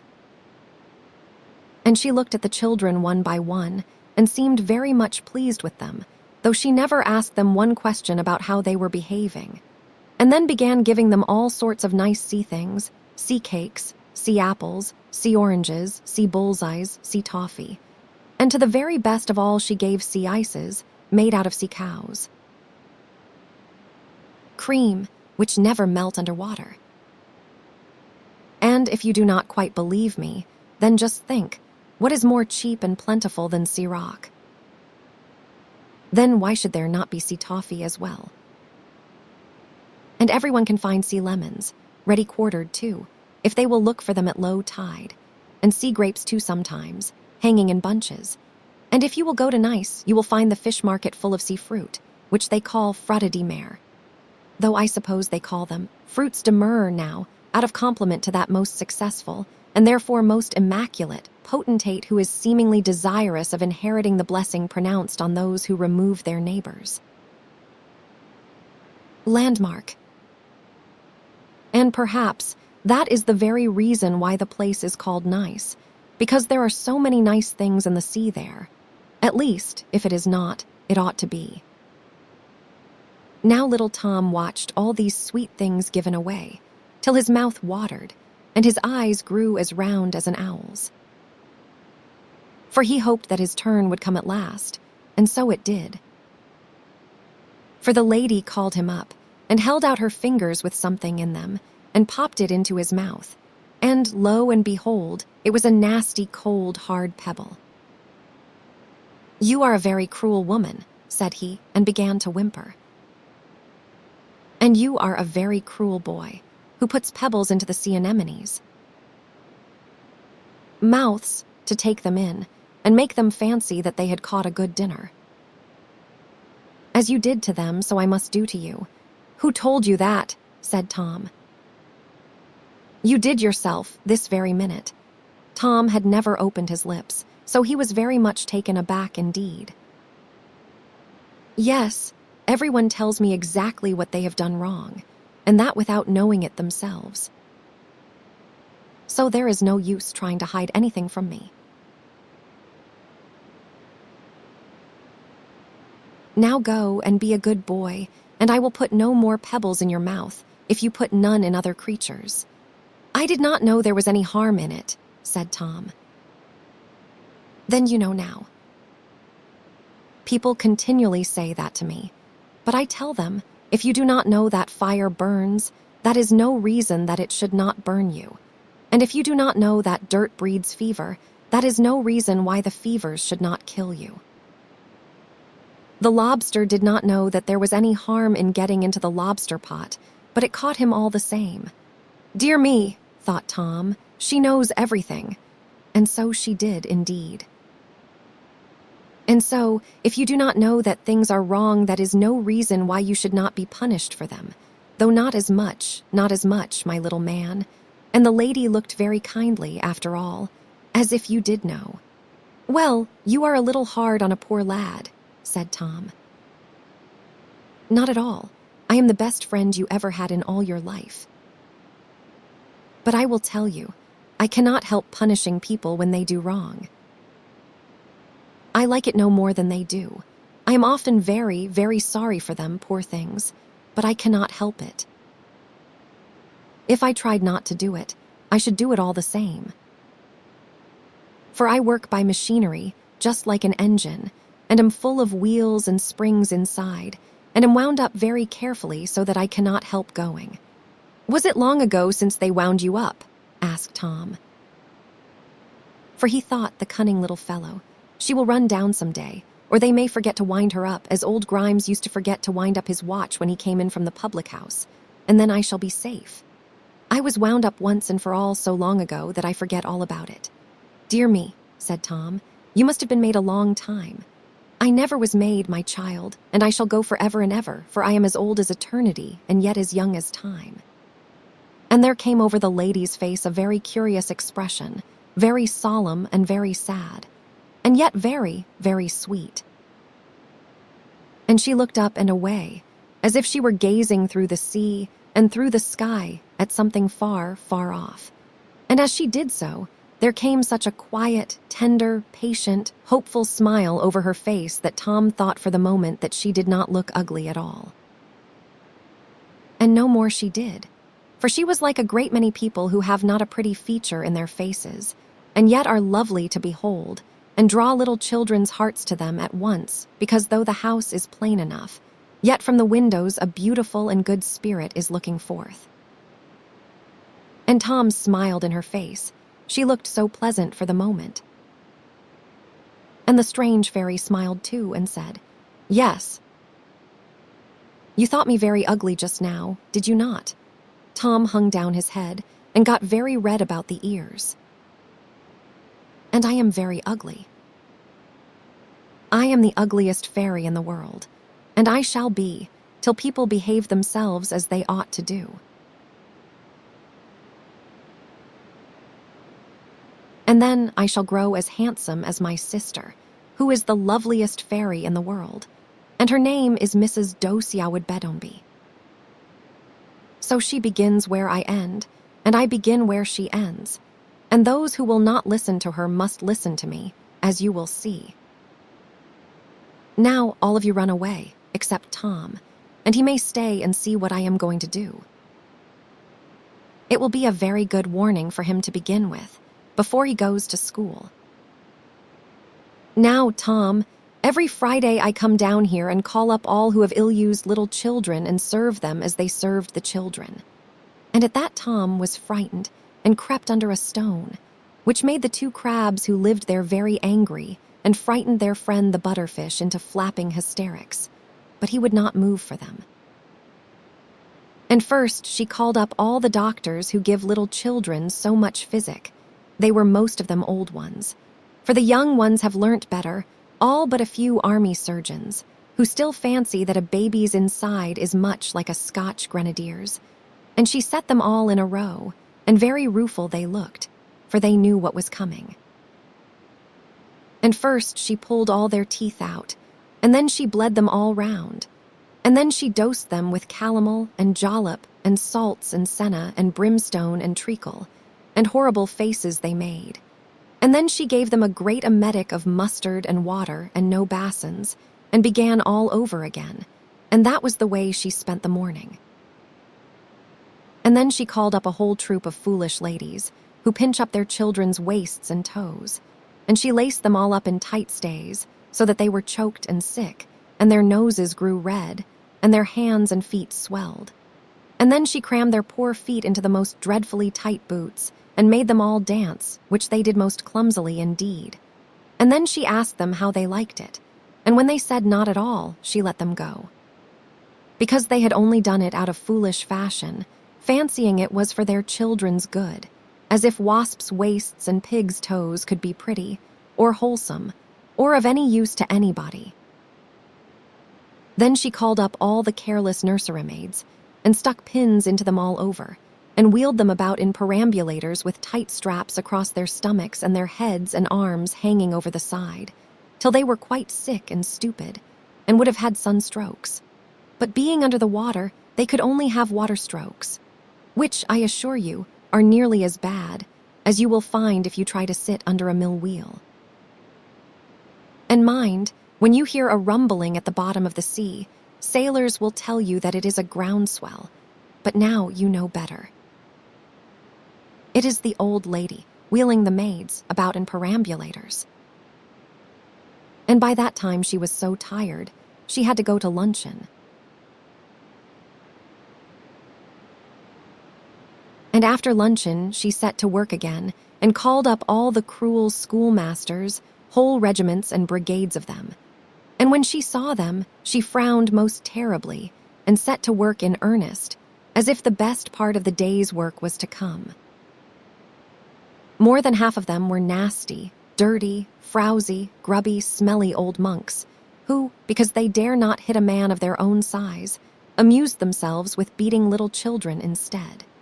As you may see in the picture of old Pope Gregory, good man and true though he was, when he meddled with things which he did understand, teaching children to sing their fa-fa-mi-fa with a cat o' nine tails under his chair.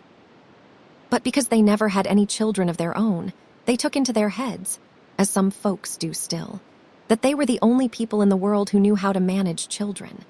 And they first brought into England in the old Anglo-Saxon times the fashion of treating free boys, and girls too, worse than you would treat a dog or a horse. But Mrs. Bedone has caught them all long ago, and given them many a taste of their own rods, and much good may it do them. And she boxed their ears, and thumped them over the head with rulers, and pandied their hands with canes, and told them that they told stories, and were this and that bad sort of people. And the more they were very indignant, and stood upon their honor, and declared they told the truth, the more she declared they were not, and that they were only telling lies. And at last she birched them all round soundly with her great birch rod, and set them each an imposition of 300,000 lines of Hebrew to learn by heart before she came back next Friday. And at that they all cried and howled so, that their breaths came all up through the sea like bubbles out of soda water, and that is one reason of the bubbles in the sea. There are others, but that is the one which principally concerns little boys. And by that time she was so tired that she was glad to stop, and indeed she had done a very good day's work. Tom did not quite dislike the old lady, but he could not help thinking her a little spiteful, and no wonder if she was, poor old soul.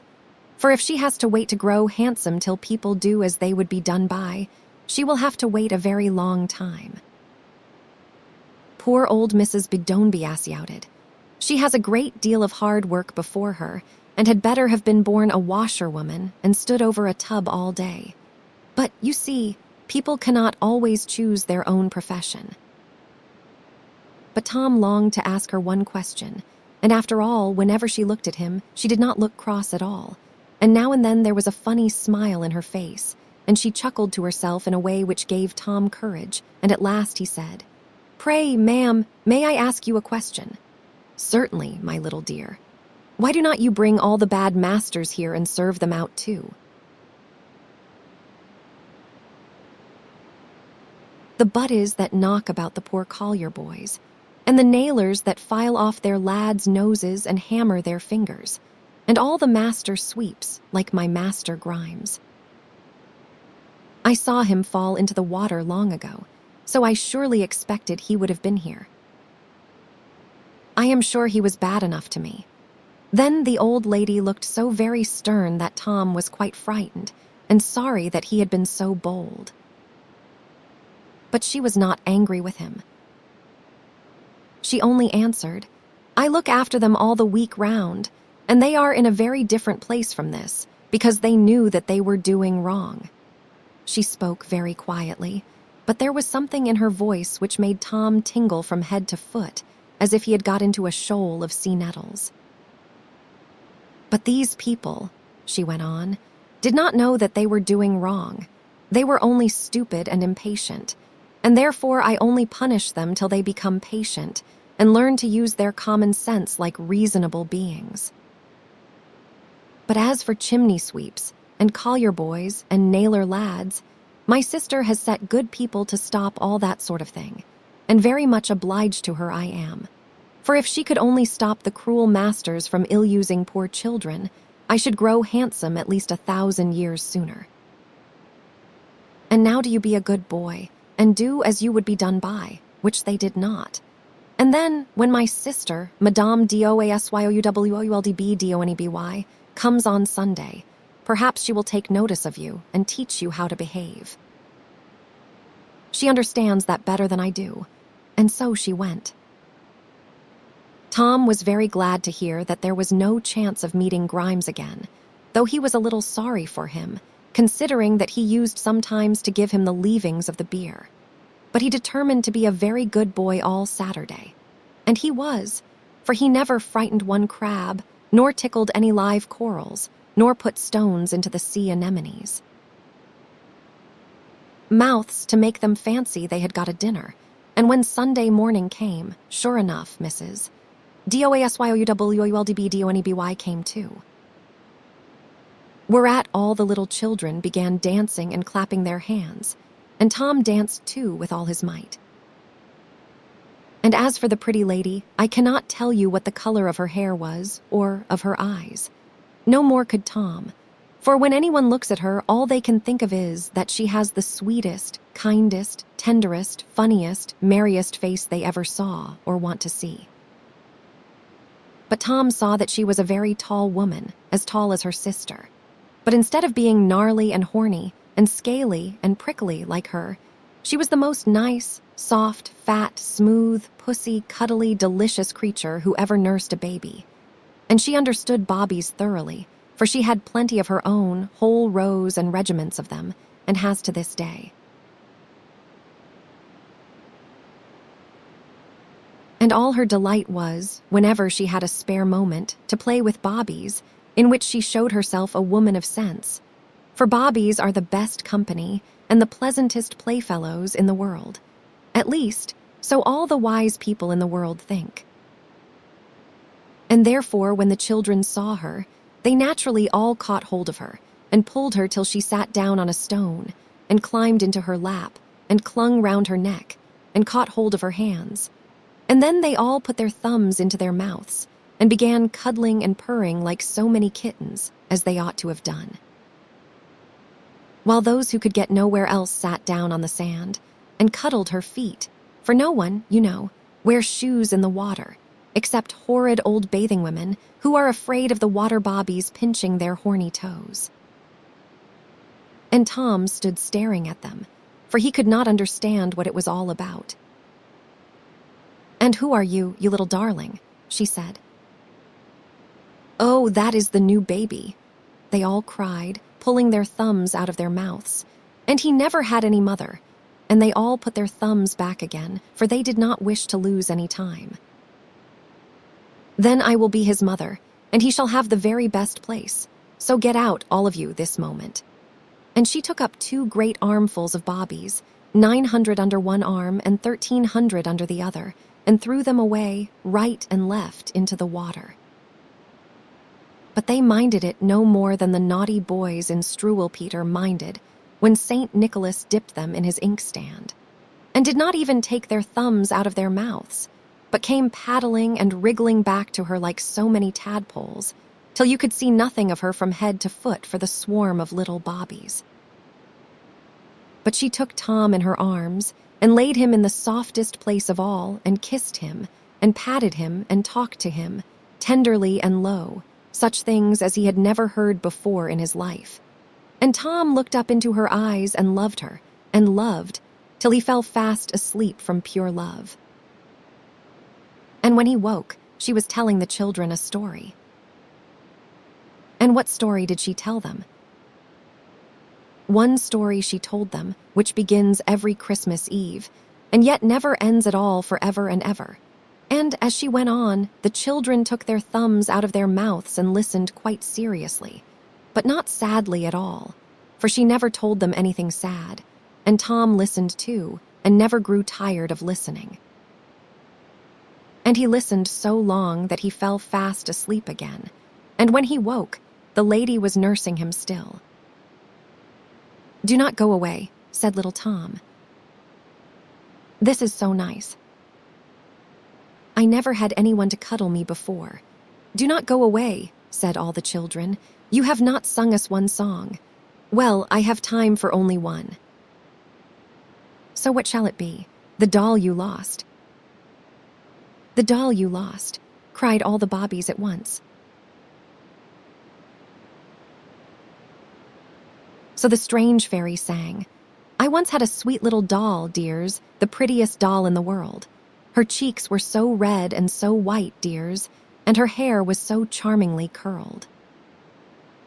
But I lost my poor little doll, dears, as I played in the heath one day, and I cried for her more than a week, dears, but I never could find where she lay. I found my poor little doll, dears, as I played in the heath one day.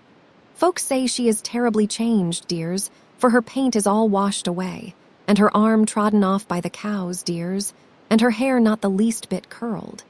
Yet, for old sake's sake, she is still, dears, the prettiest doll in the world." What a silly song for a fairy to sing. And what silly water bobbies to be quite delighted at it. Well, but you see they have not the advantage of Aunt Agitate's arguments in the sea land down below. "Now," said the fairy to Tom, "will you be a good boy for my sake and torment no more sea beasts till I come back? And you will cuddle me again," said poor little Tom. "Of course I will, you little duck. I should like to take you with me and cuddle you all the way, only I must not." And away she went. So Tom really tried to be a good boy and tormented no sea beasts after that as long as he lived. And he is quite alive, I assure you, still. Oh, how good little boys ought to be who have kind pussy mammas to cuddle them and tell them stories, and how afraid they ought to be of growing naughty and bringing tears into their mamma's pretty eyes. Chapter 6. Thou little child, yet glorious in the night of heaven-born freedom on thy being's height, why with such earnest pains dost thou provoke the years to bring the inevitable yoke, thus blindly with thy blessedness at strife? Full soon thy soul shall have her earthly freight, and custom lie upon thee with a weight heavy as frost, and deep almost as life. WORDSWRTH. Here I come to the very saddest part of all my story. I know some people will only laugh at it and call it much ado about nothing. But I know one man who would not, and he was an officer with a pair of gray mustaches as long as your arm, who said once in company that two of the most heart-rending sights in the world, which moved him most to tears, which he would do anything to prevent or remedy, were a child over a broken toy and a child stealing sweets. The company did not laugh at him. His mustaches were too long and too gray for that. But after he was gone, they called him sentimental and so forth, all but one dear little old Quaker lady with a soul as white as her cap, who was not, of course, generally partial to soldiers.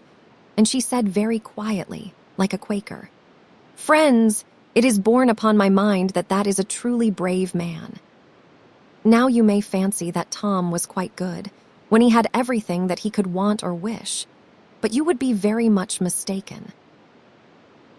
Being quite comfortable is a very good thing, but it does not make people good. Indeed, it sometimes makes them naughty, as it has made the people in America, and as it made the people in the Bible, who waxed fat and kicked, like horses overworked and underworked. And I am very sorry to say that this happened to little Tom. For he grew so fond of the sea bullseyes and sea lollipops that his foolish little head could think of nothing else. And he was always longing for more, and wondering when the strange lady would come again and give him some, and what she would give him, and how much, and whether she would give him more than the others. And he thought of nothing but lollipops by day, and dreamt of nothing else by night. And what happened then? That he began to watch the lady to see where she kept the sweet things, and began hiding and sneaking and following her about and pretending to be looking the other way or going after something else, till he found out that she kept them in a beautiful mother-of-pearl cabinet away in a deep crack of the rocks. And he longed to go to the cabinet, and yet he was afraid. And then he longed again and was less afraid. And at last, by continual thinking about it, he longed so violently that he was not afraid at all. And one night, when all the other children were asleep, and he could not sleep for thinking of lollipops, he crept away among the rocks and got to the cabinet, and behold, it was open. But when he saw all the nice things inside, instead of being delighted, he was quite frightened and wished he had never come there. And then he would only touch them, and he did. And then he would only taste one, and he did. And then he would only eat one, and he did. And then he would only eat two, and then three, and so on. And then he was terrified lest she should come and catch him, and began gobbling them down so fast that he did not taste them or have any pleasure in them. And then he felt sick and would have only one more, and then only one more again, and so on till he had eaten them all up. And all the while, close behind him, stood Mrs. Bedtime. Some people may say, but why did she not keep her cupboard locked? Well, I know. It may seem a very strange thing, but she never does keep her cupboard locked. Everyone may go and taste for themselves and fare accordingly. It is very odd, but so it is, and I am quite sure that she knows best. Perhaps she wishes people to keep their fingers out of the fire by having them burned. She took off her spectacles because she did not like to see too much, and in her pity she arched up her eyebrows into her very hair, and her eyes grew so wide that they would have taken in all the sorrows of the world and filled with great big tears, as they too often do. But all she said was, "Ah, you poor little dear, you are just like all the rest." But she said it to herself, and Tom neither heard nor saw her. Now, you must not fancy that she was sentimental at all. If you do, and think that she is going to let off you, or me, or any human being when we do wrong, because she is too tender-hearted to punish us, then you will find yourself very much mistaken, as many a man does every year and every day. But what did the strange fairy do when she saw all her lollipops eaten? Did she fly at Tom, catch him by the scruff of the neck, hold him, howk him, hump him, hurry him, hit him, poke him, pull him, pinch him, pound him, put him in the corner, shake him, slap him, set him on a cold stone to reconsider himself, and so forth? Not a bit. You may watch her at work if you know where to find her. But you will never see her do that. For if she had, she knew quite well Tom would have fought and kicked and bit and said bad words, and turned again that moment into a naughty little heathen chimney sweep, with his hand, like Ishmael's of old, against every man and every man's hand against him. Did she question him, hurry him, frighten him, threaten him to make him confess? Not a bit.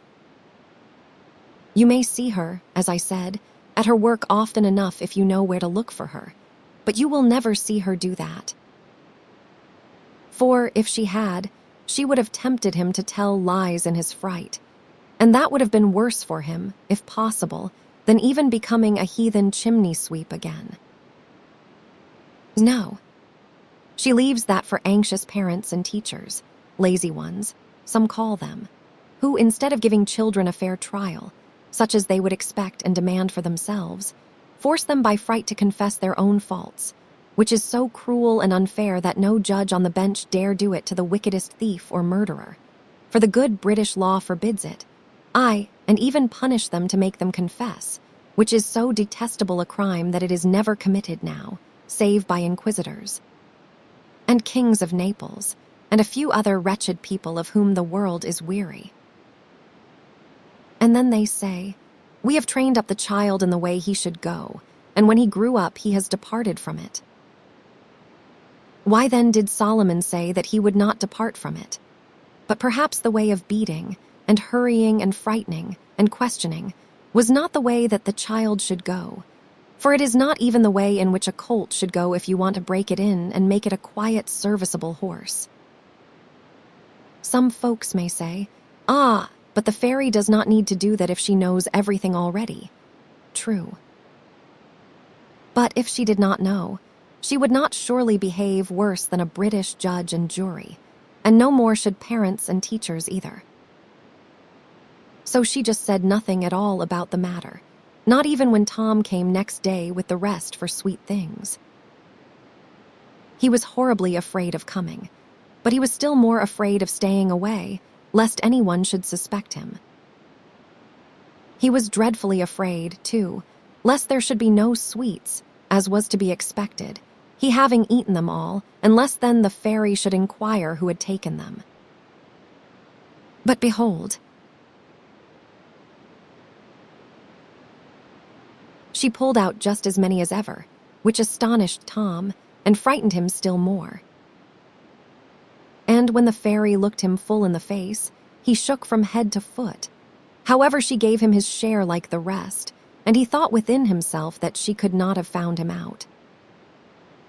But when he put the sweets into his mouth, he hated the taste of them, and they made him so sick that he had to get away as fast as he could. And terribly sick he was, and very cross and unhappy, all the week after. Then, when next week came, he had his share again, and again the fairy looked him full in the face, but more sadly than she had ever looked. And he could not bear the sweets, but took them again in spite of himself. And when Mrs. Dosiawoodbedomby came, he wanted to be cuddled like the rest, but she said very seriously, "I should like to cuddle you, but I cannot, you are so horny and prickly." And Tom looked at himself, and he was all over prickles just like a sea egg. Which was quite natural, for you must know and believe that people's souls make their bodies just as a snail makes its shell. I am not joking, my little man. I am in serious, solemn earnest. And therefore, when Tom's soul grew all prickly with naughty tempers, his body could not help growing prickly, too, so that nobody would cuddle him, or play with him, or even like to look at him. What could Tom do now, but go away and hide in a corner and cry? For nobody would play with him, and he knew full well why. And he was so miserable all that week that when the ugly fairy came and looked at him once more full in the face, more seriously and sadly than ever, he could stand it no longer, and thrust the sweetmeats away, saying, "No, I do not want any.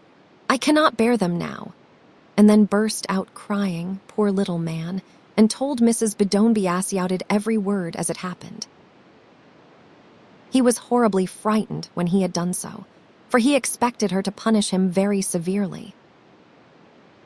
But instead, she only took him up and kissed him, which was not quite pleasant, for her chin was very bristly indeed.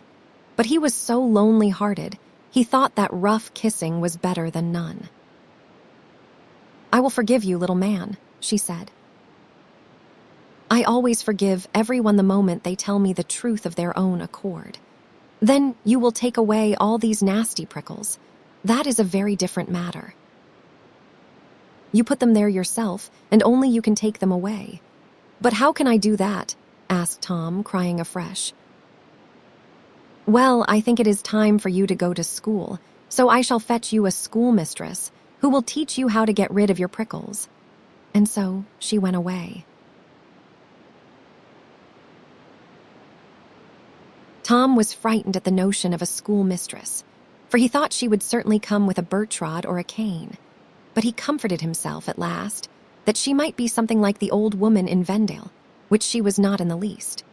For when the fairy brought her, she was the most beautiful little girl that ever was seen, with long curls floating behind her like a golden cloud, and long robes floating all round her like a silver one.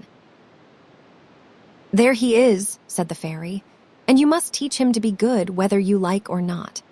"I know," said the little girl, but she did not seem quite to like, for she put her finger in her mouth and looked at Tom under her brows, and Tom put his finger in his mouth and looked at her under his brows, for he was horribly ashamed of himself. The little girl seemed hardly to know how to begin, and perhaps she would never have begun at all if poor Tom had not burst out crying and begged her to teach him to be good and help him to cure his prickles. And at that, she grew so tender-hearted that she began teaching him as prettily as ever child was taught in the world. And what did the little girl teach Tom? She taught him, first, what you have been taught ever since you said your first prayers at your mother's knees, but she taught him much more simply. For the lessons in that world, my child, have no such hard words in them as the lessons in this, and therefore the water bobbies like them better than you like your lessons, and long to learn them more and more. And grown men cannot puzzle nor quarrel over their meaning, as they do here on land. For those lessons all rise clear and pure, like the test out of Overton Pool, out of the everlasting ground of all life and truth. So she taught Tom every day in the week. Only on Sundays she always went away home, and the kind fairy took her place. And before she had taught Tom many Sundays, his prickles had vanished quite away, and his skin was smooth and clean again. "Dear me," said the little girl, "why, I know you now. You are the very same little chimney sweep who came into my bedroom." "Dear me," cried Tom. "And I know you too now. You are the very little white lady whom I saw in bed." And he jumped at her and longed to hug and kiss her, but did not, remembering that she was a lady born, so he only jumped round and round her till he was quite tired. And then they began telling each other all their story, how he had got into the water, and she had fallen over the rock, and how he had swum down to the sea, and how she had flown out of the window, and how this, that, and the other, till it was all talked out. And then they both began over again, and I cannot say which of the two talked fastest. And then they set to work at their lessons again, and both liked them so well that they went on well till 7 full years were past and gone. You may fancy that Tom was quite content and happy all those 7 years, but the truth is he was not. He had always one thing on his mind, and that was where little Ellie went when she went home on Sundays. "To a very beautiful place," she said. But what was the beautiful place like, and where was it? That is just what she could not say. And it is strange, but true, that no one can say, and that those who have been oftenest in it, or even nearest to it, can say least about it, and make people understand least what it is like. There are a good many folks about the other end of nowhere, where Tom went afterwards, who pretend to know it from north to south as well as if they had been penny postmen there. But as they are safe at the other end of nowhere, 999 million miles away, what they say cannot concern us. But the dear, sweet, loving, wise, good, self-sacrificing people who really go there can never tell you anything about it, save that it is the most beautiful place in all the world. And if you ask them more, they grow modest and hold their peace for fear of being laughed at, and quite right they are. So all that good little Ellie could say was that it was worth all the rest of the world put together. And of course, that only made Tom the more anxious to go likewise. "Miss Ellie," he said at last, "I will know why I cannot go with you when you go home on Sundays, or I shall have no peace, and give you none either. You must ask the fairies that." So when the fairy, Mrs. Bedombiasioted, came next, Tom asked her. "Little boys who are only fit to play with sea beasts cannot go there," she said. "Those who go there must go first where they do not like, and do what they do not like, and help somebody they do not like. Why did Ellie do that? Ask her." And Ellie blushed and said, "Yes, Tom, I did not like coming here at first, I was so much happier at home where it is always Sunday. And I was afraid of you, Tom, at first, because I was all over prickles. But I am not prickly now, am I, Miss Ellie? No, said Ellie. I like you very much now, and I like coming here too. And perhaps, said the fairy, you will learn to like going where you do not like, and helping someone that you do not like, as Ellie has. But Tom put his finger in his mouth and hung his head down, for he did not see that at all. So when Mrs. Dosiawwoodbedomby came, Tom asked her, for he thought in his little head, she is not so strict as her sister, and perhaps she may let me off more easily. Ah, Tom, silly fellow. And yet I do not know why I should blame you, while so many grown people have got the very same notion in their heads. But when they try it, they get just the same answer as Tom did. For, when he asked the second fairy, she told him just what the first did, and in the very same words. Tom was very unhappy at that. And when Ellie went home on Sunday, he fretted and cried all day, and did not care to listen to the fairies' stories about good children, though they were prettier than ever. Indeed, the more he overheard of them, the less he liked to listen, because they were all about children who did what they did not like, and took trouble for other people, and worked to feed their little brothers and sisters instead of caring only for their play. And when she began to tell a story about a holy child in old times, who was martyred by the heathen because it would not worship idols, Tom could bear no more, and ran away and hid among the rocks. And when Ellie came back, he was shy with her, because he fancied she looked down on him and thought him a coward.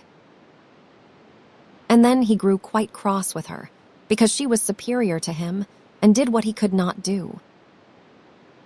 And poor Ellie was quite surprised and sad, and at last Tom burst out crying, but he would not tell her what was really in his mind. And all the while he was eaten up with curiosity to know where Ellie went to, so that he began not to care for his playmates, or for the sea palace or anything else. But perhaps that made matters all the easier for him, for he grew so discontented with everything round him that he did not care to stay, and did not care where he went. Well, he said at last, I am so miserable here I will go, if only you will go with me. Ah, said Ellie, I wish I might, but the worst of it is that the fairy says that you must go alone if you go at all. Now do not poke that poor crab about, Tom, for he was feeling very naughty and mischievous, or the fairy will have to punish you. Tom was very nearly saying, I do not care if she does, but he stopped himself in time. I know what she wants me to do, he said, whining most dolefully. She wants me to go after that horrid old Grimes. I do not like him, that is certain. And if I find him, he will turn me into a chimney sweep again, I know. That is what I have been afraid of all along. No, he will not, I know as much as that. Nobody can turn water bobbies into sweeps or hurt them at all as long as they are good. Ah, said naughty Tom, I see what you want. You are persuading me all along to go because you are tired of me and want to get rid of me. Little Ellie opened her eyes very wide at that, and they were all brimming over with tears. Oh, Tom, she said very mournfully, and then she cried, Oh, Tom, where are you? And Tom cried, Oh, Ellie, where are you? For neither of them could see each other, not the least. Little Ellie vanished quite away, and Tom heard her voice calling him, and growing smaller and smaller, and fainter, till all was silent. Who was frightened then but Tom? He swam up and down among the rocks, into all the halls and chambers, faster than ever he swam before, but could not find her. He shouted after her, but she did not answer. He asked all the other children, but they had not seen her. And at last he went up to the top of the water and began crying and screaming for Mrs. Bedomby. which perhaps was the best thing to do, for she came in a moment. "Oh," said Tom. "Oh dear, oh dear. I have been naughty to Ellie, and I have killed her. I know I have killed her." "Not quite that," said the fairy, "but I have sent her away home, and she will not come back again for I do not know how long." And at that Tom cried so bitterly that the salt sea was swelled with his tears, and the tide was of an inch higher than it had been the day before, but perhaps that was owing to the waxing of the moon. It may have been so, but it is considered right in the new philosophy, to give spiritual causes for physical phenomena, especially in parlor tables. And of course, physical causes for spiritual ones, like thinking and praying and knowing right from wrong. And so they odds it till it comes even, as folks say down in Berkshire. "How cruel of you to send Ellie away," sobbed Tom. "However, I will find her again if I go to the world's end to look for her." The fairy did not slap Tom and tell him to hold his tongue, but she took him on her lap very kindly, just as her sister would have done, and put him in mind how it was not her fault, because she was wound up inside, like watches, and could not help doing things whether she liked or not. And then she told him how he had been in the nursery long enough, and must go out now and see the world, if he intended ever to be a man, and how he must go all alone by himself, as everyone else that ever was born has to go, and see with his own eyes, and smell with his own nose, and make his own bed and lie on it, and burn his own fingers if he put them into the fire. And then she told him how many fine things there were to be seen in the world, and what an odd, curious, pleasant, orderly, respectable, well-managed, and on the whole successful, as indeed might have been expected, sort of a place it was, if people would only be tolerably brave and honest and good in it. And then she told him not to be afraid of anything he met, for nothing would harm him if he remembered all his lessons, and did what he knew was right. And at last she comforted poor little Tom so much that he was quite eager to go, and wanted to set out that minute. "Only," he said, "if I might see Ellie once before I went." "Why do you want that?" Because I should be so much happier if I thought she had forgiven me." And in the twinkling of an eye there stood Ellie, smiling and looking so happy that Tom longed to kiss her, but was still afraid it would not be respectful, because she was a lady born. "I am going, Ellie," said Tom. "I am going, if it is to the world's end." "But I do not like going at all, and that is the truth." "Pooh, pooh, pooh," said the fairy. "You will like it very well indeed, you little rogue, and you know that at the bottom of your heart. But if you do not, I will make you like it. Come here, and see what happens to people who do only what is pleasant." And she took out of one of her cupboards. She had all sorts of mysterious cupboards in the cracks of the rocks, the most wonderful waterproof book, full of such photographs as never were seen. For she had found out photography, and this is a fact, more than 13,598,000 years before anybody was born. And what is more, her photographs did not merely represent light and shade, as ours do, but color also, and all colors, as you may see if you look at a black cock's tail, or a butterfly's wing, or indeed most things that are or can be, so to speak. And therefore her photographs were very curious and famous, and the children looked with great delight for the opening of the book. And on the title page was written, "The history of the great and famous nation of the Dociolites, who came away from the country of hard work, because they wanted to play on the Jew's harp all day long." In the first picture, they saw these Dociolites living in the land of ready-made, at the foot of the happy-go-lucky mountains, where flapdoodle grows wild. And if you want to know what that is, you must read Peter Simple. They lived very much such a life as those jolly old Greeks in Sicily, whom you may see painted on the ancient vases, and really there seemed to be great excuses for them, for they had no need to work. Instead of houses, they lived in the beautiful caves of tufa and bathed in the warm springs 3 times a day. And as for clothes, it was so warm there that the gentlemen walked about in little beside a cocked hat and a pair of straps, or some light summer tackle of that kind. And the ladies all gathered gossamer in autumn, when they were not too lazy, to make their winter dresses. They were very fond of music, but it was too much trouble to learn the piano or the violin, and as for dancing, that would have been too great an exertion. So they sat on anthills all day long and played on the Jew's harp.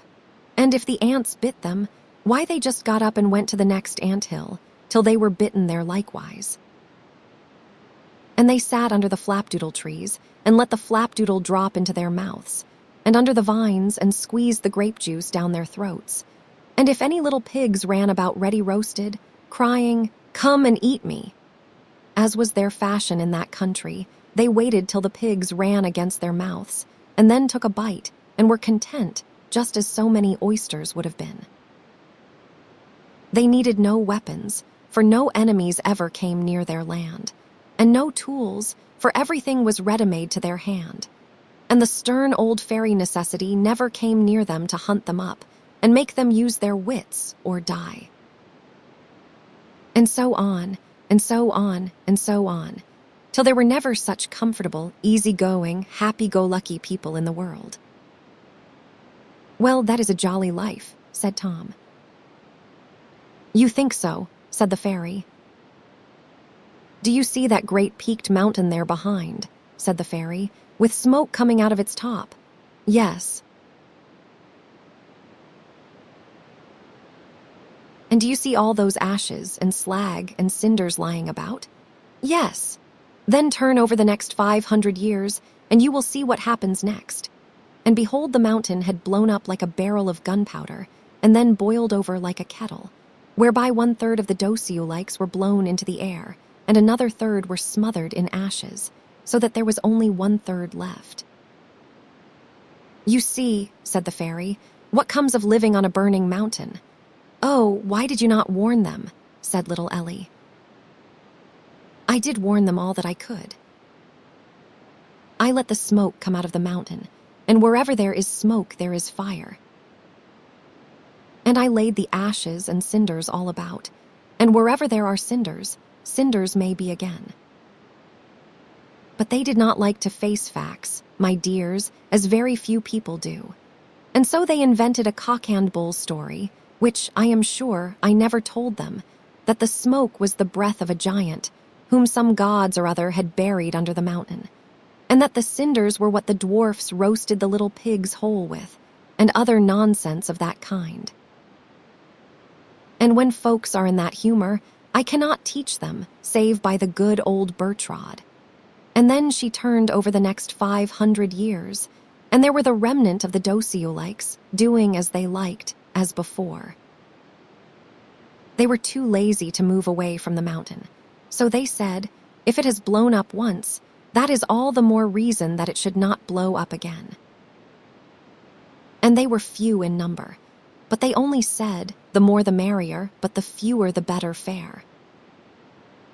However, that was not quite true, for all the flapdoodle trees were killed by the volcano, and they had eaten all the roast pigs, who, of course, could not be expected to have little ones. So they had to live very hard, on nuts and roots which they scratched out of the ground with sticks.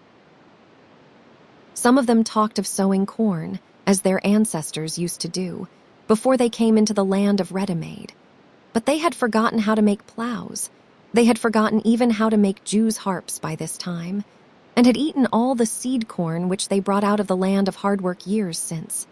And of course it was too much trouble to go away and find more. So they lived miserably on roots and nuts, and all the weakly little children had great stomachs, and then died. "Why," said Tom, "they are growing no better than savages. And look how ugly they are all getting," said Ellie. "Yes, when people live on poor vegetables instead of roast beef and plum pudding, their jaws grow large, and their lips grow coarse, like the poor Patties who eat potatoes." And she turned over the next 500 years. And there, they were all living up in trees and making nests to keep off the rain. And underneath, the trees lions were prowling about. "Why," said Ellie, "the lions seem to have eaten a good many of them, for there are very few left now." "Yes," said the fairy. "You see, it was only the strongest and most active ones who could climb the trees and so escape. But what great, hulking, broad-shouldered chaps they are," said Tom. "They are a rough lot as ever I saw.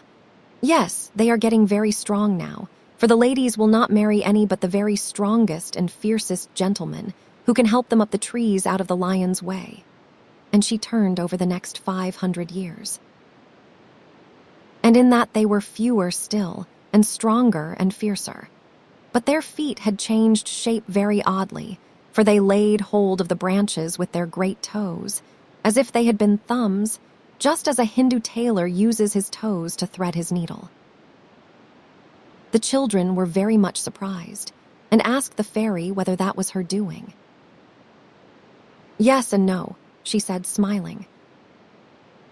"It was only those who could use their feet as well as their hands who could get a good living, or, indeed, get married, so that they got the best of everything and starved out all the rest. And those who are left keep up a regular breed of toe-thumb men, as a breed of shorthorns, or our Skye terriers or fancy pigeons is kept up. But there is a hairy one among them," said Ellie. "Ah," said the fairy, "that will be a great man in his time, and chief of all the tribe." And when she turned over the next 500 years, it was true. For this hairy chief had had hairy children, and they hairier children still, and every one wished to marry hairy husbands and have hairy children too. For the climate was growing so damp that none but the hairy ones could live. All the rest coughed and sneezed and had sore throats and went into consumptions before they could grow up to be men and women. Then the fairy turned over the next 500 years. And they were fewer still. "Why, there is one on the ground picking up roots," said Ellie, "and he cannot walk upright." No more he could, for in the same way that the shape of their feet had altered, the shape of their backs had altered also. "Why," cried Tom, "I declare they are all apes." "Something fearfully like it, poor foolish creatures," said the fairy. "They are grown so stupid now that they can hardly think, for none of them have used their wits for many 100 years. They have almost forgotten, too, how to talk. For each stupid child forgot some of the words it heard from its stupid parents, and had not wits enough to make fresh words for itself. Beside, they are grown so fierce and suspicious and brutal that they keep out of each other's way, and mope and sulk in the dark forests, never hearing each other's voice, till they have forgotten almost what speech is like. I am afraid they will all be apes very soon, and all by doing only what they liked. And in the next 500 years they were all dead and gone, by bad food and wild beasts and hunters, all except one tremendous old fellow with jaws like a jack, who stood full 7 feet high, and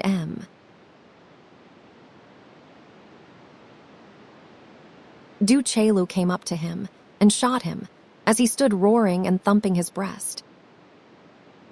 And he remembered that his ancestors had once been men and tried to say, "Am I not a man and a brother?"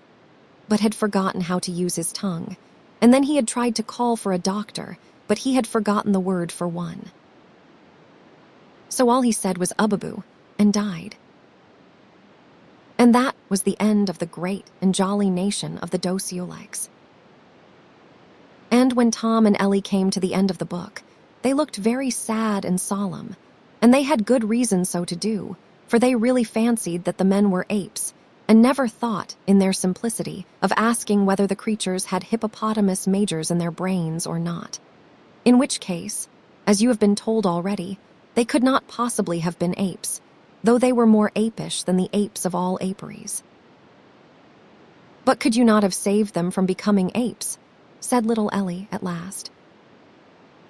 "At first, my dear, if only they would have behaved like men, and set to work to do what they did not like. But the longer they waited and behaved like the dumb beasts, who only do what they like, the stupider and clumsier they grew, till at last they were past all cure, for they had thrown their own wits away. It is such things as this that help to make me so ugly that I know not when I shall grow fair. And where are they all now? Asked Ellie. Exactly where they ought to be, my dear. Yes, said the fairy solemnly, half to herself as she closed the wonderful book. Folks say now that I can make beasts into men, by circumstance and selection and competition, and so forth. Well, perhaps they are right, and perhaps again they are wrong. That is one of the 7 things which I am forbidden to tell, till the coming of the Coxagrews, and, at all events, it is no concern of theirs. Whatever their ancestors were, men they are, and I advise them to behave as such and act accordingly. But let them recollect this, that there are 2 sides to every question, and a downhill as well as an uphill road. And if I can turn beasts into men, I can, by the same laws of circumstance, and selection and competition, turn men into beasts. You were very near being turned into a beast once or twice, little Tom. Indeed, if you had not made up your mind to go on this journey and see the world like an Englishman, I am not sure but that you would have ended as an eft in a pond. Oh, dear me, said Tom. Sooner than that and be all over slime, I will go this minute if it is to the world's end. Chapter 7. And Nature, the old nurse, took the child upon her knee, saying, Here is a story-book thy father hath written for thee. Come wander with me, she said, into regions yet untrod, and read what is still unread in the manuscripts of God. And he wandered away and away with Nature, the dear old nurse, who sang to him night and day the rhymes of the universe. Longfellow. Now, said Tom, I am ready be off if it is to the world's end. Ah, said the fairy, that is a brave, good boy. But you must go farther than the world's end, if you want to find Mr. Grimes, for he is at the other end of nowhere. You must go to Shiny Wall, and through the white gate that never was opened, and then you will come to Peaceful and Mother Carey's haven, where the good whales go when they die. And their Mother Carey will tell you the way to the other end of nowhere, and there you will find Mr. Grimes. Oh, dear, said Tom. But I do not know my way to Shiny Wall, or where it is at all. Little boys must take the trouble to find out things for themselves, or they will never grow to be men, so that you must ask all the beasts in the sea and the birds in the air, and if you have been good to them, some of them will tell you the way to Shiny Wall. Well, said Tom, it will be a long journey, so I had better start at once. Goodbye, Miss Ellie. You know I am getting a big boy, and I must go out and see the world. I know you must, said Ellie, but you will not forget me, Tom. I shall wait here till you come. And she shook hands with him and bade him goodbye. Tom longed very much again to kiss her, but he thought it would not be respectful, considering she was a lady born. So he promised not to forget her. But his little whirlabout of a head was so full of the notion of going out to see the world that it forgot her in 5 minutes. However, though his head forgot her, I am glad to say his heart did not. So he asked all the beasts in the sea, and all the birds in the air, but none of them knew the way to Shiny Wall. For why? He was still too far down south. Then he met a ship, far larger than he had ever seen, a gallant ocean steamer with a long cloud of smoke trailing behind, and he wondered how she went on without sails and swam up to her to see. A school of dolphins were running races round and round her, going 3 feet for her one, and Tom asked them the way to Shiny Wall, but they did not know. Then he tried to find out how she moved, and at last he saw her screw, and was so delighted with it that he played under her quarter all day, till he nearly had his nose knocked off by the fans and thought it time to move. Then he watched the sailors upon deck and the ladies with their bonnets and parasols, but none of them could see him because their eyes were not opened, as indeed most people's eyes are not. At last there came out into the quarter gallery a very pretty lady, in deep black widow's weeds, and in her arms a baby. She leaned over the quarter gallery and looked back and back toward England far away, and as she looked she sang, "I." Soft, soft wind, from out the sweet south sliding, waft thy silver cloud-webs athwart the summer sea. Thin, thin threads of mist on dewy fingers twining weave a veil of dappled gauze to shade my babe and me. 2. Deep, deep love, within thine own abyss abiding, pour thyself abroad, O Lord, on earth and air and sea. Worn, weary hearts within thy holy temple hiding, shield from sorrow, sin, and shame my helpless babe and me. Her voice was so soft and low, and the music of the air so sweet that Tom could have listened to it all day. But as she held the baby over the gallery rail, to show it the dolphins leaping and the water gurgling in the ship's wake, lo, and behold, the baby saw Tom. He was quite sure of that, for when their eyes met, the baby smiled and held out his hands, and Tom smiled and held out his hands too, and the baby kicked and leaped, as if it wanted to jump overboard to him. "What do you see, my darling?" said the lady, and her eyes followed the baby's till she too caught sight of Tom, swimming about among the foam beads below. She gave a little shriek and start, and then she said, quite quietly, "Bobby's in the sea." "Well, perhaps it is the happiest place for them," and waved her hand to Tom and cried, "Wait a little, darling, only a little, and perhaps we shall go with you and be at rest." And at that an old nurse, all in black, came out and talked to her and drew her in. And Tom turned away northward, sad and wondering, and watched the great steamer slide away into the dusk, and the lights on board peep out one by one and die out again, and the long bar of smoke fade away into the evening mist till all was out of sight. And he swam northward again, day after day, till at last he met the king of the herrings, with a currycomb growing out of his nose and a sprat in his mouth for a cigar, and asked him the way to Shiny Wall. So he bolted his sprat head foremost and said, "If I were you, young gentleman, I should go to the Alalone Stone and ask the last of the Gareful. She is of a very ancient clan, very nearly as ancient as my own, and knows a good deal which these modern upstarts do not, as ladies of old houses are likely to do."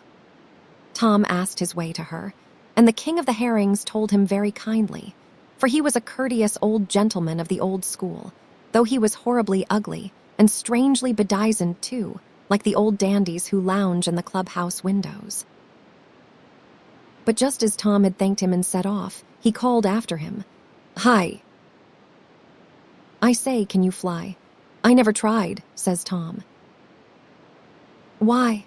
"Because, if you can, I should advise you to say nothing to the old lady about it." "There, take a hint." Goodbye. And away Tom went for 7 days and 7 nights due northwest, till he came to a great cod bank, the like of which he never saw before. The great cod lay below in tens of thousands, and gobbled shellfish all day long, and the blue sharks roved above in hundreds, and gobbled them when they came up. So they ate and ate and ate each other, as they had done since the making of the world, for no man had come here yet to catch them and find out how rich old Mother Carey is. And there he saw the last of the Gareful, standing up on the Alalone stones all alone. And a very grand old lady she was, full 3 feet high and bolt upright, like some old Highland chieftainess. She had on a black velvet gown and a white pinner and apron and a very high bridge to her nose, which is a sure mark of high breeding, and a large pair of white spectacles on it, which made her look rather odd. But it was the ancient fashion of her house. And instead of wings, she had 2 little feathery arms, with which she fanned herself and complained of the dreadful heat. And she kept on crooning an old song to herself, which she learnt when she was a little baby bird long ago. 2 little birds, they sat on a stone, one swam away, and then there was one with a foul-la-la lady. The other swam after, and then there was none, and so the poor stone was left all alone, with a foul-la-la lady. It was flew away properly and not swam away, but as she could not fly, she had a right to alter it. However, it was a very fit song for her to sing, because she was a lady herself. Tom came up to her very humbly and made his bow, and the first thing she said was, "Have you wings? Can you fly?" "Oh dear, no, ma'am, I should not think of such thing," said cunning little Tom. "Then I shall have great pleasure in talking to you, my dear. It is quite refreshing nowadays to see anything without wings. They must all have wings, forsooth, now, every new upstart sort of bird and fly. What can they want with flying, and raising themselves above their proper station in life? In the days of my ancestors, no birds ever thought of having wings, and did very well without, and now they all laugh at me because I keep to the good old fashion. Why, the very merricks and dovekies have got wings, the vulgar creatures, and poor little ones enough they are, and my own cousins too, the razorbills, who are gentlefolk born and ought to know better than to ape their inferiors." And so she was running on, while Tom tried to get in a word edgeways. And at last he did, when the old lady got out of breath and began fanning herself again, and then he asked if she knew the way to Shiny Wall. Shiny Wall? Who should know better than I? We all came from Shiny Wall, thousands of years ago, when it was decently cold, and the climate was fit for gentlefolk. But now, what with the heat, and what with these vulgar-winged things who fly up and down and eat everything, so that gentle people's hunting is all spoilt, and one really cannot get one's living, or hardly venture off the rock for fear of being flown against by some creature that would not have dared to come within a mile of one 1,000 years ago. What was I saying? Why, we have quite gone down in the world, my dear, and have nothing left but our honor. And I am the last of my family.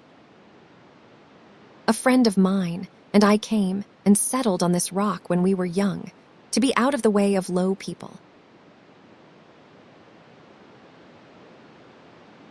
Once we were a great nation, and spread over all the northern isles. But men shot us so, and knocked us on the head, and took our eggs.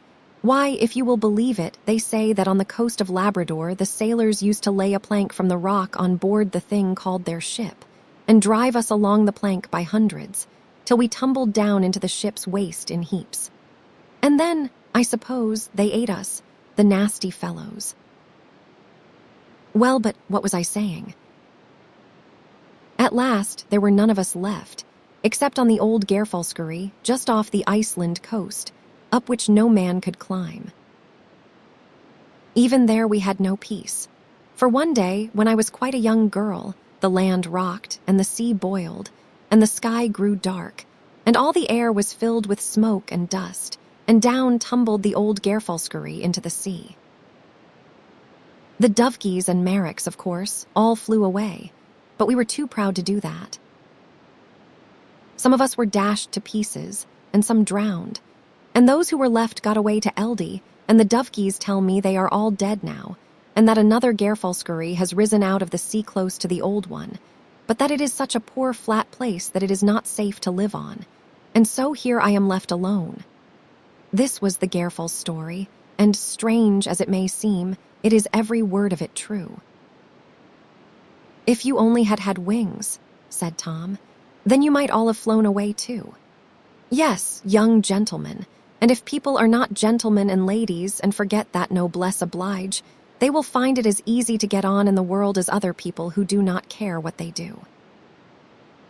Why, if I had not recollected that noblesse oblige, I should not have been all alone now." And the poor old lady sighed.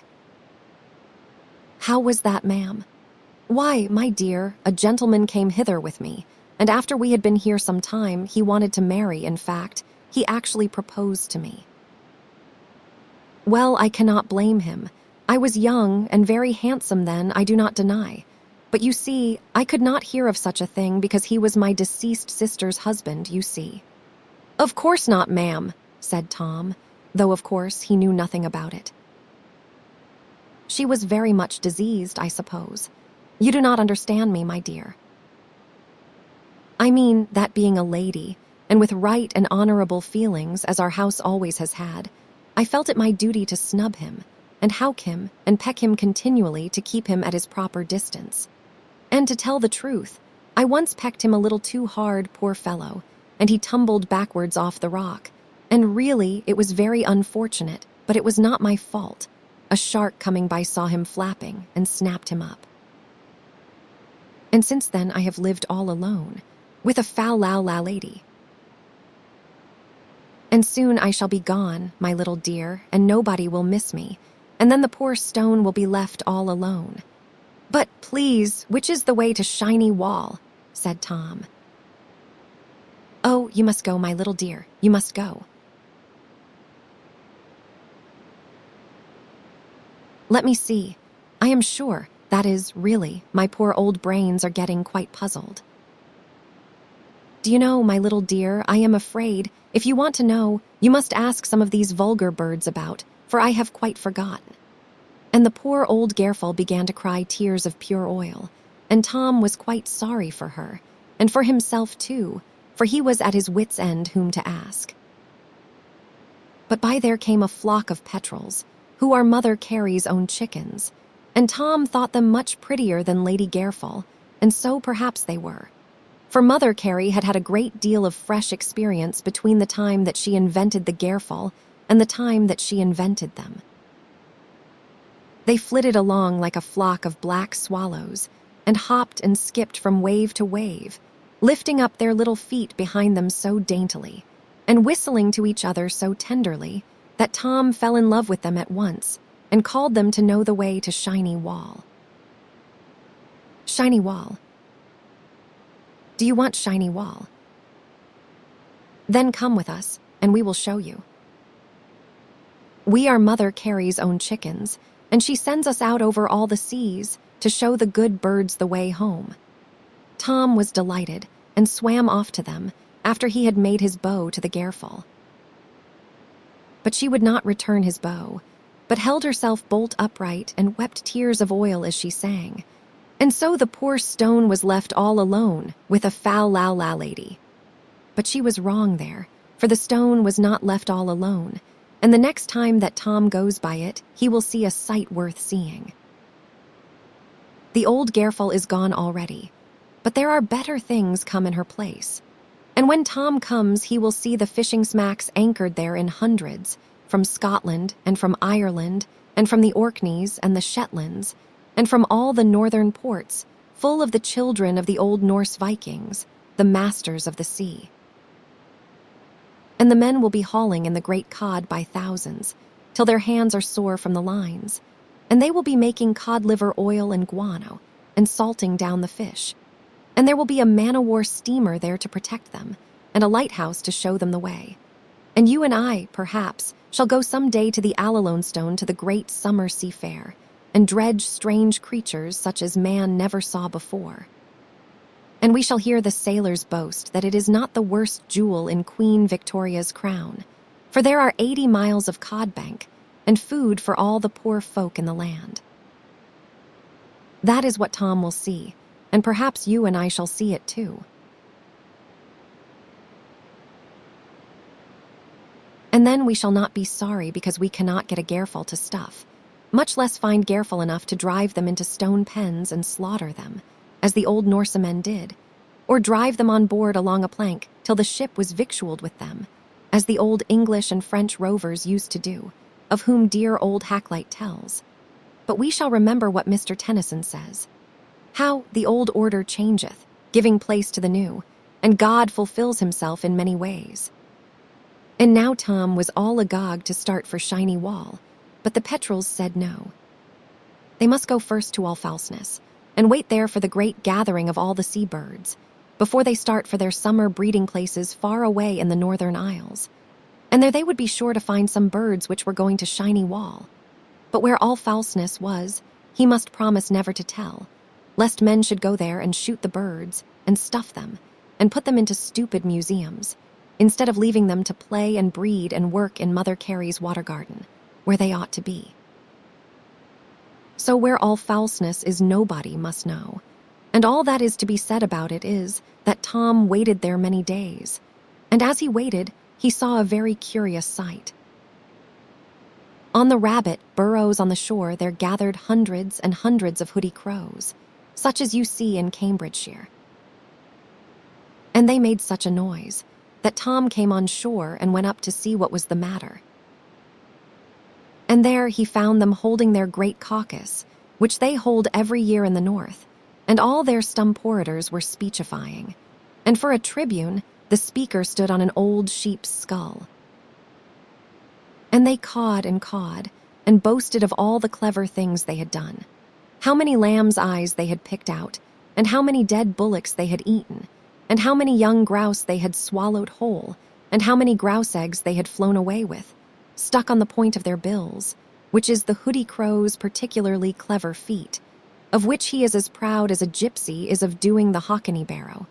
And what that is, I will not tell you. And at last they brought out the prettiest, neatest young lady crow that ever was seen, and set her in the middle, and all began abusing and vilifying and rating and bullyragging at her, because she had stolen no grouse eggs, and had actually dared to say that she would not steal any. So she was to be tried publicly by their laws, for the hoodies always try some offenders in their great yearly parliament. And there she stood in the middle, in her black gown and gray hood, looking as meek and as neat as a quackeress, and they all bawled at her at once. And it was in vain that she pleaded that she did not like grouse eggs, that she could get her living very well without them, that she was afraid to eat them for fear of the gamekeepers, that she had not the heart to eat them because the grouse were such pretty, kind, jolly birds, and a dozen reasons more. For all the other skullcrows set upon her, and pecked her to death there and then, before Tom could come to help her, and then flew away, very proud of what they had done. Now, was not this a scandalous transaction? But they are true Republicans, these hoodies, who do everyone just what he likes, and make other people do so too. So that, for any freedom of speech, thought, or action, which is allowed among them, they might as well be American citizens of the new school. But the fairies took the good crow, and gave her 9 new sets of feathers running, and turned her at last into the most beautiful bird of paradise with a green velvet suit and a long tail, and sent her to eat fruit in the Spice Islands, where cloves and nutmegs grow. And Mrs. Bigdombiasiouted settled her account with the wicked hoodies. For, as they flew away, what should they find but a nasty dead dog, on which they all set to work, peeking and gobbling and cawing and quarreling to their heart's content. But the moment afterwards, they all threw up their bills into the air and gave one screech, and then turned head over heels backward and fell down dead, 123 of them at once. For why? The fairy had told the gamekeeper in a dream to fill the dead dog full of strychnine, and so he did. And after a while the birds began to gather at Allfalseness, in thousands and tens of thousands, blackening all the air. Swans and brant geese, harlequins and eiders, heralds and garganies, smews and goosanders, divers and loons, grebes and dovekies, auks and razorbills, gannets and petrels, skuas and terns, with gulls beyond all naming or numbering. And they paddled and washed and splashed and combed and brushed themselves on the sand, till the shore was white with feathers. And they quacked and clucked and gabbled and chattered and screamed and whooped as they talked over matters with their friends, and settled where they were to go and breed that summer, till you might have heard them 10 miles off. And lucky it was for them that there was no one to hear them but the old keeper, who lived all alone upon the ness, in a turf hut thatched with heather and fringed round with great stones slung across the roof by bentropes, lest the winter gales should blow the hut right away. But he never minded the birds nor hurt them, because they were not in season. Indeed, he minded but two things in the whole world, and those were his Bible and his grouse. For he was as good an old Scotchman as ever knit stockings on a winter's night. Only, when all the birds were going, he toddled out and took off his cap to them and wished them a merry journey and a safe return. And then gathered up all the feathers which they had left, and cleaned them to sell down south, and make feather beds for stuffy people to lie on. Then the petrels asked this bird, and that whether they would take Tom to Shiny Wall. But one set was going to Sutherland, and one to the Shetlands, and one to Norway, and one to Spitzbergen, and one to Iceland, and one to Greenland. But none would go to Shiny Wall. So the good-natured petrels said that they would show him part of the way themselves, but they were only going as far as Jan Mayen's land, and after that he must shift for himself. And then all the birds rose up, and streamed away in long black lines, north and northeast, and northwest, across the bright blue summer sky, and their cry was like 10,000 packs of hounds and 10,000 peals of bells. Only the puffins stayed behind and killed the young rabbits and laid their eggs in the rabbit burrows, which was rough practice, certainly, but a man must see to his own family. And as Tom and the petrels went northeastward, it began to blow right hard. For the old gentleman in the gray greatcoat, who looks after the big copper boiler in the Gulf of Mexico, had got behindhand with his work. So Mother Carey had sent an electric message to him for more steam. And now the steam was coming, as much in an hour as ought to have come in a week, puffing and roaring and swishing and swirling, till you could not see where the sky ended and the sea began. But Tom and the petrels never cared, for the gale was right abaft, and away they went over the crests of the billows, as merry as so many flying fish. And at last they saw an ugly sight, the black side of a great ship, waterlogged in the trough of the sea. Her funnel and her masts were overboard, and swayed and surged under her lee. Her decks were swept as clean as a barn floor, and there was no living soul on board. The petrels flew up to her and wailed round her, for they were very sorry indeed, and also they expected to find some salt pork. And Tom scrambled on board of her and looked round, frightened and sad. And there, in a little cot, lashed tight under the bulwark, lay a baby fast asleep. The very same baby Tom saw at once, which he had seen in the singing lady's arms. He went up to it and wanted to wake it.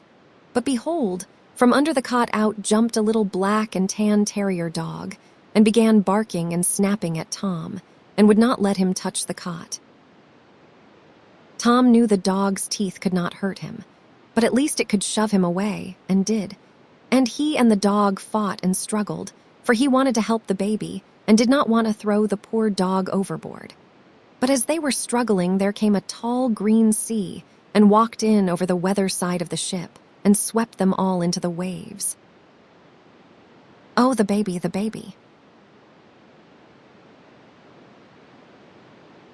screamed Tom, but the next moment he did not scream at all, for he saw the cot settling down through the green water, with the baby, smiling in it, fast asleep. And he saw the fairies come up from below, and carry baby and cradle gently down in their soft arms. And then he knew it was all right, and that there would be a new water baby in St. Brandon's Isle. And the poor little dog. Why, after he had kicked and coughed a little, he sneezed so hard that he sneezed himself clean out of his skin, and turned into a water dog, and jumped and danced round Tom, and ran over the crests of the waves, and snapped at the jellyfish and the mackerel, and followed Tom the whole way to the other end of nowhere. Then they went on again, till they began to see the peak of Jan Mayen's land, standing up like a white sugar loaf, 2 miles above the clouds. And there they fell in with a whole flock of mollymocks, who were feeding on a dead whale. "These are the fellows to show you the way," said Mother Carey's chickens. "We cannot help you farther north. We do not like to get among the ice pack, for fear it should nip our toes, but the mollies dare fly anywhere." So the petrels called to the mollies, but they were so busy and greedy, gobbling and peeking and spluttering and fighting over the blubber, that they did not take the least notice. "Come, come," said the petrels. "You lazy, greedy lubbers, this young gentleman is going to Mother Carey, and if you do not attend on him, you will not earn your discharge from her, you know." "Greedy we are," says a great fat old molly, "but lazy we ain't, and as for lubbers, we are no more lubbers than you. Let us have a look at the lad." And he flapped right into Tom's face and stared at him in the most impudent way, for the mollies are audacious fellows, as all whalers know, and then asked him where he hailed from and what land he sighted last. And when Tom told him, he seemed pleased and said he was a good plucked one to have got so far. "Come along, lads," he said to the rest, "and give this little chap a cast over the pack for Mother Carey's sake. We have eaten blubber enough for today, and we will e'en work out a bit of our time by helping the lad." So the mollies took Tom up on their backs and flew off with him, laughing and joking, and oh, how they did smell of train oil. "Who are you, you jolly birds?" asked Tom. "We are the spirits of the old Greenland skippers, as every sailor knows, who hunted here, right whales and horse whales, full hundreds of years agone. But because we were saucy and greedy, we were all turned into mollies, to eat whale's blubber all our days. But lubbers we are none, and could sail a ship now against any man in the North Seas, though we do not hold with this newfangled steam. And it is a shame of those black imps of petrels to call us so, but because they are her Grace's pets, they think they may say anything they like. And who are you?" Asked Tom of him, for he saw that he was the king of all the birds. "My name is Hendrik Hudson, and a right good skipper was I, and my name will last to the world's end, in spite of all the wrong I did. For I discovered Hudson River, and I named Hudson's Bay, and many have come in my wake that dared not have shown me the way. But I was a hard man in my time, that is truth, and stole the poor Indians off the coast of Maine, and sold them for slaves down in Virginia. And at last I was so cruel to my sailors, here in these very seas, that they set me adrift in an open boat, and I never was heard of more. So now I am the king of all mollies, till I have worked out my time. And now they came to the edge of the pack, and beyond it they could see shiny wall looming, through mist and snow and storm. But the pack rolled horribly upon the swell, and the ice giants fought and roared, and leapt upon each other's backs, and ground each other to powder, so that Tom was afraid to venture among them, lest he should be ground to powder too. And he was the more afraid, when he saw lying among the ice pack the wrecks of many a gallant ship, some with masts and yards all standing, some with the seamen frozen fast on board. Alas, alas for them. They were all true English hearts, and they came to their end like good knights errant, in searching for the white gate that never was opened yet. But the good mollies took Tom and his dog up, and flew with them safe over the pack and the roaring ice giants, and set them down at the foot of Shiny Wall. "And where is the gate?" asked Tom. "There is no gate," said the mollies. "No gate," cried Tom aghast. "None, never a crack of one, and that is the whole of the secret, as better fellows, lad, than you have found to their cost, and if there had been, they would have killed by now every right whale that swims the sea. What am I to do, then? Dive under the floe, to be sure, if you have pluck. I have not come so far to turn now," said Tom, "so here goes for a header." "A lucky voyage to you, lad," said the mollies. "We knew you were one of the right sort." "So goodbye. Why do not you come too?" asked Tom. But the mollies only wailed sadly, "We cannot go yet, we cannot go yet," and flew away over the pack. So Tom dived under the great white gate which never was opened yet, and went on in black darkness at the bottom of the sea for 7 days and 7 nights. And yet he was not a bit frightened. Why should he be? He was a brave English lad, whose business is to go out and see all the world. And at last he saw the light and clear, clear water overhead, and up he came 1,000 fathoms among clouds of sea moths which fluttered round his head. There were moths with pink heads and wings and opal bodies that flapped about slowly, moths with brown wings that flapped about quickly, yellow shrimps that hopped and skipped most quickly of all, and jellies of all the colors in the world that neither hopped nor skipped, but only dawdled and yawned and would not get out of his way. The dog snapped at them till his jaws were tired, but Tom hardly minded them at all. He was so eager to get to the top of the water and see the pool where the good whales go. And a very large pool it was, miles and miles across, though the air was so clear that the ice cliffs on the opposite side looked as if they were close at hand.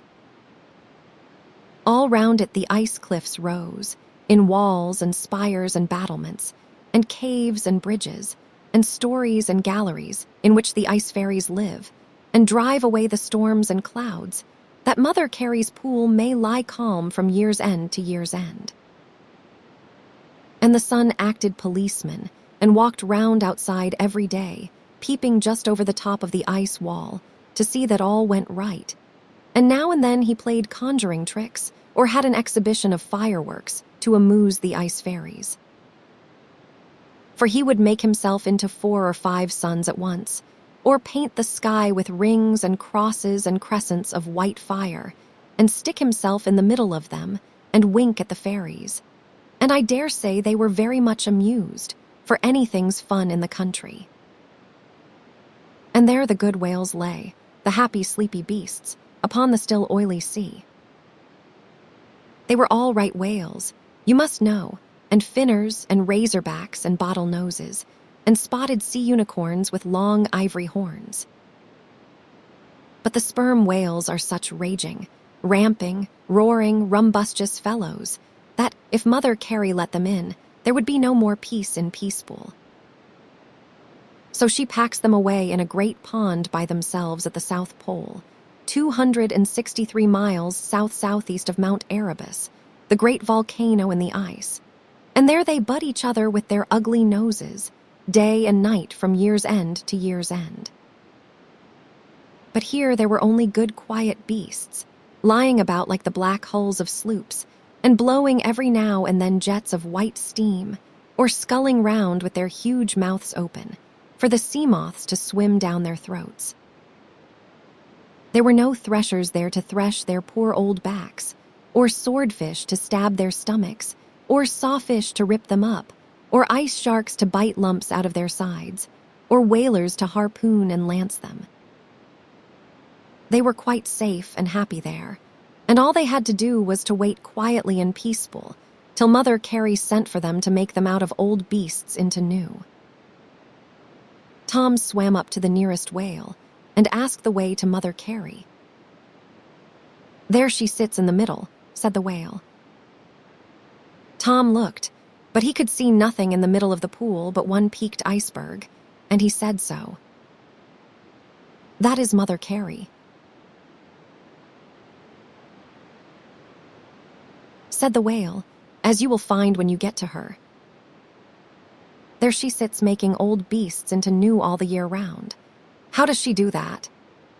"That is her concern, not mine," said the old whale, and yawned so wide, for he was very large, that there swam into his mouth 943 sea moths, 13,846 jellyfish no bigger than pins' heads, a string of salpy 9 yards long, and 43 little ice crabs, who gave each other a parting pinch all round, tucked their legs under their stomachs, and determined to die decently, like Julius Caesar. "I suppose," said Tom, "she cuts up a great whale like you into a whole shoal of porpoises." At which the old whale laughed so violently that he coughed up all the creatures, who swam away again very thankful at having escaped out of that terrible whalebone net of his, from which bourne no traveler returns, and Tom went on to the iceberg, wondering. And when he came near it, it took the form of the grandest old lady he had ever seen, a white marble lady, sitting on a white marble throne. And from the foot of the throne there swum away, out and out into the sea, millions of newborn creatures, of more shapes and colors than man ever dreamed. And they were Mother Carey's children, whom she makes out of the seawater all day long.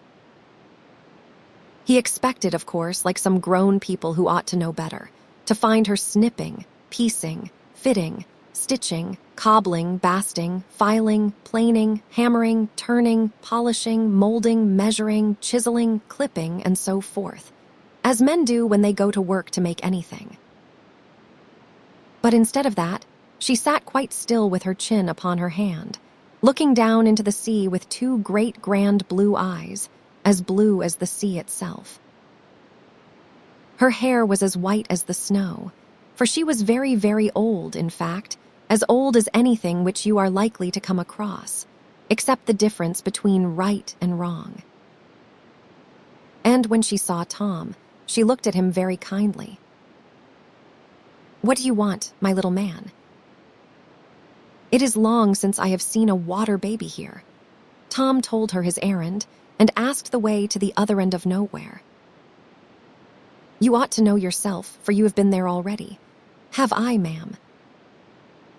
"I am sure I forget all about it." "Then look at me." And as Tom looked into her great blue eyes, he recollected the way perfectly. Now was not that strange? "Thank you, ma'am," said Tom. "Then I will not trouble your ladyship any more. I hear you are very busy." "I am never more busy than I am now," she said, without stirring a finger. "I heard, ma'am, that you were always making new beasts out of old. So people fancy. But I am not going to trouble myself to make things, my little dear. I sit here and make them make themselves." "You are a clever fairy indeed," thought Tom. And he was quite right. That is a grand trick of good old Mother Carey's, and a grand answer, which she has had occasion to make several times to impertinent people. There was once, for instance, a fairy who was so clever that she found out how to make butterflies. I do not mean sham ones, no, but real live ones which would fly and eat and lay eggs and do everything that they ought. And she was so proud of her skill that she went flying straight off to the North Pole to boast to Mother Carey how she could make butterflies. But Mother Carey laughed. "No, silly child," she said, "that anyone can make things if they will take time and trouble enough, but it is not everyone who, like me, can make things make themselves. But people do not yet believe that Mother Carey is as clever as all that comes to, and they will not till they, too, go the journey to the other end of nowhere." "And now, my pretty little man," said Mother Carey, "you are sure you know the way to the other end of nowhere?" Tom thought, and behold, he had forgotten it utterly. "That is because you took your eyes off me." Tom looked at her again and recollected, and then looked away and forgot in an instant. "But what am I to do, ma'am? For I cannot keep looking at you when I am somewhere else. You must do without me, as most people have to do, for 999 thousandths of their lives, and look at the dog instead, for he knows the way well enough and will not forget it. Besides, you may meet some very queer-tempered people there, who will not let you pass without this passport of mine, which you must hang round your neck and take care of. And of course, as the dog will always go behind you, you must go the whole way backward." "Backward?" cried Tom. "Then I shall not be able to see my way." On the contrary, if you look forward, you will not see a step before you and be certain to go wrong. But if you look behind you and watch carefully whatever you have passed, and especially keep your eye on the dog, who goes by instinct, and therefore cannot go wrong, then you will know what is coming next, as plainly as if you saw it in a looking-glass. Tom was very much astonished, but he obeyed her, for he had learnt always to believe what the fairies told him.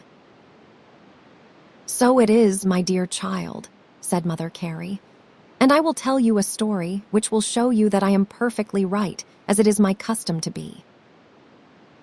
Once on a time, there were 2 brothers. One was called Prometheus, because he always looked before him and boasted that he was wise beforehand. The other was called Epimetheus, because he always looked behind him and did not boast at all, but said humbly, like the Irishman, that he had sooner prophesy after the event.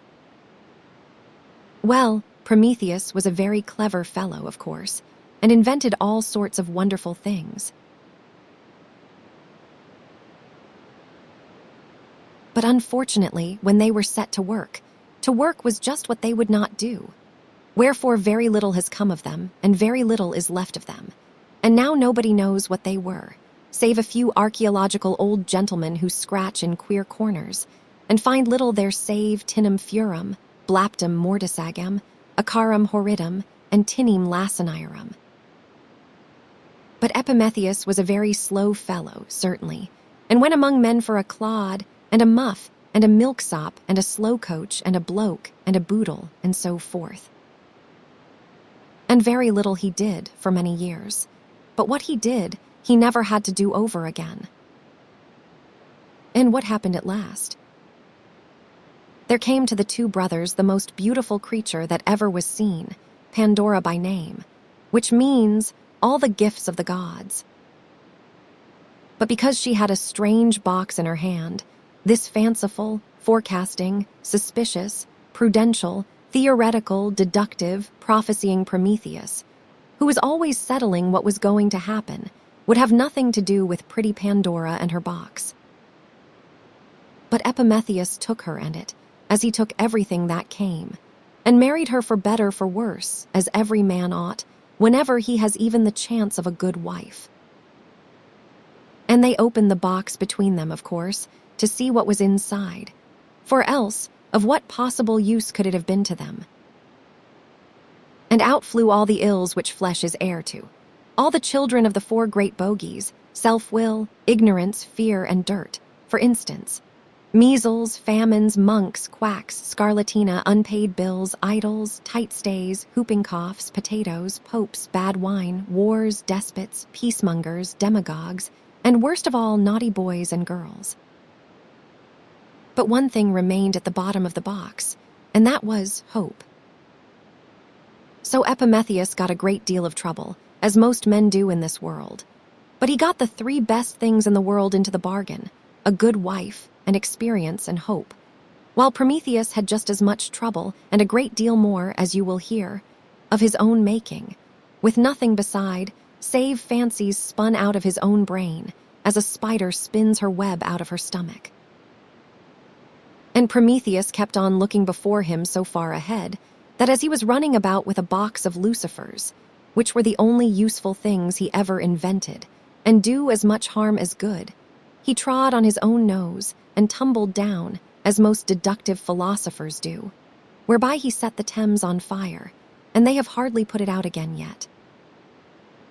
So he had to be chained to the top of a mountain, with a vulture by him to give him a peck whenever he stirred, lest he should turn the whole world upside down with his prophecies and his theories. But stupid old Epimetheus went working and grubbing on, with the help of his wife Pandora, always looking behind him to see what had happened, till he really learnt to know now and then what would happen next, and understood so well which side his bread was buttered, and which way the cat jumped, that he began to make things which would work, and go on working, too. To till and drain the ground, and to make looms and ships and railroads and steam plows and electric telegraphs, and all the things which you see in the great exhibition, and to foretell famine and bad weather, and the price of stocks, and What is hardest of all, the next vagary of the great idle whirligig, which some call public opinion. Till at last he grew as rich as a Jew, and as fat as a farmer, and people thought twice before they meddled with him, but only once before they asked him to help them. For, because he earned his money well, he could afford to spend it well likewise. And his children are the men of science, who get good lasting work done in the world. But the children of Prometheus are the fanatics, and the theorists, and the bigots, and the bores, and the noisy, windy people, who go telling silly folk what will happen, instead of looking to see what has happened already. Now, was not Mother Carey's a wonderful story? And I am happy to say, Tom believed it every word. For so it happened to Tom likewise. He was very sorely tried, for though, by keeping the dog to heels, or rather to toes, for he had to walk backward, he could see pretty well which way the dog was hunting, yet it was much slower work to go backwards than to go forwards. But what was more trying still, no sooner had he got out of Peacepool, than there came running to him all the conjurers, fortune-tellers, astrologers, prophesiers, projectors, prestigiators, as many as were in those parts. And there are too many of them everywhere. Old Mother shipped in on her broomstick, with Merlin, Thomas the Rhymer, Gerbertus, Rabanus Morris, Nostradamus, Zadkiel, Raphael, Moore, Old Nixon, and a good many in black coats and white ties who might have known better. Considering in what century they were born, all bawling and screaming at him, "Look ahead, only look ahead, and we will show you what man never saw before, and right away to the end of the world." But I am proud to say that, though Tom had not been to Cambridge, for if he had, he would have certainly been senior wrangler, he was such a little dogged, hard, gnarly, foursquare brick of an English boy, that he never turned his head round once all the way from Peacepool to the other end of nowhere, but kept his eye on the dog, and let him pick out the scent, hot or cold, straight or crooked, wet or dry, uphill or down dale. By which means he never made a single mistake, and saw all the wonderful and hitherto by no mortal man imagined things, which it is my duty to relate to you in the next chapter. Chapter 8 and last, Come to me, O ye children. For I hear you at your play, and the questions that perplexed me have vanished quite away. Ye open the eastern windows, that look towards the sun, where thoughts are singing swallows, and the brooks of morning run. For what are all our contrivings and the wisdom of our books, when compared with your caresses and the gladness of your looks? Ye are better than all the ballads that ever were sung or said, for ye are living poems and all the rest are dead. Longfellow. Here begins the never-to-be-too-much studied account of the 999th part of the wonderful things which Tom saw on his journey to the other end of nowhere, which all good little children are requested to read. That, if ever they get to the other end of nowhere, as they may very probably do, they may not burst out laughing, or try to run away, or do any other silly vulgar thing which may offend Mrs. Bedombiasouted. Now, as soon as Tom had left Peacepool, he came to the white lap of the great sea mother, 10,000 fathoms deep, where she makes world pap all day long, for the steam giants to knead, and the fire giants to bake, till it has risen and hardened into mountain loaves and island cakes. And there Tom was very near being kneaded up in the world pap, and turned into a fossil water baby, which would have astonished the Geological Society of New Zealand some hundreds of thousands of years hence. For, as he walked along in the silence of the sea twilight, on the soft white ocean floor, he was aware of a hissing, and a roaring, and a thumping, and a pumping, as of all the steam engines in the world at once. And when he came near, the water grew boiling hot, not that that hurt him in the least, but it also grew as foul as gruel, and every moment he stumbled over dead shells and fish and sharks and seals and whales, which had been killed by the hot water. And at last he came to the great sea serpent himself, lying dead at the bottom, and as he was too thick to scramble over, Tom had to walk round him 3/4 of a mile and more, which put him out of his path sadly. And when he had got round, he came to the place called Stop. And there he stopped, and just in time. For he was on the edge of a vast hole in the bottom of the sea, up which was rushing and roaring clear steam enough to work all the engines in the world at once. So clear, indeed, that it was quite light at moments, and Tom could see almost up to the top of the water above, and down below into the pit for nobody knows how far. But as soon as he bent his head over the edge, he got such a rap on the nose from pebbles that he jumped back again. For the steam, as it rushed up, rasped away the sides of the hole and hurled it up into the sea in a shower of mud and gravel and ashes. And then it spread all around and sank again and covered in the dead fish so fast that before Tom had stood there 5 minutes he was buried in silt up to his ankles and began to be afraid that he should have been buried alive. And perhaps he would have been, but that while he was thinking, the whole piece of ground on which he stood was torn off and blown upwards, and away flew Tom a mile up through the sea, wondering what was coming next. At last he stopped, thump, and found himself tight in the legs of the most wonderful bogie which he had ever seen. It had I do not know how many wings, as big as the sails of a windmill, and spread out in a ring like them. And with them it hovered over the steam which rushed up, as a ball hovers over the top of a fountain. And for every wing above it had a leg below, with a claw like a comb at the tip, and a nostril at the root. And in the middle it had no stomach and one eye. And as for its mouth, that was all on one side, as the madreporiform tubercle in a starfish is. Well, it was a very strange beast, but no stranger than some dozens which you may see. "What do you want here?" it cried quite peevishly, "getting in my way?" And it tried to drop Tom, but he held on tight to its claws, thinking himself safer where he was. So Tom told him who he was, and what his errand was. And the thing winked its one eye and sneered, "I am too old to be taken in that way."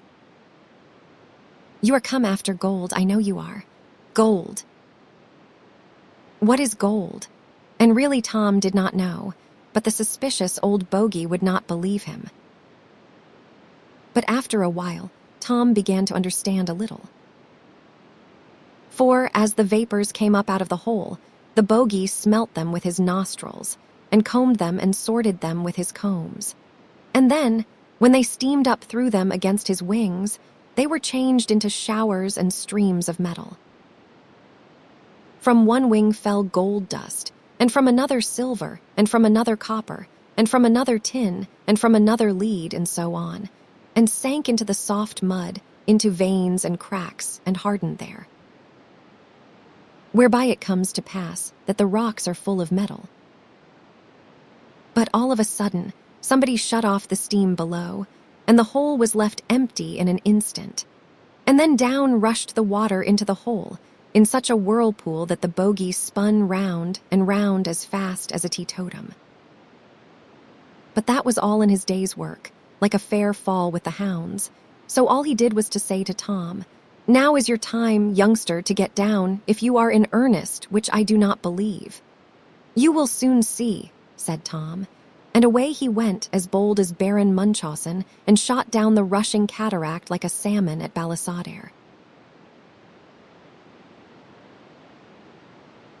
And when he got to the bottom, he swam till he was washed on shore safe upon the other end of nowhere. And he found it, to his surprise, as most other people do, much more like this end of somewhere than he had been in the habit of expecting. And first he went through waste paperland, where all the stupid books lie in heaps, up hill and down dale, like leaves in a winter wood. And there he saw people digging and grubbing among them, to make worse books out of bad ones, and thrashing chaff to save the dust of it. And a very good trade they drove thereby, especially among children. Then he went by the Sea of Slops, to the Mountain of Messes, and the territory of Tuck, where the ground was very sticky, for it was all made of bad toffee, not Everton toffee, of course, and full of deep cracks and holes choked with wind-fallen fruit, and green gooseberries, and sloes, and crabs, and whinberries, and hips and haws, and all the nasty things which little children will eat if they can get them.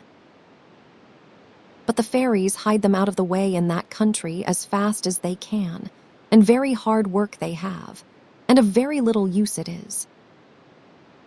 For as fast as they hide away the old trash, foolish and wicked people make fresh trash full of lime and poisonous paints, and actually go and steal receipts out of old Madame Science's big book to invent poisons for little children, and sell them at wakes and fairs and tuck shops. Very well. Let them go on. Dr. Lethaby and Dr. Hassel cannot catch them, though they are setting traps for them all day long. But the fairy with the birch rod will catch them all in time, and make them begin at one corner of their shops, and eat their way out at the other, by which time they will have got such stomach aches as will cure them of poisoning little children. Next he saw all the little people in the world, writing all the little books in the world, about all the other little people in the world, probably because they had no great people to write about, and if the names of the books were not Squeaky, nor the Pumplighter, nor the Narrow World, nor the Hills of the Chattermuch, nor the Children's Twattaday, why then they were something else. And all the rest of the little people in the world read the books, and thought themselves each as good as the president. And perhaps they were right, for everyone knows his own business best. But Tom thought he would sooner have a jolly good fairy tale about Jack the Giant Killer or Beauty and the Beast, which taught him something that he did not know already. And next he came to the center of creation, the hub, they call it there, which lies in latitude 42, 21 degrees south, and longitude 108, 56 degrees east. And there he found all the wise people instructing mankind in the science of spirit trapping, while their house was burning over their heads. And when Tom told them of the fire, they held an indignation meeting forthwith, and unanimously determined to hang Tom's dog for coming into their country with gunpowder in his mouth. Tom could not help saying that though they did fancy they had carried all the wit away with them out of Lincolnshire 200 years ago, yet if they had had one such Lincolnshire nobleman among them as good old Lord Yarborough, he would have called for the fire engines before he hanged other people's dogs.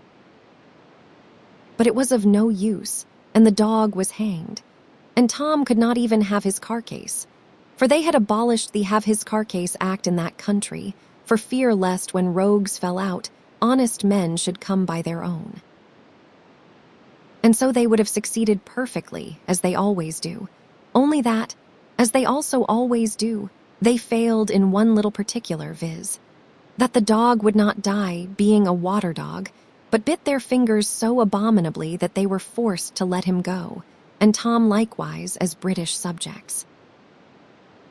Whereon they recommenced rapping for the spirits of their fathers, and very much astonished the poor old spirits were when they came, and saw how, according to the laws of Mrs. Bedonby their descendants had weakened their constitution by hard living.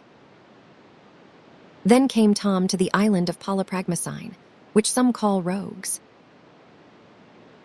Harbor, but they are wrong, for that is in the middle of Bramshill bushes, and the county police have cleared it out long ago.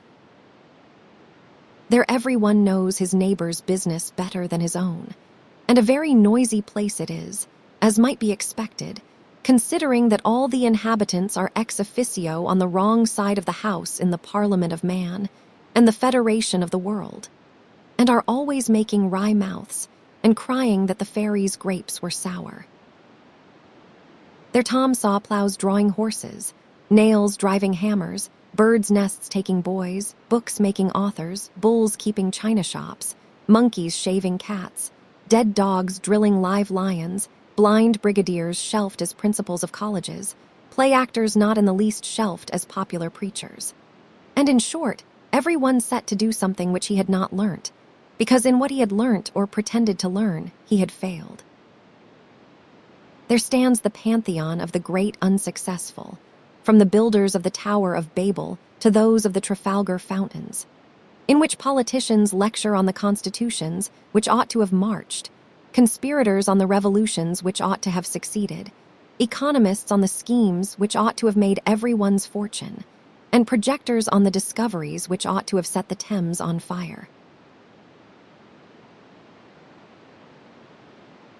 Their cobblers lecture on orthopedy, whatsoever that may be, because they cannot sell their shoes, and poets on aesthetics, whatsoever that may be, because they cannot sell their poetry. Their philosophers demonstrate that England would be the freest and richest country in the world if she would only turn papist again. Penny-a-liners abuse the Times because they have not wit enough to get on its staff. And young ladies walk about with lockets of Charles I's hair or of somebody else's when the Jew's genuine stock is used up, inscribed with the neat and appropriate legend, which indeed is popular through all that land, and which, I hope, you will learn to translate in due time and to perpend likewise. Victrix causa dies placuit est victipules. When he got into the middle of the town, they all set on him at once to show him his way, or rather to show him that he did not know his way. For as for asking him what way he wanted to go, no one ever thought of that. But one pulled him hither, and another poked him thither, and a third cried, "You must not go west, I tell you, it is destruction to go west." "But I am not going west, as you may see," said Tom. And another, "The east lies here, my dear, I assure you this is the east." "But I do not want to go east," said Tom. "Well then, at all events, whichever way you are going wrong," cried they all with one voice, which was the only thing which they ever agreed about, and all pointed at once to all the 32 points of the compass, till Tom thought all the signposts in England had got together and fallen fighting. And whether he would have ever escaped out of the town, it is hard to say, if the dog had not taken it into his head that they were going to pull his master in pieces, and tackled them so sharply about the gastrocnemius muscle that he gave them some business of their own to think of at last. And while they were rubbing their bitten calves, Tom and the dog got safe away. On the borders of that island he found Gotham, where the wise men live, the same who dragged the pond because the moon had fallen into it, and planted a hedge round the cuckoo to keep spring all the year. And he found them bricking up the town gate, because it was so wide that little folks could not get through. And when he asked why, they told him they were expanding their liturgy. So he went on, for it was no business of his. Only he could not help saying that in his country, if the kitten could not get in at the same hole as the cat, she might stay outside and mew. But he saw the end of such fellows when he came to the island of the golden asses, where nothing but thistles grow. For there they were all turned into mokes with ears a yard long, for meddling with matters which they do not understand, as Lucius did in the story. And like him, mokes they must remain, till by the laws of development the thistles develop into roses. Till then, they must comfort themselves with the thought that the longer their ears are, the thicker their hides, and so a good beating do not hurt them. Then came Tom to the great land of hearsay, in which are no less than 30 and odd kings, beside 6 republics, and perhaps more by next mail.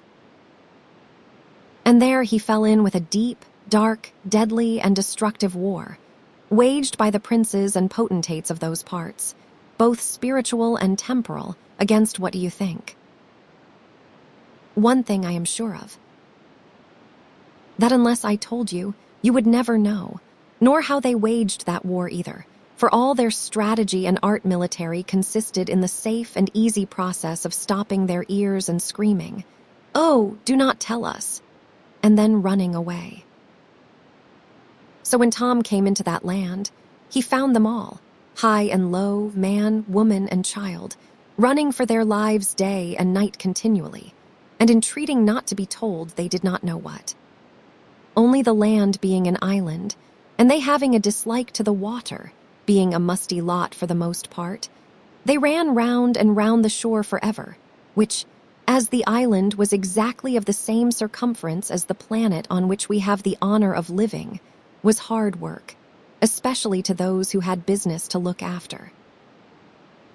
But before them, as bandmaster and fugleman, ran a gentleman shearing a pig, the melodious strains of which animal led them forever, if not to conquest, still to flight, and kept up their spirits mightily with the thought that they would at least have the pig's wool for their pains. And running after them, day and night, came such a poor, lean, seedy, hard-worked old giant as ought to have been cockered up, and had a good dinner given him, and a good wife found him, and been set to play with little children. And then he would have been a very presentable old fellow after all, for he had a heart, though it was considerably overgrown with brains. He was made up principally of fish bones and parchment, put together with wire and Canada balsam, and smelt strongly of spirits, though he never drank anything but water. But spirits he used somehow, there was no denying. He had a great pair of spectacles on his nose, and a butterfly net in one hand, and a geological hammer in the other, and was hung all over with pockets, full of collecting boxes, bottles, microscopes, telescopes, barometers, ordnance maps, scalpels, forceps, photographic apparatus, and all other tackle for finding out everything about everything, and a little more too. And most strange of all, he was running not forwards but backwards, as fast as he could. Away all the good folks ran from him, except Tom, who stood his ground and dodged between his legs. And the giant, when he had passed him, looked down and cried as if he was quite pleased and comforted. "What? Who are you? And you actually do not run away like all the rest." But he had to take his spectacles off, Tom remarked, in order to see him plainly. Tom told him who he was, and the giant pulled out a bottle and a cork instantly to collect him with.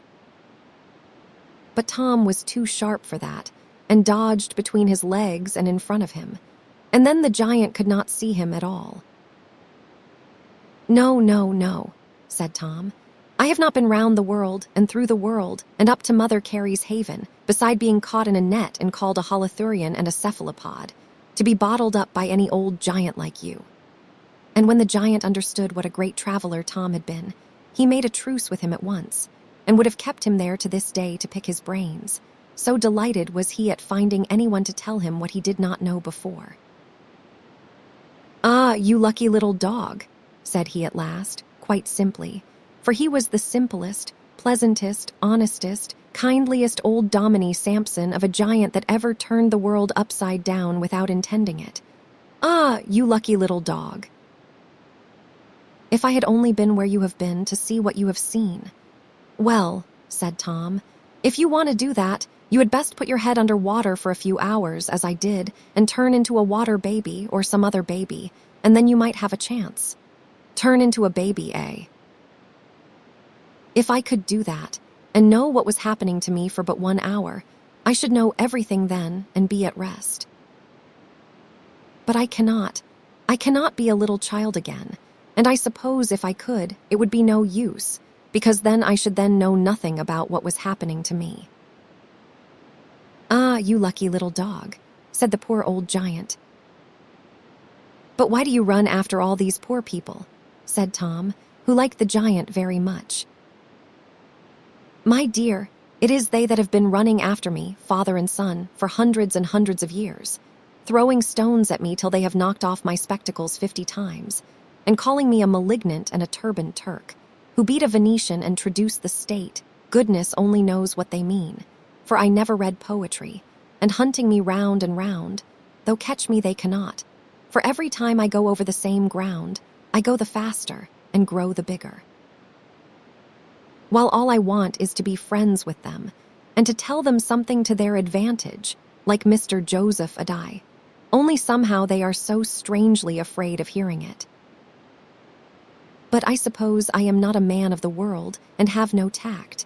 But why do not you turn round and tell them so? Because I cannot. You see, I am one of the sons of Epimetheus and must go backwards if I am to go at all. But why do not you stop and let them come up to you? Why, my dear, only think. If I did, all the butterflies and cockyola birds would fly past me, and then I should catch no more new species, and should grow rusty and moldy and die. And I do not intend to do that, my dear, for I have a destiny before me, they say, though what it is I do not know and do not care. Do not care, said Tom. No. Do the duty which lies nearest you, and catch the first beetle you come across, is my motto, and I have thriven by it for some 100 years. Now I must go on. Dear me, while I have been talking to you, at least 9 new species have escaped me. And on went the giant, behind before, like a bull in a china shop, till he ran into the steeple of the great idol temple, for they are all idolaters in those parts, of course, else they would never be afraid of giants, and knocked the upper half clean off, hurting himself horribly about the small of the back. But little he cared, for as soon as the ruins of the steeple were well between his legs, he poked and peered among the falling stones and shifted his spectacles, and pulled out his pocket magnifier, and cried, an entirely new oniscus and 3 obscure pagerelli. Besides a moth which M. Leroy des Papillons, though he, like all Frenchmen, is given to hasty inductions, says is confined to the limits of the glacial drift. This is most important. And down he sat on the nave of the temple, not being a man of the world, to examine his pagerelli. Whereon, as was to be expected, the roof caved in bodily, smashing the idols, and sending the priests flying out of doors and windows, like rabbits out of a burrow when a ferret goes in. But he never heeded, for out of the dust flew a bat, and the giant had him in a moment. Dear me, this is even more important. Here is a cognate species to that which Mackgilliwacky Brown insists is confined to the Buddhist temples of Little Thibet, and now when I look at it, it may be only a variety produced by difference of climate. And having bagged his bat, up he got, and on he went, while all the people ran, being in none the better humor for having their temple smashed for the sake of 3 obscure species of pagerella and a Buddhist bat. Well, thought Tom, this is a very pretty quarrel with a good deal to be said on both sides. But it is no business of mine. And no more it was because he was a water baby and had the original sow by the right ear, which you will never have unless you be a baby, whether of the water, the land, or the air matters not, provided you can only keep on continually being a baby. So the giant ran round after the people, and the people ran round after the giant, and they are running unto this day for aught I know or do not know, and will run till either he or they or both turn into little children. And then, as Shakespeare says, and therefore it must be true, Jack shall have gill not, shall go ill, the man shall have his mare again, and all go well. Then Tom came to a very famous island, which was called, in the days of the great traveler Captain Gulliver, the Isle of Laputa. But Mrs. Bigdombiasiouted has named it over again the Isle of Tomtidis, all heads and no bodies. And when Tom came near it, he heard such a grumbling and grunting and growling and wailing and weeping and whining that he thought people must be wringing little pigs, or cropping puppies' ears, or drowning kittens. But when he came nearer still, he began to hear words among the noise, which was the Tomtidis song which they sing morning and evening, and all night too, to their great idol examination. I cannot learn my lesson, the examiner's coming. And that was the only song which they knew. And when Tom got on shore, the first thing he saw was a great pillar, on one side of which was inscribed, "Playthings not allowed here," at which he was so shocked that he would not stay to see what was written on the other side. Then he looked round for the people of the island, But instead of men, women, and children, he found nothing but turnips and radishes, beet and mangled wurzel, without a single green leaf among them, and half of them burst and decayed, with toadstools growing out of them. Those which were left began crying to Tom, in half a dozen different languages at once, and all of them badly spoken. "I cannot learn my lesson, do come and help me." And one cried, "Can you show me how to extract this square root?" And another, "Can you tell me the distance between Alpha Lyrae and Beta Camelopardes?" And another, "What is the latitude and longitude of Snooksville in Nommans County, Oregon, U.S.?" And another, "What was the name of Mutia Scivola's 13th cousin's grandmother's maid's cat?" And another, "How long would it take a school inspector of average activity to tumble head over heels from London to York?" And another, "Can you tell me the name of a place that nobody ever heard of, where nothing ever happened, in a country which has not been discovered yet?" And another, "Can you show me how to correct this hopelessly corrupt passage of Gradioculaciatus Tabaniticus, on the cause why crocodiles have no tongues?" And so on, and so on, and so on, till one would have thought they were all trying for tide waiters' places or cornetcies in the heavy dragoons. "And what good on earth will it do you if I did tell you?" quoth Tom. Well, they did not know that. All they knew was the examiner was coming. Then Tom stumbled on the hugest and softest nimble come-a-quick turnip you ever saw filling a hole in a crop of Swedes, and it cried to him, "Can you tell me anything at all about anything you like?" "About what?" says Tom. "About anything you like, for as fast as I learn things, I forget them again. So my mama says that my intellect is not adapted for methodic science, and says that I must go in for general information." Tom told him that he did not know general information, nor any officers in the army. Only he had a friend once that went for a drummer, but he could tell him a great many strange things which he had seen in his travels. So he told him prettily enough, while the poor turnip listened very carefully. And the more he listened, the more he forgot, and the more water ran out of him. Tom thought he was crying, but it was only his poor brains running away from being worked so hard. And as Tom talked, the unhappy turnip streamed down all over with juice, and split and shrank till nothing was left of him but rind and water. Whereat Tom ran away in a fright, for he thought he might be taken up for killing the turnip. But on the contrary, the turnip's parents were highly delighted, and considered him a saint and a martyr, and put up a long inscription over his tomb about his wonderful talents, early development, and unparalleled precocity. Were they not a foolish couple? But there was a still more foolish couple next to them, who were beating a wretched little radish, no bigger than my thumb, for sullenness and obstinacy and willful stupidity, and never knew that the reason why it could not learn or hardly even speak was that there was a great worm inside it eating out all its brains. But even they are no foolisher than some 100 score of papas and mammas, who fetch the rod when they ought to fetch a new toy, and send to the dark cupboard instead of to the doctor. Tom was so puzzled and frightened with all he saw that he was longing to ask the meaning of it, and at last he stumbled over a respectable old stick lying half covered with earth. But a very stout and worthy stick it was, for it belonged to good Roger Ascham in old time, and had carved on its head King Edward VI, with the Bible in his hand. "You see," said the stick, "there were as pretty little children once as you could wish to see, and might have been so still if they had been only left to grow up like human beings, and then handed over to me.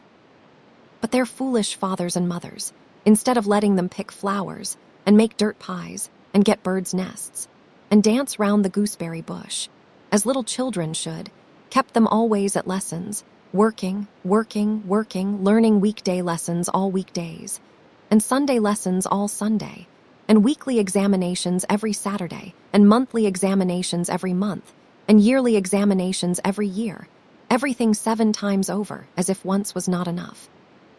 And enough as good as a feast, till their brains grew big, and their bodies grew small, and they were all changed into turnips, with little but water inside. And still their foolish parents actually pick the leaves off them as fast as they grow, lest they should have anything green about them. "Ah," said Tom, "if dear Mrs. Dosia knew of it, she would send them a lot of tops and balls and marbles and ninepins, and make them all as jolly as sandboys." "It would be no use," said the stick. "They cannot play now if they tried." "Do not you see how their legs have turned to roots and grown into the ground, by never taking any exercise, but sapping and moping always in the same place? But here comes the examiner of all examiners.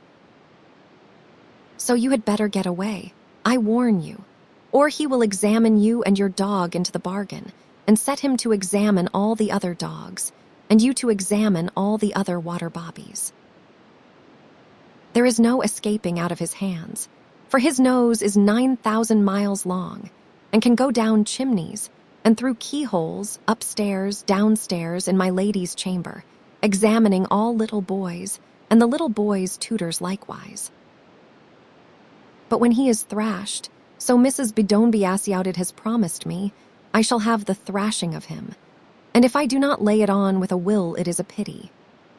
Tom went off, but rather slowly and surlily, for he was somewhat minded to face this same examiner of all examiners, who came striding among the poor turnips, binding heavy burdens and grievous to be borne, and laying them on little children's shoulders, like the scribes and Pharisees of old, and not touching the same with one of his fingers. For he had plenty of money, and a fine house to live in, and so forth, which was more than the poor little turnips had. But when he got near, he looked so big and burly and dictatorial, and shouted so loud to Tom to come and be examined, that Tom ran for his life, and the dog too. And really it was time, for the poor turnips, in their hurry and fright, crammed themselves so fast to be ready for the examiner, that they burst and popped by dozens all round him, till the place sounded like Aldershot on a field day, and Tom thought he should be blown into the air, dog and all. As he went down to the shore, he passed the poor turnip's new tomb. But Mrs. Bidonbiasiouted had taken away the epitaph about talents and precocity and development, and put up one of her own instead, which Tom thought much more sensible. "Instruction sore long time I bore, and cramming was in vain, till heaven did please my woes to ease with water on the brain." So Tom jumped into the sea and swam on his way, singing, "Farewell, Tomtit is all. I thank my stars that not I know save those 3 royal R's. Reading and writing sure, with arithmetic, will help a lad of sense through thin and thick." Whereby you may see that Tom was no poet, but no more was John Bunyan, though he was as wise a man as you will meet in a month of Sundays. And next he came to Old Wevesfabuldum, where the folks were all heathens, and worshipped a howling ape. And there he found a little boy sitting in the middle of the road, and crying bitterly. "What are you crying for?" said Tom. "Because I am not as frightened as I could wish to be. Not frightened." "You are a queer little chap, but if you want to be frightened, here goes, boo." "Ah," said the little boy, "that is very kind of you, but I do not feel that it has made any impression." Tom offered to upset him, punch him, stamp on him, fettle him over the head with a brick, or anything else whatsoever which would give him the slightest comfort. But he only thanked Tom very civilly, in fine long words which he had heard other folk use, and which therefore he thought were fit and proper to use himself, and cried on till his papa and mamma came, and sent off for the powwow man immediately.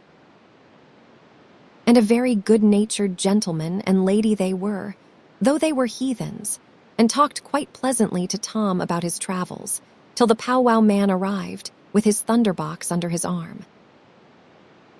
And a well-fed, ill-favored gentleman he was, as ever served Her Majesty at Portland. Tom was a little frightened at first, for he thought it was Grimes. But he soon saw his mistake, for Grimes always looked a man in the face, and this fellow never did. And when he spoke, it was fire and smoke, and when he sneezed, it was squibs and crackers, and when he cried, which he did whenever it paid him, it was boiling pitch, and some of it was sure to stick. "Here we are again," cried he, like the clown in a pantomime.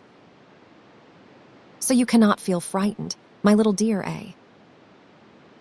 I will do that for you. I will make an impression on you. Yeah.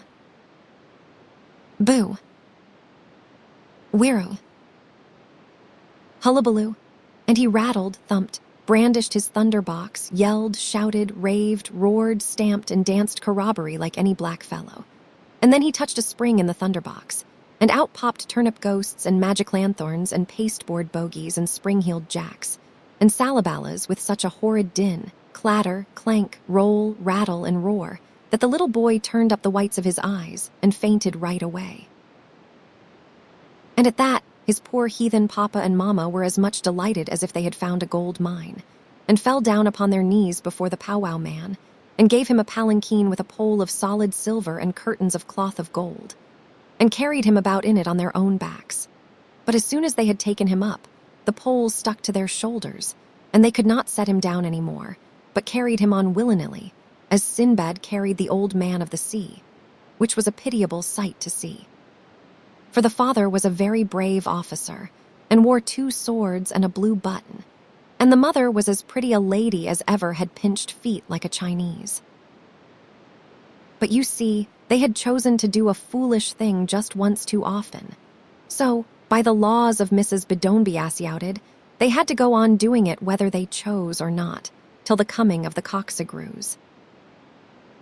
Ah, do not you wish that someone would go and convert those poor heathens, and teach them not to frighten their little children into fits? "Now then," said the powwow man to Tom, "would not you like to be frightened, my little dear? For I can see plainly that you are a very wicked, naughty, graceless, reprobate boy."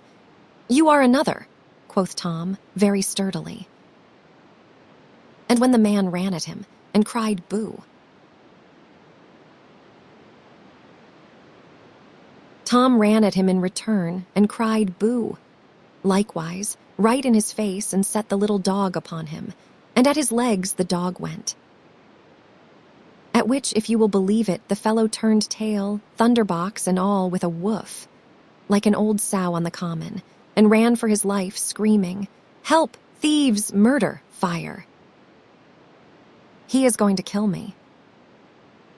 I am a ruined man. He will murder me, and break, burn, and destroy my precious and invaluable thunderbox, and then you will have no more thunder showers in the land. Help, help, help!" At which the papa and mamma and all the people of Old Wivesfabuldum flew at Tom, shouting, "Oh, the wicked, impudent, hard-hearted, graceless boy! Beat him, kick him, shoot him, drown him, hang him, burn him," and so forth. But luckily they had nothing to shoot, hang, or burn him with, for the fairies had hid all the killing tackle out of the way a little while before. So they could only pelt him with stones, and some of the stones went clean through him and came out the other side. But he did not mind that a bit, for the holes closed up again as fast as they were made, because he was a water baby. However, he was very glad when he was safe out of the country, for the noise there made him all but deaf. Then he came to a very quiet place, called Levihavenalon. And there the sun was drawing water out of the sea to make steam threads, and the wind was twisting them up to make cloud patterns, till they had worked between them the loveliest wedding veil of Chantilly lace, and hung it up in their own crystal palace for anyone to buy who could afford it, while the good old sea never grudged, for she knew they would pay her back honestly. So the sun span, and the wind wove, and all went well with the great steam loom, as is likely, considering and considering and considering. And at last, after innumerable adventures, each more wonderful than the last, he saw before him a huge building, much bigger, and, what is most surprising, a little uglier than a certain new lunatic asylum, but not built quite of the same materials. None of it, at least, or indeed, for aught that I ever saw, any part of any other building whatsoever, is cased with 9-inch brick inside and out, and filled up with rubble between the walls, in order that any gentleman who has been confined during Her Majesty's pleasure may be unconfined during his own pleasure, and take a walk in the neighboring park to improve his spirits, after an hour's light and wholesome labor with his dinner fork or one of the legs of his iron bedstead. No, the walls of this building were built on an entirely different principle, which need not be described, as it has not yet been discovered. Tom walked towards this great building, wondering what it was, and having a strange fancy that he might find Mr. Grimes inside it, till he saw running toward him, and shouting, "Stop!" 3 or 4 people, who, when they came nearer, were nothing else than policemen's truncheons, running along without legs or arms. Tom was not astonished. He was long past that. Besides, he had seen the naviculi in the water move nobody knows how, 100 times, without arms or legs or anything to stand in their stead. Neither was he frightened, for he had been doing no harm. So he stopped, and when the foremost truncheon came up and asked his business, he showed Mother Carey's pass, and the truncheon looked at it in the oddest fashion, for he had one eye in the middle of his upper end, so that when he looked at anything, being quite stiff, he had to slope himself and poke himself, till it was a wonder why he did not tumble over.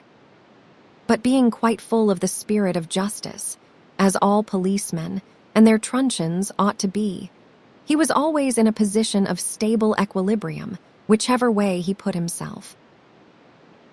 "All right, pass on," said he at last. And then he added, "I had better go with you, young man." And Tom had no objection, for such company was both respectable and safe. So the truncheon coiled its thong neatly round its handle to prevent tripping itself up, for the thong had got loose in running and marched on by Tom's side. "Why have you no policeman to carry you?" asked Tom after a while. "Because we are not like those clumsy-made truncheons in the land world, which cannot go without having a whole man to carry them about. We do our own work for ourselves, and do it very well, though I say it who should not." "Then why have you a thong to your handle?" asked Tom.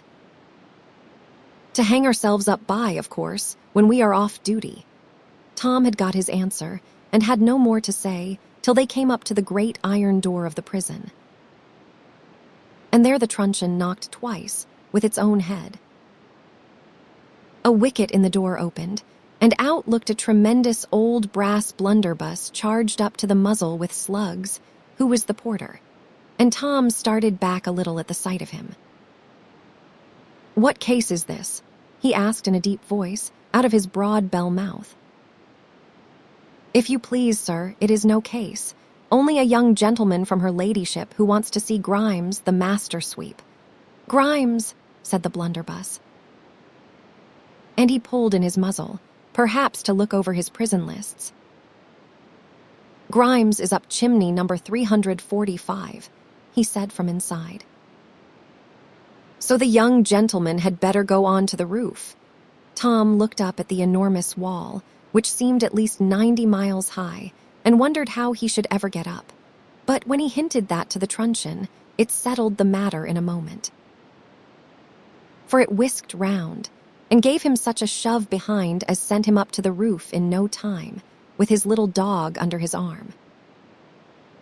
And there he walked along the leads, till he met another truncheon, and told him his errand. "Very good," it said. "Come along, but it will be of no use. He is the most unremorseful, hard-hearted, foul-mouthed fellow I have in charge, and thinks about nothing but beer and pipes, which are not allowed here, of course." So they walked along over the leads, and very sooty they were, and Tom thought the chimneys must want sweeping very much. But he was surprised to see that the soot did not stick to his feet, or dirty them in the least. Neither did the live coals, which were lying about in plenty, burn him. For being a water baby, his radical humors were of a moist and cold nature, as you may read at large in Lemnius, Cardan, Van Helmont, and other gentlemen who knew as much as they could, and no man can know more. And at last, they came to chimney number 345. Out of the top of it, his head and shoulders just showing, stuck poor Mr. Grimes, so sooty and bleared and ugly that Tom could hardly bear to look at him. And in his mouth was a pipe, but it was not a light, though he was pulling at it with all his might. "Attention, Mr. Grimes," said the truncheon. "Here is a gentleman come to see you." But Mr. Grimes only said bad words and kept grumbling, "My pipe will not draw. My pipe will not draw." "Keep a civil tongue and attend," said the truncheon, and popped up just like Punch, hitting Grimes such a crack over the head with itself that his brains rattled inside like a dried walnut in its shell. He tried to get his hands out and rub the place, but he could not, for they were stuck fast in the chimney. Now he was forced to attend. "Hey," he said, "why, it is Tom. I suppose you have come here to laugh at me, you spiteful little atomy." Tom assured him he had not, but only wanted to help him. "I do not want anything except beer, and that I cannot get, and a light to this bothering pipe, and that I cannot get either." "I will get you one," said Tom, and he took up a live coal, there were plenty lying about, and put it to Grimes' pipe, but it went out instantly. "It is no use," said the truncheon, leaning itself up against the chimney and looking on. "I tell you, it is no use. His heart is so cold that it freezes everything that comes near him. You will see that presently, plain enough. Oh, of course, it is my fault." "Everything's always my fault," said Grimes. "Now do not go to hit me again," for the truncheon started upright and looked very wicked. "You know, if my arms were only free, you dare not hit me then."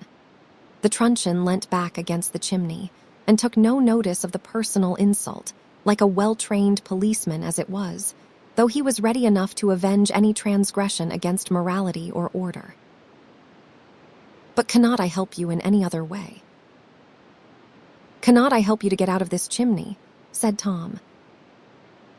"No," interposed the truncheon. "He has come to the place where everybody must help themselves, and he will find it out, I hope, before he has done with me." "Oh, yes," said Grimes, "of course it is me. Did I ask to be brought here into the prison?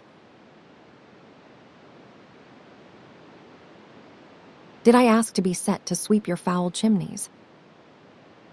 Did I ask to have lighted straw put under me to make me go up? Did I ask to stick fast in the very first chimney of all, because it was so shamefully clogged up with soot? Did I ask to stay here, I do not know how long, 100 years, I do believe, and never get my pipe, nor my beer, nor nothing fit for a beast, let alone a man? No, answered a solemn voice behind. No more did Tom, when you behaved to him in the very same way. It was Mrs. Bedonby shouted. And when the truncheon saw her, it started bolt upright attention, and made such a low bow that if it had not been full of the spirit of justice, it must have tumbled on its end and probably hurt its one eye. And Tom made his bow too. "Oh, ma'am," he said, "do not think about me. That is all past and gone, and good times and bad times and all times pass over. But may not I help poor Mr. Grimes? Mayn't I try and get some of these bricks away, that he may move his arms?" "You may try, of course," she said. So Tom pulled and tugged at the bricks, but he could not move one. And then he tried to wipe Mr. Grimes' face, but the soot would not come off. "Oh dear," he said. "I have come all this way, through all these terrible places to help you, and now I am of no use at all." "You had best leave me alone," said Grimes. You are a good-natured, forgiving little chap, and that is truth, but you would best be off. The hail's coming on soon, and it will beat the eyes out of your little head. What hail? Why, hail that falls every evening here, and till it comes close to me, it is like so much warm rain. But then it turns to hail over my head and knocks me about like small shot. That hail will never come any more, said the strange lady. I have told you before what it was. It was your mother's tears, those which she shed when she prayed for you by her bedside, but your cold heart froze it into hail. But she is gone to heaven now, and will weep no more for her graceless son. Then Grimes was silent a while, and then he looked very sad. So my old mother's gone, and I never there to speak to her. Ah, a good woman she was, and might have been a happy one in her little school there in Vendale, if it had not been for me and my bad ways. Did she keep the school in Vendale? Asked Tom. And then he told Grimes all the story of his going to her house, and how she could not abide the sight of a chimney sweep, and then how kind she was, and how he turned into a water baby. Ah, said Grimes, good reason she had to hate the sight of a chimney sweep.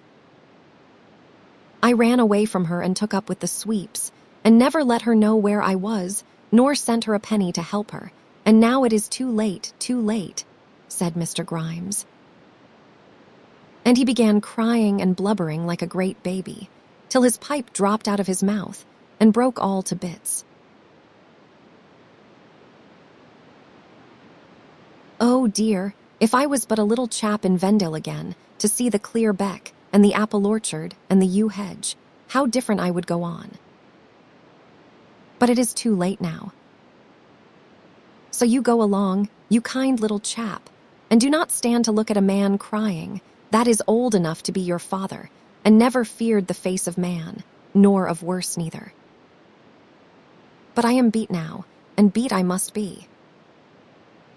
I have made my bed, and I must lie on it. Foul I would be, and foul I am, as an Irishwoman said to me once, and little I heeded it.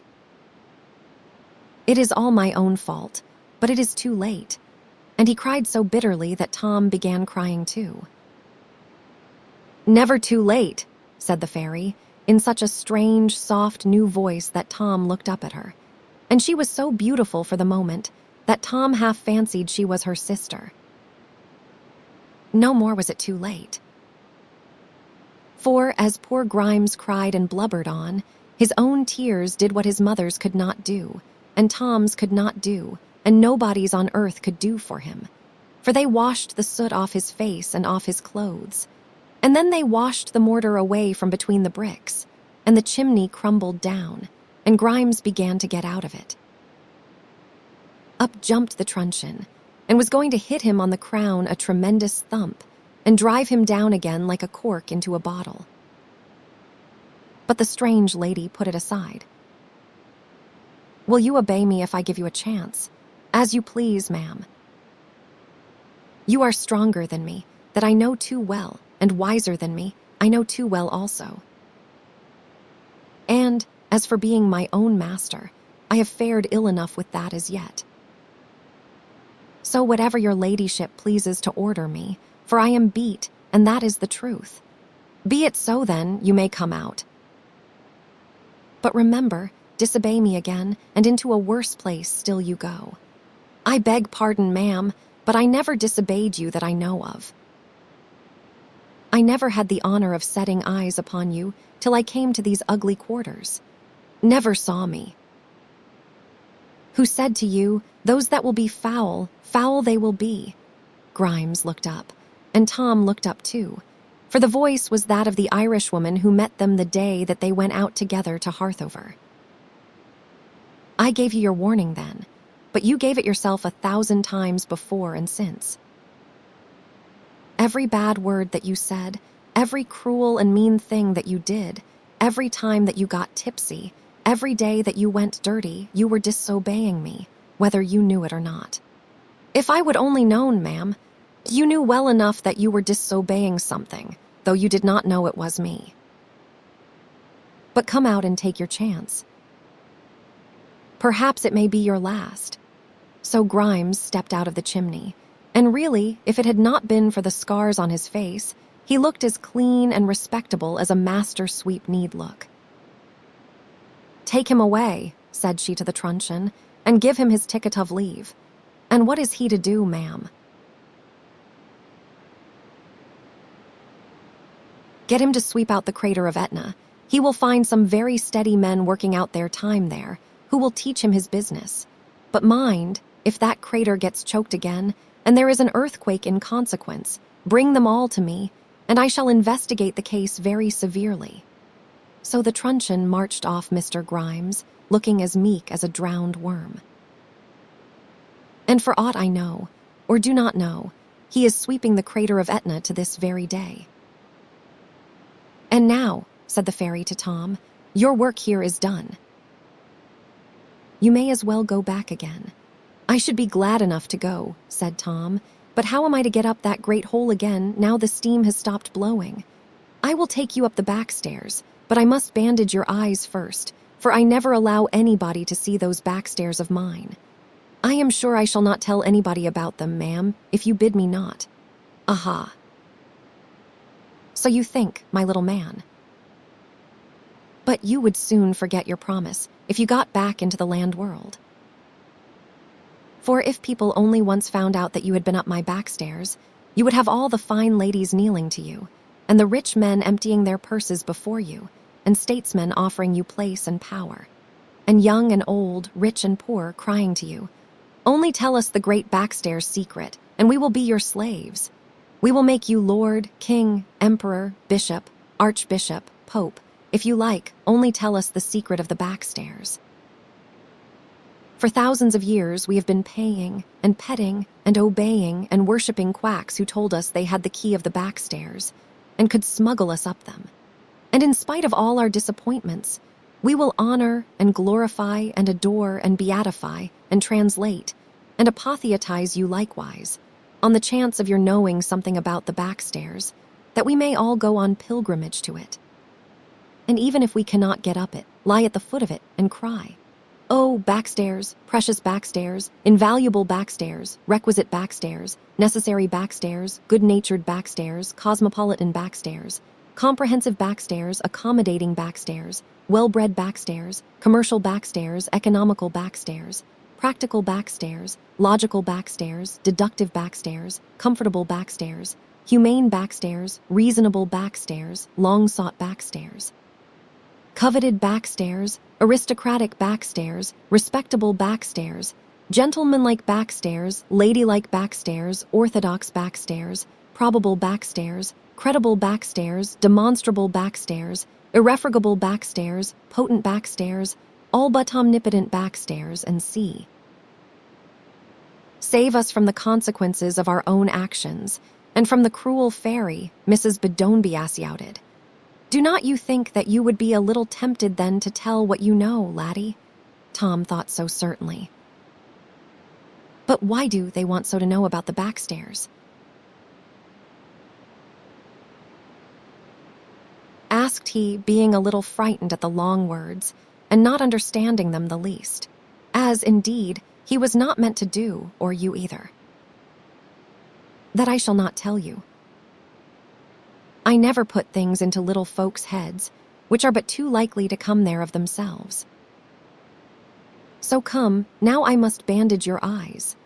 So she tied the bandage on his eyes with one hand, and with the other she took it off. "Now," she said, "you are safe up the stairs." Tom opened his eyes very wide, and his mouth too, for he had not, as he thought, moved a single step. But when he looked round him, there could be no doubt that he was safe up the backstairs, whatsoever they may be, which no man is going to tell you, for the plain reason that no man knows. The first thing which Tom saw was the black cedars, high and sharp against the rosy dawn, and St. Brandon's Isle reflected double in the still broad silver sea. The wind sang softly in the cedars, and the water sang among the eaves. The seabirds sang as they streamed out into the ocean, and the land birds as they built among the boughs. And the air was so full of song that it stirred St. Brandon and his hermits as they slumbered in the shade, and they moved their good old lips and sang their morning hymn amid their dreams. But among all the songs one came across the water more sweet and clear than all, for it was the song of a young girl's voice. And what was the song which she sang? "Ah, my little man, I am too old to sing that song, and you too young to understand it. But have patience, and keep your eyes single, and your hands clean, and you will learn some day to sing it yourself, without needing any man to teach you." And as Tom neared the island, there sat upon a rock the most graceful creature that ever was seen, looking down, with her chin upon her hand, and paddling with her feet in the water. And when they came to her, she looked up, and behold, it was Ellie. "Oh, Miss Ellie," said he, "how you are grown." "Oh, Tom," said she, "how you are grown too." And no wonder, they were both quite grown up, he into a tall man and she into a beautiful woman. "Perhaps I may be grown," she said. "I have had time enough, for I have been sitting here waiting for you many 100 years, till I thought you were never coming." Many 100 years, thought Tom, but he had seen so much in his travels that he had quite given up being astonished, and indeed he could think of nothing but Ellie. So he stood and looked at Ellie, and Ellie looked at him, and they liked the employment so much that they stood and looked for 7 years more, and neither spoke nor stirred. At last they heard the fairy say, "Attention, children. Are you never going to look at me again? We have been looking at you all this while," they said. And so they thought they had been. "Then look at me once more," said she. They looked, and both of them cried out at once, "Oh, who are you after all? You are our dear Mrs. Dosia Woodbedomby." "No, you are good Mrs. Bedomby Asiouted, but you are grown quite beautiful now." "To you," said the fairy. "But look again." "You are Mother Carey," said Tom, in a very low, solemn voice, for he had found out something which made him very happy, and yet frightened him more than all that he had ever seen. "But you are grown quite young again." "To you," said the fairy. "Look again. You are the Irish woman who met me the day I went to Harthover." And when they looked, she was neither of them, and yet all of them at once. "My name is written in my eyes, if you have eyes to see it there." And they looked into her great, deep, soft eyes, and they changed again and again into every hue, as the light changes in a diamond. "Now read my name," said she at last. And her eyes flashed for one moment, clear, white, blazing light.